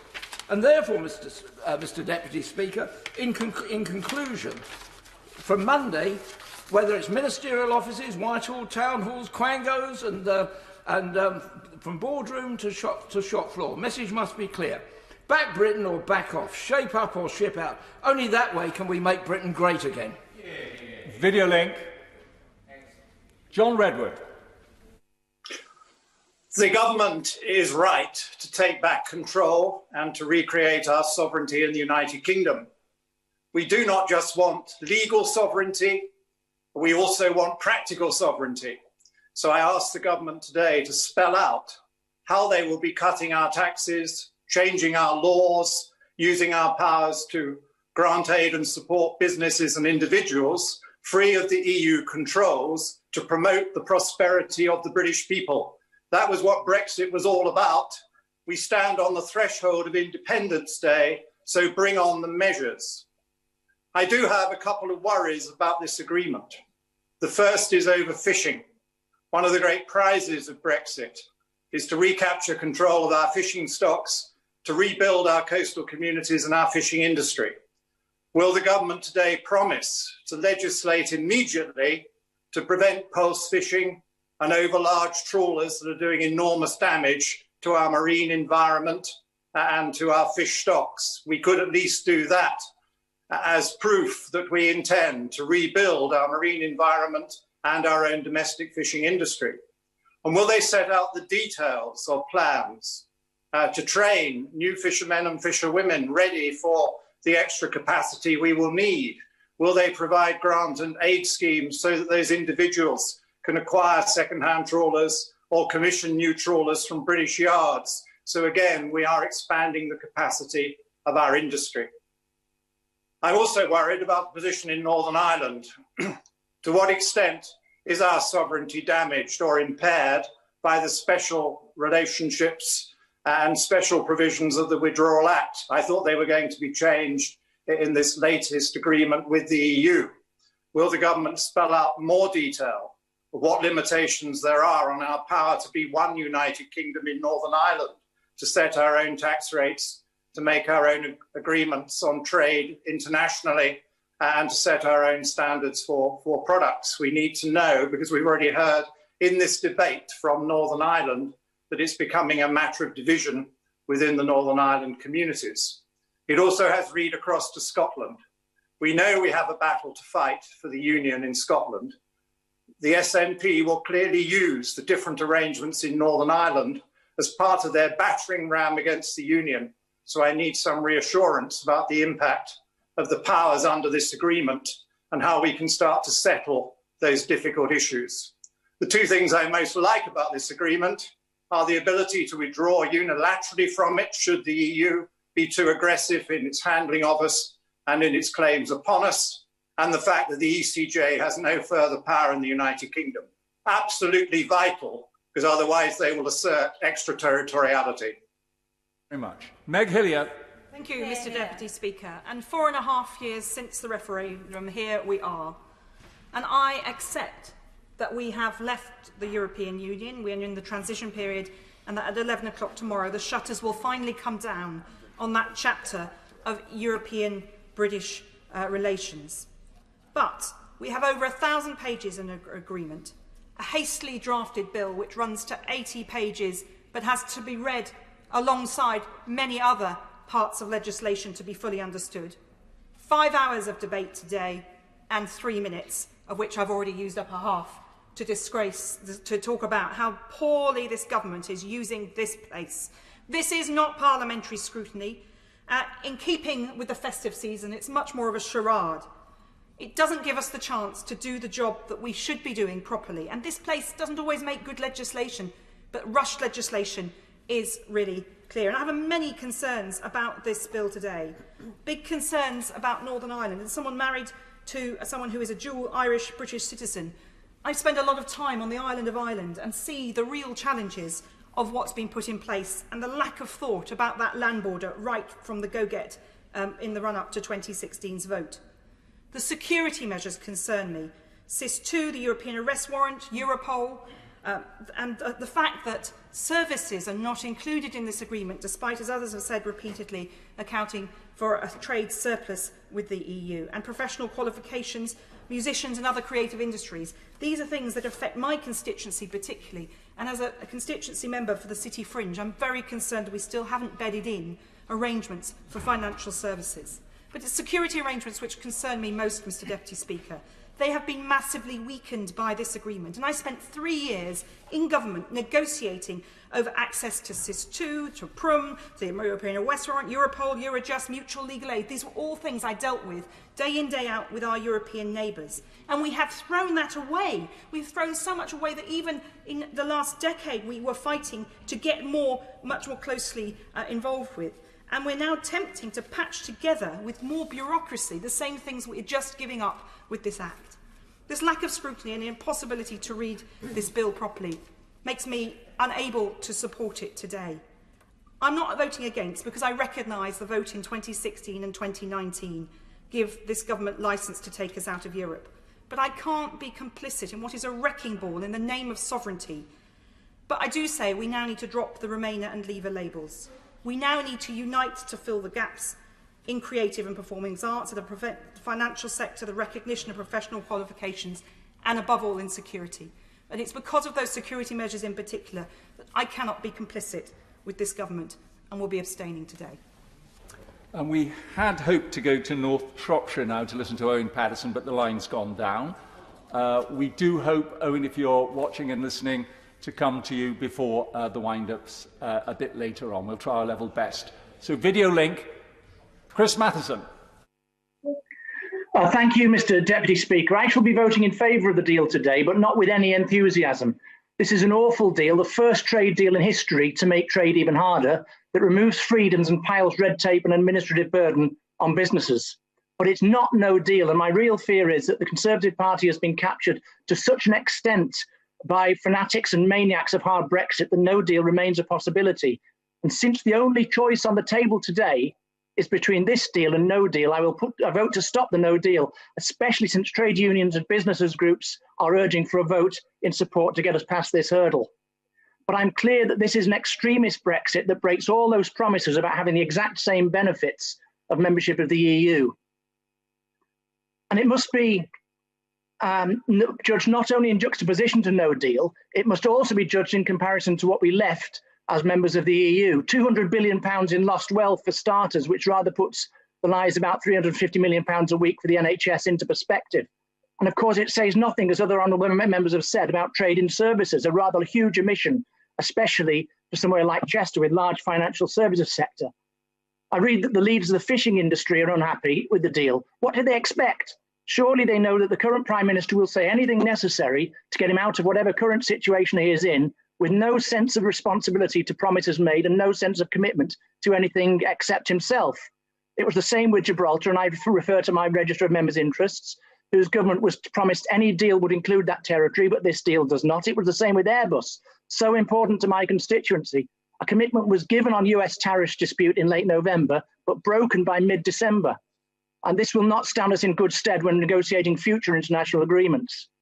The government is desperate to agree any deal with the USA, however detrimental to long-term UK interests, in order to validate their Brexit policy. They've already alienated the Biden administration, and it isn't even in office yet. And now they are alienating the EU. In global terms, there are only 3 shows in town: the USA, China, and the EU. We've walked away from the EU. and now the Prime Minister announced we're going to be in direct competition with them. The road he is leading us down will not end well for the UK, because we are now easy pickings for the much larger blocks, and global soundbites like Global Britain will not alter that. So the deal will make us poorer, and it will make us weaker and less secure, and it will make us less relevant globally. It's not no deal, but barely so. And I give notice that I consider it to be the barest of foundations on which to build back a better, more progressive relationship with our European neighbours and friends in the long-term interests of the whole of the United Kingdom and all who live here. And that is what I intend to do. William Wragg. What this is about, Mr Deputy Speaker, is sovereignty. Now, sovereignty is spoken of by some as a near-religious phenomenon, either through veneration or rejection. It is either doctrinal truth or else mumbo-jumbo, depending upon the bent of the beholder. However, it's far more prosaic than that. It boils down to the question of who governs, and does that exercise of government carry the broad consent of the people so governed? Admittedly, that's not quite as catchy as take back control, but it means the same thing. This agreement achieves this, which is why I shall support it. Now, perhaps the greater question that emerges today is not whether the vote shall be won, but rather what we now do with our regained sovereignty. These brief minutes are insufficient to the task of answering this question, aside from recommending not some 1,200 pages for study, but rather 11 pages of the late Lord Chief Justice Bingham's excellent book on the rule of law, namely Chapter 12 on the sovereignty of Parliament.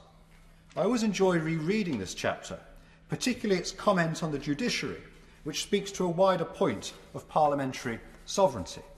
Bingham wrote, "The British people have not repelled the extraneous power of the papacy in spiritual matters and the pretensions of royal power in temporal, in order to subject themselves to the unchallengeable rulings of unelected judges."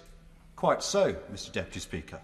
Indeed, might I stretch these sentiments to the situation after 11 o'clock on New Year's Eve, and say that the British people did not vote to take back control, to be ruled by ministerial diktat via secondary legislation using the negative procedure, as we have seen far too often this year. 2021 will be a year for national renewal. It will also be for us as representatives and for the government as the executive to live up to the rediscovered responsibilities that come with sovereignty. Tracy Brabin. Thank you, Mr Deputy Speaker. Thank you for calling me in this very important debate today. When the division is called later, I will be supporting this legislation. With only one day till the end of the transition period, voting to implement this treaty is the only way to avoid no deal. No deal would be nothing short of catastrophic for the producers, manufacturers, exporters and businesses of Batley and Spen and more widely across West Yorkshire. The bed makers, biscuit manufacturers, paint companies would all suffer. Keeping no deal on the table for so long has already caused enormous stress, job losses and uncertainty, especially cruel after such a challenging few months due to COVID-19. We've already heard today how many glaring omissions there are in this deal, but I would like to focus on one that would cause long-lasting devastation to one of our most successful exports, the creative industries.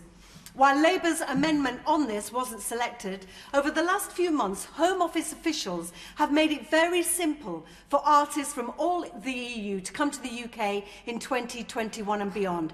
They planned ahead, they consulted, they developed a single extension of the existing arrangements for artists from non-visa countries like the US or Canada, a temporary worker, creative and sporting visa T5.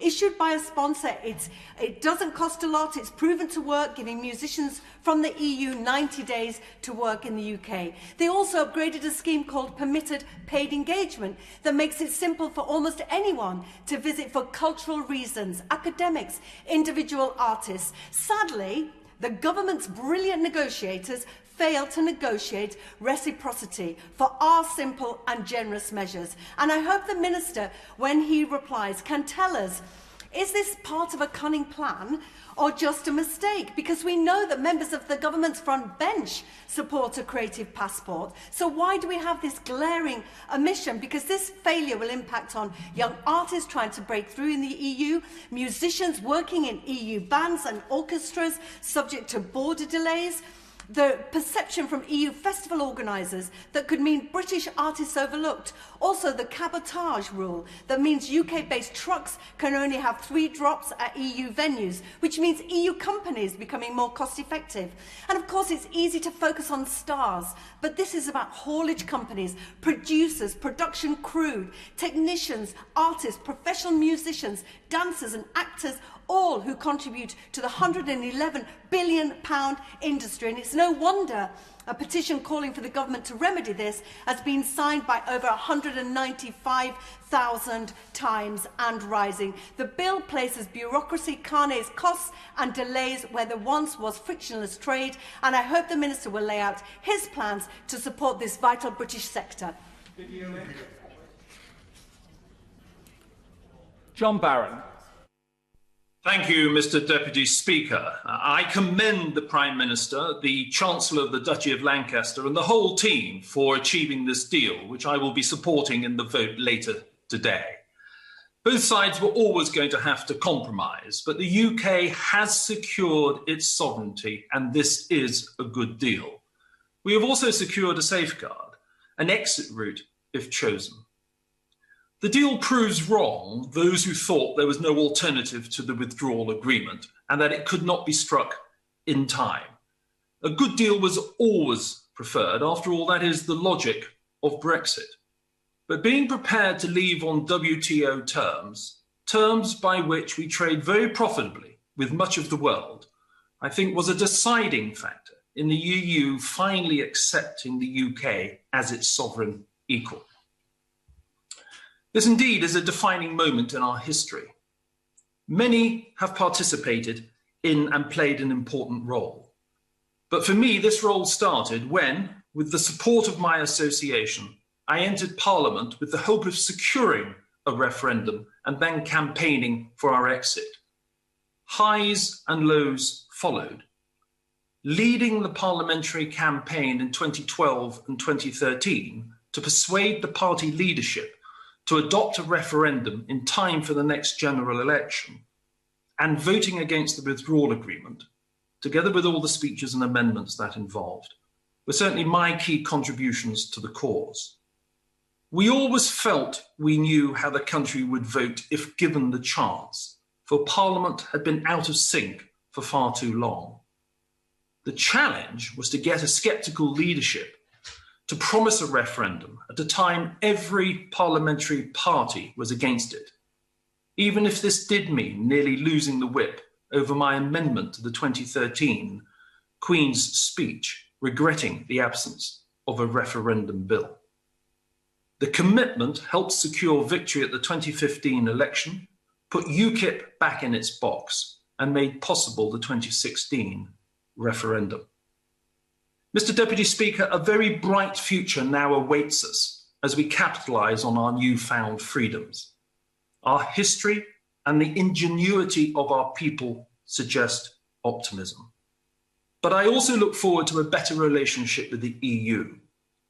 Our membership was always going to prove difficult, given the difference between us on trade and political integration. We can now focus instead on common agendas. The deal represents a fresh start, and I am hopeful the opportunity will be grasped. Thank you. Thank you. Video link. Daniel Zeichner. For the overwhelming majority of my constituents, this discussion brings no cheer. Confident, outward-looking Europeans, we genuinely struggle to understand why this country should want to turn away from our neighbours, to build barriers where there have been bridges. And it's an inescapable fact that in every sphere we'll be worse off next week than we are today. And we ask the obvious questions of the Brexiteers. They promised frictionless trade, failed. They promised the exact same benefits, failed. They promised it would be easy and simple. Well, here we are at the very last, having to rush through legislation. Because of course it's far from easy, far from simple. and it of course suits the Prime Minister who always fears scrutiny. In prioritising notional sovereignty over practical utility, he has made a fundamental error, and we've seen in recent weeks in Kent what the failure to achieve frictionless trade can lead to. In future, any disagreement with France can lead to the same chaos. Yes, we're notionally free, but it's a pretty empty freedom that leaves your streets lined with innocent victims trapped in vehicles without food or sanitation. Mr. Deputy Speaker, we have a poor choice today. Nothing, or to take the scraps that are on offer. Incredibly, some gullible members opposite, some who told the country that we hold all the cards, somehow think that their tests have been met. Well, let's take data, the lifeblood of modern economies. What's on offer? A reprieve for a few months while the EU considers a data adequacy application. Do they have to grant it? No, they don't. What is our recourse if they, as they are fully entitled to do, say no? Well, let's hear from the members opposite. I suspect you'll be a deafening silence, because answer is there none. The truth is we don't hold all the cards. Yes, we hold some, and hopefully sense will prevail and further agreements will be made. And that is my hope for the future. That bit by bit, sector by sector, we will rebuild that relationship that has been so damaged. And at this time, we'll do it by explaining carefully and by convincing the British people that sharing and cooperating with our neighbours is not surrendering something, but gaining so much more. That the noble vision of a continent united in peace and prosperity is worth striving for. And in no area is that more true than in science, research and innovation. And one of the opportunities is a pathway back into the hugely important Horizon Europe programme, important to the country, but particularly important to my constituency. We, of course, cease to have influence over its future direction. We have no seat at the table, no vote, and the payment mechanisms may well lead to perverse outcomes. That's the cost the Conservatives have inflicted on us. But we can participate, and that's worth having. And it's for that reason that I am willingly vote for this thin agreement today, only because it's better than nothing. It's a low bar, but it's a start, and with the prospect of new management for our country, Order. Just a few years ago, Video it's a link. start on the way to a brighter future. Video link. Good to see you. Owen Paterson. Mr. Deputy Speaker, thank you very much indeed for calling me to speak on this. Can I give my particular thanks to the technical staff who just reconnected me, having lost the connection. Mr. Deputy Speaker, this is the first time that I've spoken on any subject in the House of Commons since my wife's suicide at the end of June. And I would like to thank you, and particularly Mr. Speaker, and so many other colleagues who've sent extremely kind messages of support.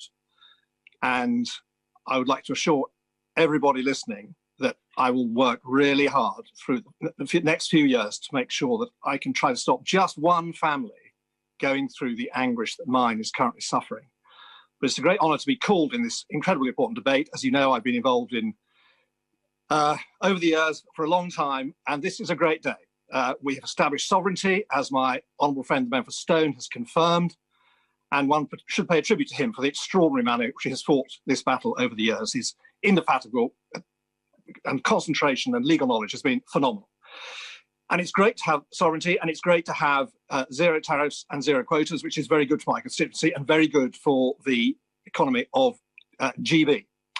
And I would like to order just a word of caution. I'm very pleased with this deal for GB, but I'm concerned that we have partnership councils, specialised committees, trade specialised committees, working groups.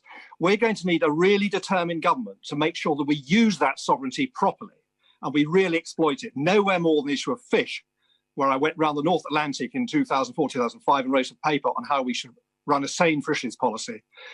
And it will take real political determination to get fish back in 5.5 years' time, when you think that, for instance, in the Channel, we're only going down on cod from 90.75 from 91. And we should be getting, they should be on 25%. That's according to zonal attachment. So we'll need real determination.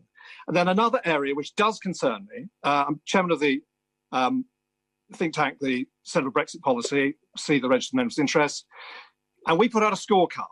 And GB, according to the legal gurus led by the member Stone, GB comes of it well. The worry for me, as someone who's shadow secretary in Northern Ireland for 3 years, the real secretary for 2 years, is that Northern Ireland fails. And we should remember the words of the noble Lord Trimble, who I spoke to a couple of days ago, he reminds us that Clause 1, Para 3 of the Belfast Agreement says it would be wrong to make any change in the status of Northern Ireland save with the consent of a majority of its people.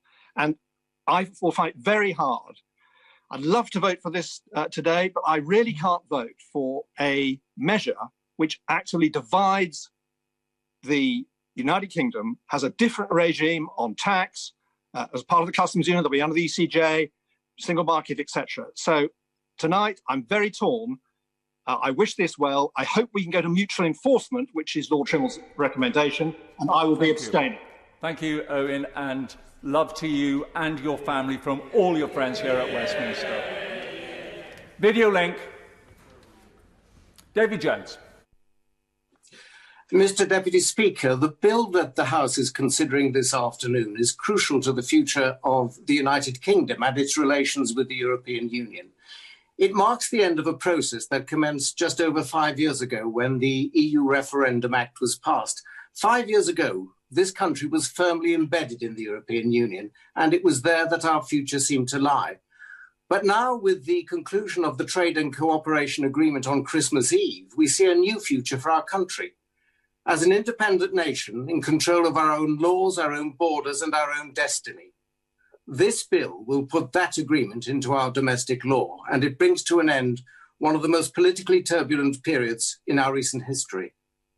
The agreement is, by any standards, a remarkable achievement and is a tribute to the clarity of purpose, political skill, and tenacity of the Prime Minister, Lord Frost, and the rest of the UK negotiating team.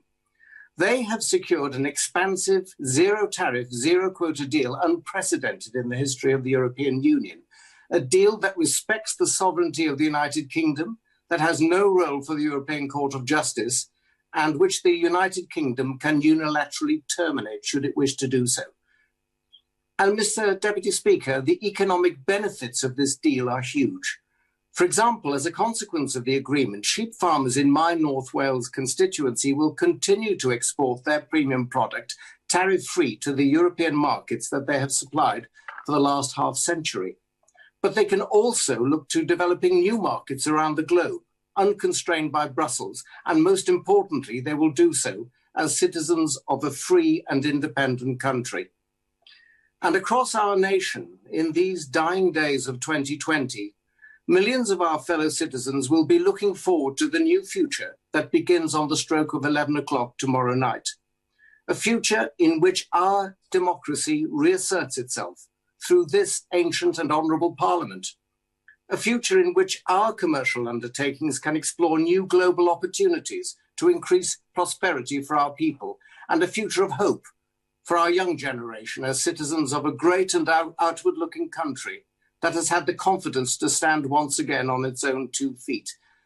Mr. Deputy Speaker, this bill is the catalyst for that future.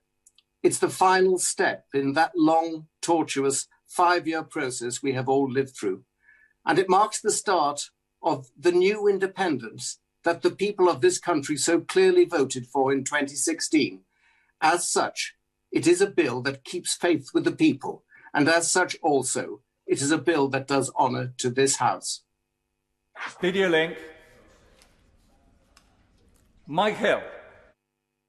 Thank you, Mr. Deputy Speaker. This deal is not perfect, and I'm voting for it out of duty to fulfil the promise made by myself to my constituents in 2 elections, and that is that I would do everything possible to facilitate a Brexit with a deal. This deal is by no means good for Britain's future and seems to encompass the worst elements of leaving the EU and the worst elements of membership of the EU. It is, however, better than the alternative on the table in this House today, which of course is to leave without a deal. Promises were made to various industries and communities across the UK, promises which have not been kept, a pattern this government follows with persistent familiarity. Brexit means many things to many people, but some clear promises from the Leave campaign to their supporters have now been proven to be worthless promises. The Prime Minister's brinkmanship has now left businesses with less than a week, with 2 bank holidays to prepare for the new relationship with the EU. It's simply not fair to those businesses and simply is not an adequate amount of time for many smaller businesses to prepare on top of COVID regulations. As far as fishing is concerned, the biggest sector sold out by this deal. The government promised UK fishermen a better deal than the one they got, and it's clear they've not delivered on that. And as the chair of the APPG on coastal communities, I have to say and emphasise that coastal communities are the poorest relations of our island nation, whether based around fishing, industrial regions or hospitality and leisure. Hartlepool, of course, is part of the Tees Valley and therefore central to the so-called green industrial revolution. And so on energy, I do welcome the commitment to Horizon 2020 and the scientific research funding, but the deal also adversely affects our important chemical industry.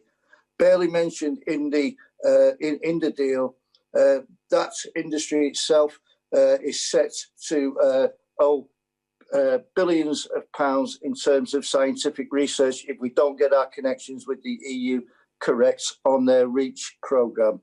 Mr. Deputy Speaker, there are many more things I would like to say about this deal and the grim prospects it brings for workers in particular. But as I say, a deal is better than no deal, and I will leave it at that. Thank you. Thank you very much indeed, Mr. Deputy Speaker. It was such a pleasure to see our right honourable friend, the member for North Shropshire, back contributing in the Chamber. Given the time available, I just want to make one simple point and reflection on what is an agreement that I think is underappreciated in terms of the ambition and the scope, embracing everything from energy and science to security.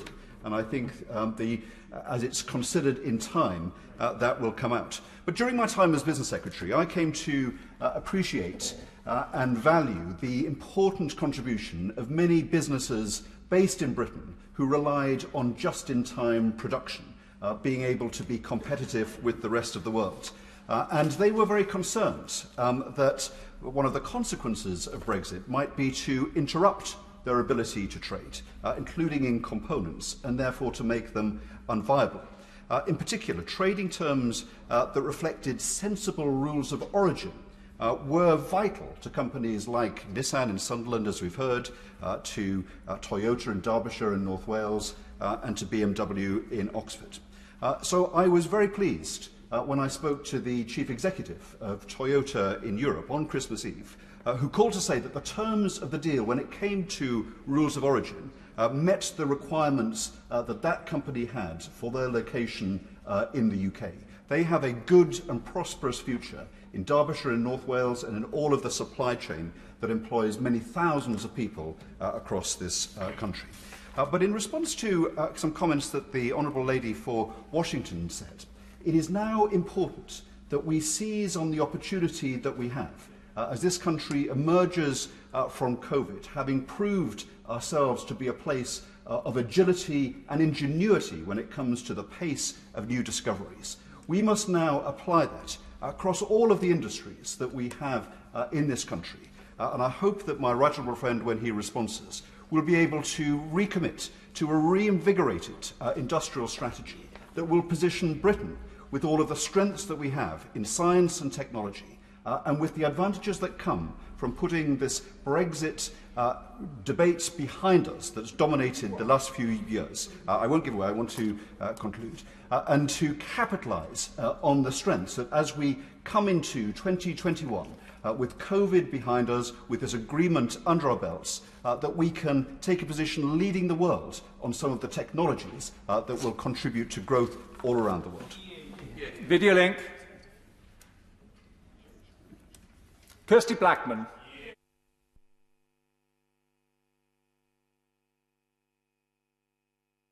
Steve, you're on mute. Try again. How's that? Can you hear me now?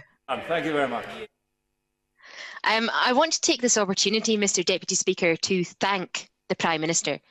In recent years, he has done more for the cause of Scottish independence than any other unionist politician. Support for independence has been increasing. 17 polls in a row have shown majority support for independence. Today's debate, today's propositions present a stark choice to the people of Scotland. The Prime Minister is offering this treaty and this Brexit. From the UK side, this treaty was negotiated on the basis of priorities decided by the Tories.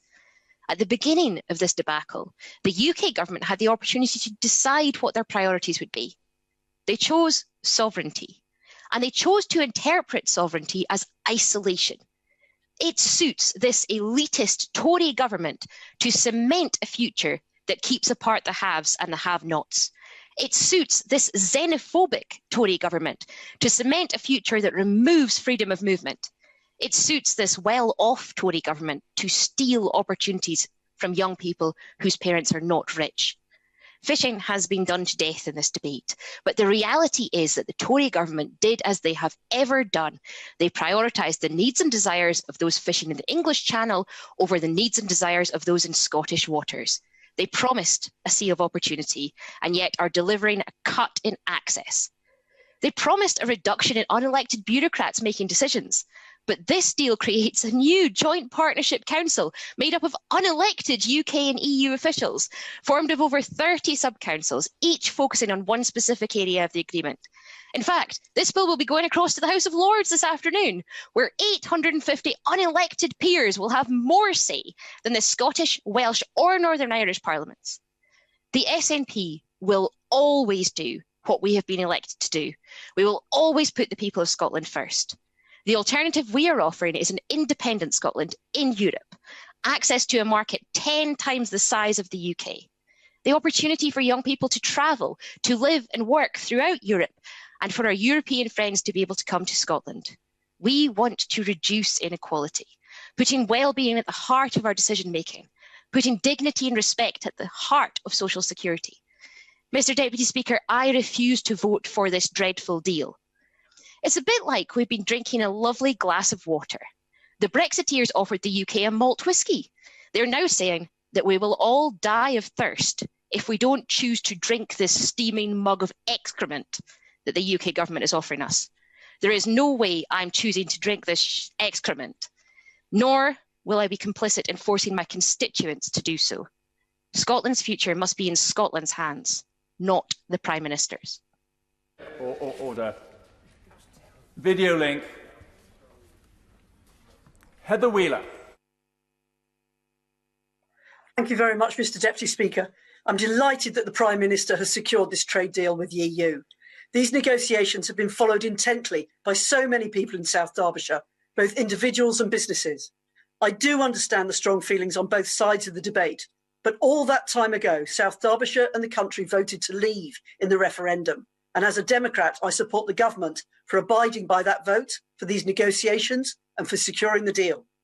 South Derbyshire is at the heart of our manufacturing Midlands. And as we've already heard today, we have the Toyota factory that exports over 80% of the cars made to Europe. My constituents also work in other great firms like Bombardier and Rolls-Royce and the supply chains to them. Making things matters to us. Exporting matters to us. So a good trade deal was crucial. And this is what our Prime Minister, Lord Frost, and the negotiating team have brought home for us. There had been lots of chatter out there that the deal didn't just need to be about free trade, but also needed to get into the deep detail about trade barriers, equivalence, rules of origin, and transition periods. Well, this deal has done that. I'm an optimist. I listened to my constituents and to the needs of local businesses and kept a steady stream of information, requests, updates and encouragement flowing to the negotiating team so that South Derbyshire's needs were represented at the table and we got what we needed. For the auto sector, no quotas. For rules of origin, we have a transition period of 5.5 years and no trade barriers. This is exactly what was needed and keeps our factories competitive and the cars flying off the production line. Even more importantly, this means that South Derbyshire Toyota factory will be in the best position ever to bid for the next generation car in a few years' time to secure work for the next 20 plus years. I'm hugely grateful for the phone calls and messages from Number 10 and the negotiating team for their assurances on these issues as the process was taking place and on its conclusion. So, Mr. Deputy Speaker, this deal is a good deal. It enables manufactured goods from South Derbyshire to be exported tariff-free, trade barrier-free. It allows our farmers to export. It allows managers of businesses to move freely around their European-based companies. It means we can drive in the EU without having to have an additional special driving licence. For UK passport holders already living in the EU, it allows for residency to continue. For holidaymakers, it allows for visa-free travel. In the more niche area of exporting, such as organic farming, it allows for equivalence and continued unfettered exports. Thank you to the Prime Minister, my friends at Number 10, Bayes, DEFRA and the Treasury, who have all helped, who have listened to my views and the views of those of South Derbyshire businesses and residents. And to finish, Mr Deputy Speaker, for my constituents who have had so many concerns, this deal's put it to bed. I say rejoice, Mr Deputy Speaker.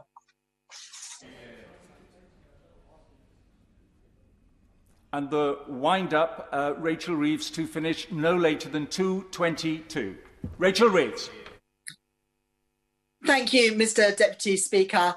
While I am pleased to be able to close this debate today, I'm sad not to be in the chamber of the House of Commons. But like so many, someone in my family has COVID, and so we are having to self-isolate. Compared to many, I know that I am lucky.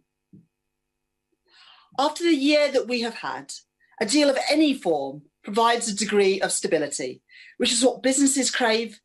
It's what our whole country craves. So despite the limitations of this deal, for all the things that Labour would have done differently, for all the things that Labour will do differently in the future, we will vote to implement this treaty today. Because the alternative, the chaos of no deal, is not something that any responsible government could facilitate, and neither could a responsible government in waiting. I strongly believe that almost every honourable and right honourable member want this treaty to come into international law today. So let me say to all members, including in my own party, we are not indifferent to the outcome of this vote today, so we should vote accordingly. Because here we are, on the 30th of December, and tomorrow trading relationships that have served us well for decades will expire. It is not about whether you wanted to remain or leave. It's not about whether you think this deal is good enough. We know that it isn't. But voting for this deal now is the only way to avoid no deal. Let me turn to what this deal does for our economic prosperity, because while we will vote for this bill later, we are fully aware of its limitations and will hold the government to account for them. For farmers, for car makers, for our chemicals industry, all face extra delays, costs and bureaucracy in taking their goods to European markets. Few will thank the government for the gift handed to them on Christmas Eve, wrapped up in £7 billion worth of bureaucracy, tied with the red tape of over 200 million customs declarations. And over 80% of our economy is made up of services, yet not one of the 1,246 pages of this treaty gives any additional opportunities for those sectors. How has that come to be? Mr. Speaker, the EU have a trade surplus with goods with us, and they fought to keep it. We had a trade surplus on services, and this government has done nothing to protect it. And the failure of this Conservative government to stand up for our cultural industries is as unforgivable as it is inexplicable. As Tim Burgess and many others have rightly said, so many British performers will now face huge added costs and barriers to tour and showcase their talents all across Europe. And as I have been saying for months, the reality of poor preparations will bite hard. Our ports are underfunded, our hauliers go unheard. The 50,000 customs agents that the government promised that they would deliver are not in place. The Tories have had 4.5 years to get ready for this moment. Their incompetence must not be allowed to hold our great country back. In recent days, the Chancellor of the Duchy of Lancaster has also claimed that the end of the transition period will mean that a Tory government can now tackle inequality and injustices. But let me just say this, Mr. Deputy Speaker. It was not the EU that created the bedroom tax, the need for food banks or slashed funding for social care. The Minister need not look to Brussels for someone to blame, but to the Tory governments that he has served under for the last 10.5 years. In a few moments' time, this House will divide. And despite all of our reservations, There are now just two paths ahead for our country. Down one is the Prime Minister's limited and unimpressive deal with the European Union. But down the other is the chaos of ending the transition period with no deal at all, which would mean substantial tariffs and barriers to trade, and no agreement on security cooperation. There is no other option now, and to abstain is to fail to choose, to suggest somehow that we are indifferent between these two paths before us. I am not. I don't believe other members are either. This is Johnson's deal, where neither option is ideal. But a limited deal is better than no deal at all, and it is a foundation upon which we can build. So Labour will choose the better of two paths, for businesses, for workers, for trade unions, for jobs, and for our security too. We are not this deal's cheerleaders. Far from it. This is the Prime Minister's deal, and he and his government will own it, and we will hold them to account for it. And that's why my right honourable friend, the member for Holborn and St Pancras, and myself have tabled 7 amendments today to show how Labour would do this differently and build on the deal. These cover the economic impact of the agreement, our lack of access to the Schengen information system, on protecting worker and environmental standards, on the Erasmus programme, and on performers and artists' permits, on the duty of the Trade and Cooperation Agreement Partnership Council to report to Parliament, and crucially, on support and information for businesses. Mr. Speaker, this is an important day, but Labour is thinking about tomorrow. We are firmly focused on making this the best country for all of our citizens. Wherever you live, whatever your parents do, whatever school you went to, whatever your talents and ambitions, we will back you all the way. This must be the country where you can look forward to starting your career, developing your skills, creating and growing your businesses, locating your jobs in our towns and cities, and trading around the world. That is our ambition for the talent of Britain, and we want to share it with the world. Throughout these negotiations and preparations, the Tories have brought chaos where the country craves stability. They sought to break the law. Labour will uphold it. They seek to break alliances where we will forge them. That's the way to project our values and stand up for the UK's national interest. Ursula von der Leyen found solace in the words of T.S. Eliot last week. As we look to bring our country together, to write a new chapter in our story, I turn to the words of Franco-Polish scientist Marie Curie. She said, "Nothing in life is to be feared. It is only to be understood. Now is the time to understand more, so that we may fear less." Mr. Speaker, it is important that this bill passes today, as limited as it is, because no deal is no solution for our country. We vote on the foundations of a deal that Labour will build on. Though we have left the EU, we remain a European nation with a shared geography, history, values, and interests. The job of securing our economy, protecting our National Health Service, tackling climate breakdown, and rebuilding our country has only just begun. We now come to Minister Gove. Thank you very much, Mr. Speaker. It's a real pleasure to follow the Honourable Lady, and while we do disagree on much, she gave a characteristically thoughtful and punchy speech, and she's a great credit to her party, and I wish her and her family well as they wrestle with COVID. Can I also thank you, Mr. Speaker, the staff of the House of Commons, and everyone who's allowed us to come back for this debate today. Can I also thank the negotiators on both sides who concluded this historic agreement, Lord Frost and his team, Michel Barnier and his. And can I also thank the thousands of civil servants who've been working for years now in order to bring us to this moment. I also want to thank everyone who spoke in this debate, 59 members. I want in particular to pay tribute to those who've been arguing for our sovereign future outside the European Union for many years now. The members for Stone, Chingford and Woodford Green and North Shropshire in particular. And again, our heart goes out to Owen and to his family. I also want to thank those who argued in the referendum that we should remain in the European Union, but who in this debate gave considered and thoughtful speeches and their support for the deal in front of us and clear pointers for the way forward. The members for Winchester and Huddersfield, Tunbridge Wells and Worley, Leeds Central and Tonbridge and Malling all made impressive speeches recognising the importance of democracy. And democracy is why we are here. More people in the 2016 referendum voted to leave the European Union than have ever voted for any proposition in our history. And now, 4.5 years later, we can say that we have kept faith with the people.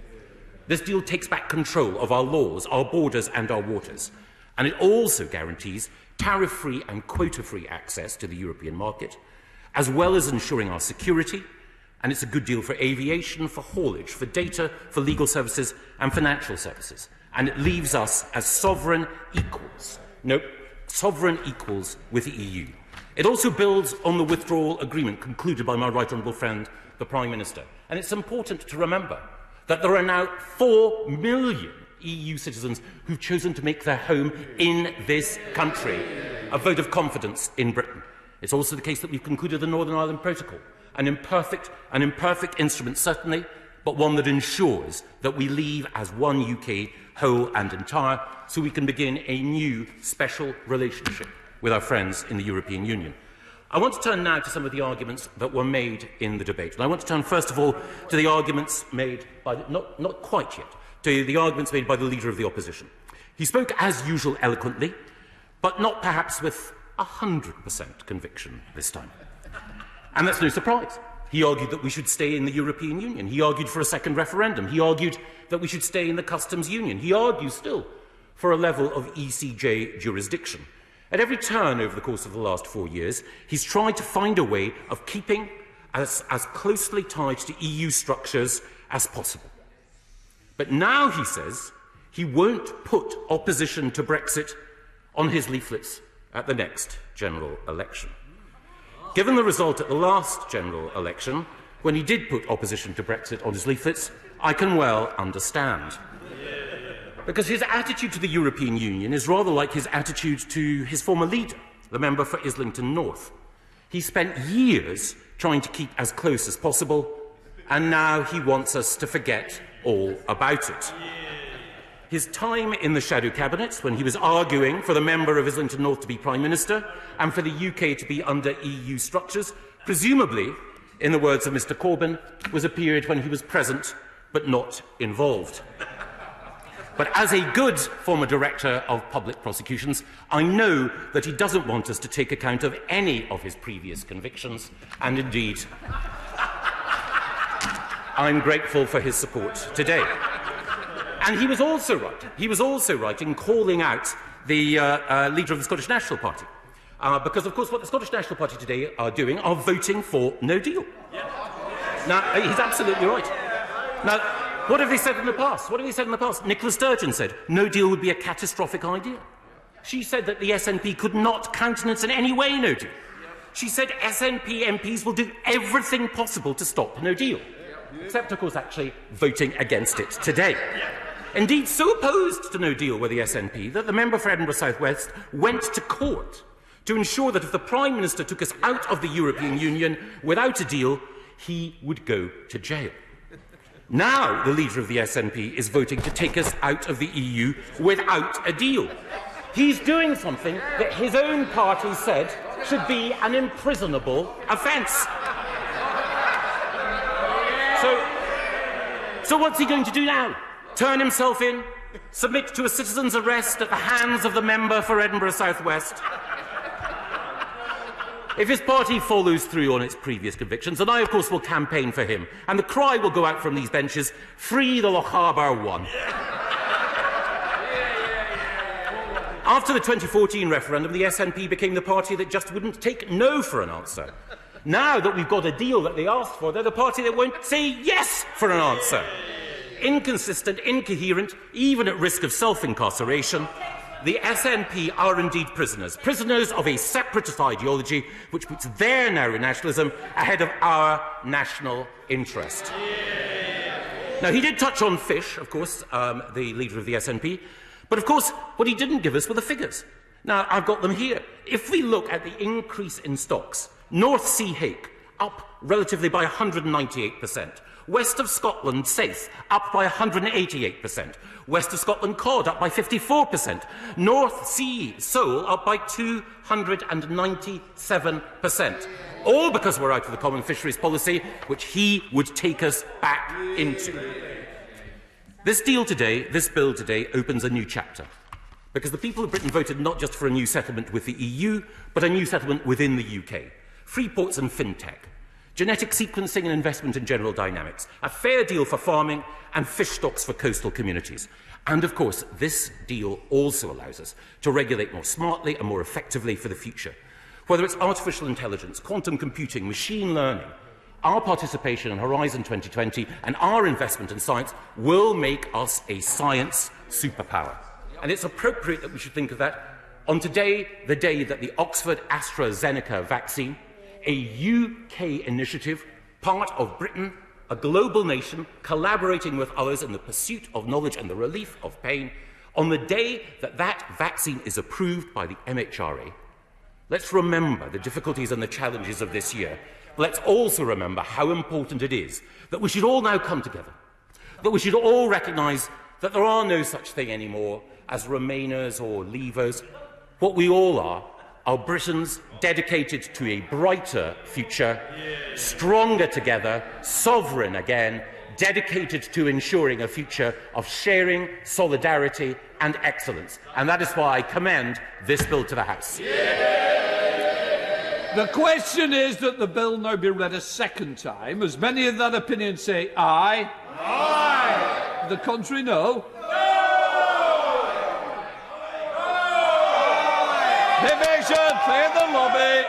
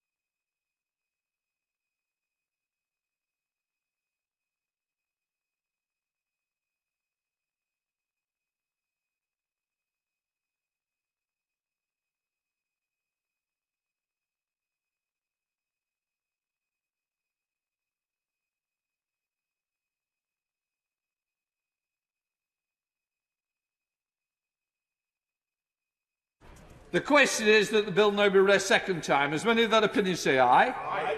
The contrary, no. No. Tell us for the ayes, Mark Spencer and James Morris, and for the noes, David Linden and Owen Thompson. Thanks, folks.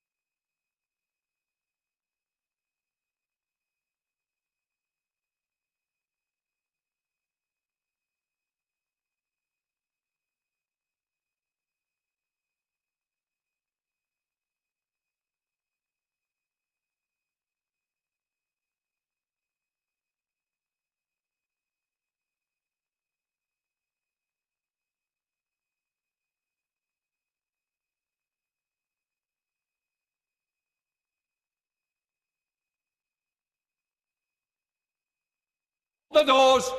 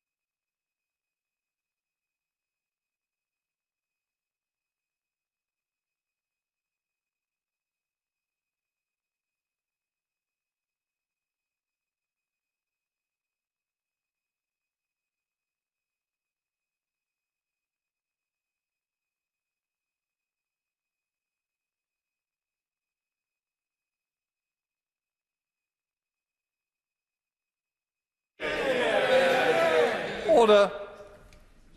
The ayes to the right, 521. The noes to the left, 73. The ayes to the right, 521. The noes to the left, 73. The ayes have it, the ayes have it. Unlock. Thank you, Liam. We now come to the money resolution to move formally. I beg to move. The question is, as on the order paper, as many of that opinion say aye. Aye. The contrary, no. I think the ayes have it, the ayes have it. We now have the Ways and Means motion to be moved formally. I beg to move. The question is, as on the order paper, as many of that opinion say aye. Aye. The contrary, no. I think the ayes have it, the ayes have it. Under order of the House today, we now move to the Committee of the Whole House. Okay, thanks. Thanks, folks.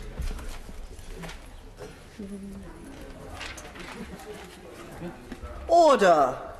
Clerk to read the title of the bill. European Union Future Relationship Bill.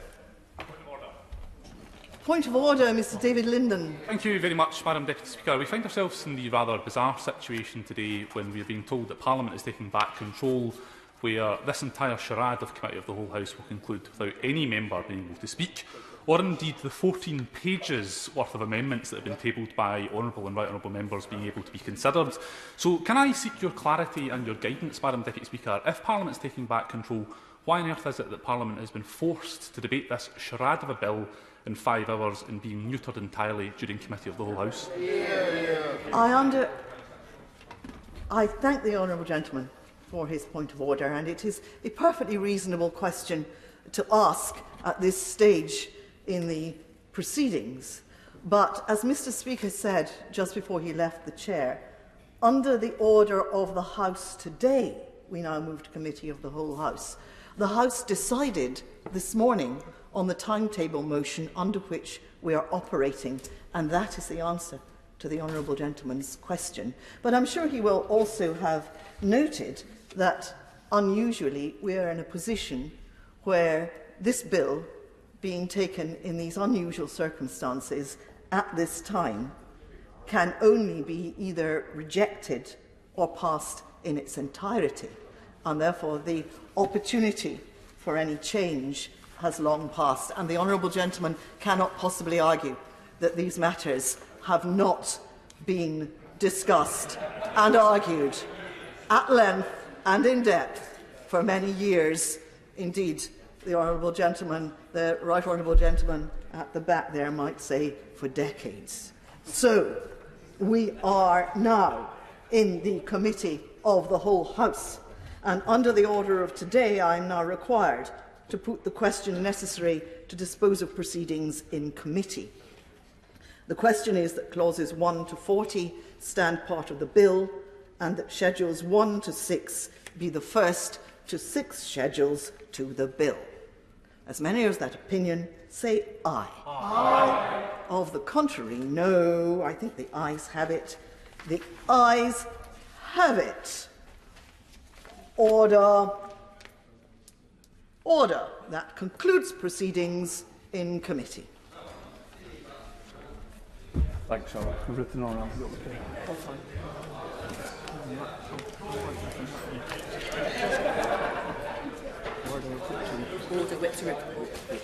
Okay. Order. That concludes proceedings in committee. Order. Whip to report. I'm just going to deal with the whip report, then I'll come back. I beg to report that the committee has gone through the bill and directed me to report the same without amendment. A point of order, is it? A real point of order. Just... Speaker, on a point of order, can you clarify the last time that Committee of the Whole House sat for a mammoth 4 minutes? Obviously it's not. Right. Order, we now come to third reading. Please consent. Who's going to nod? Michael? Michael? Nod? Marvellous. Under order of the House today, I must now put forth with the question on third reading. The question is that the bill now be read third time.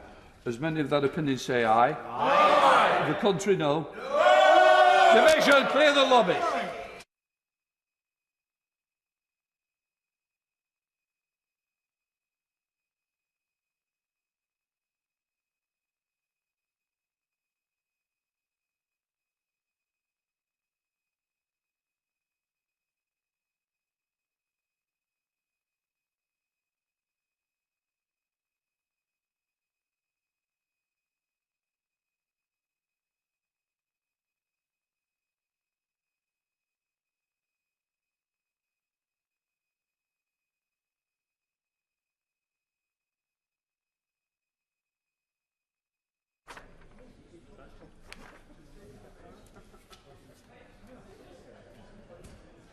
Folks. Come on, Mike. Under order of the House today, I must now put forth with the question on the third reading that the bill now be read third time. As many of the opinion say aye. Aye. The contrary, no. No. The tellers for the ayes, Mark Spencer and James Morris. For the noes, Owen Paterson and David Linden. Thompson. Owen Thompson.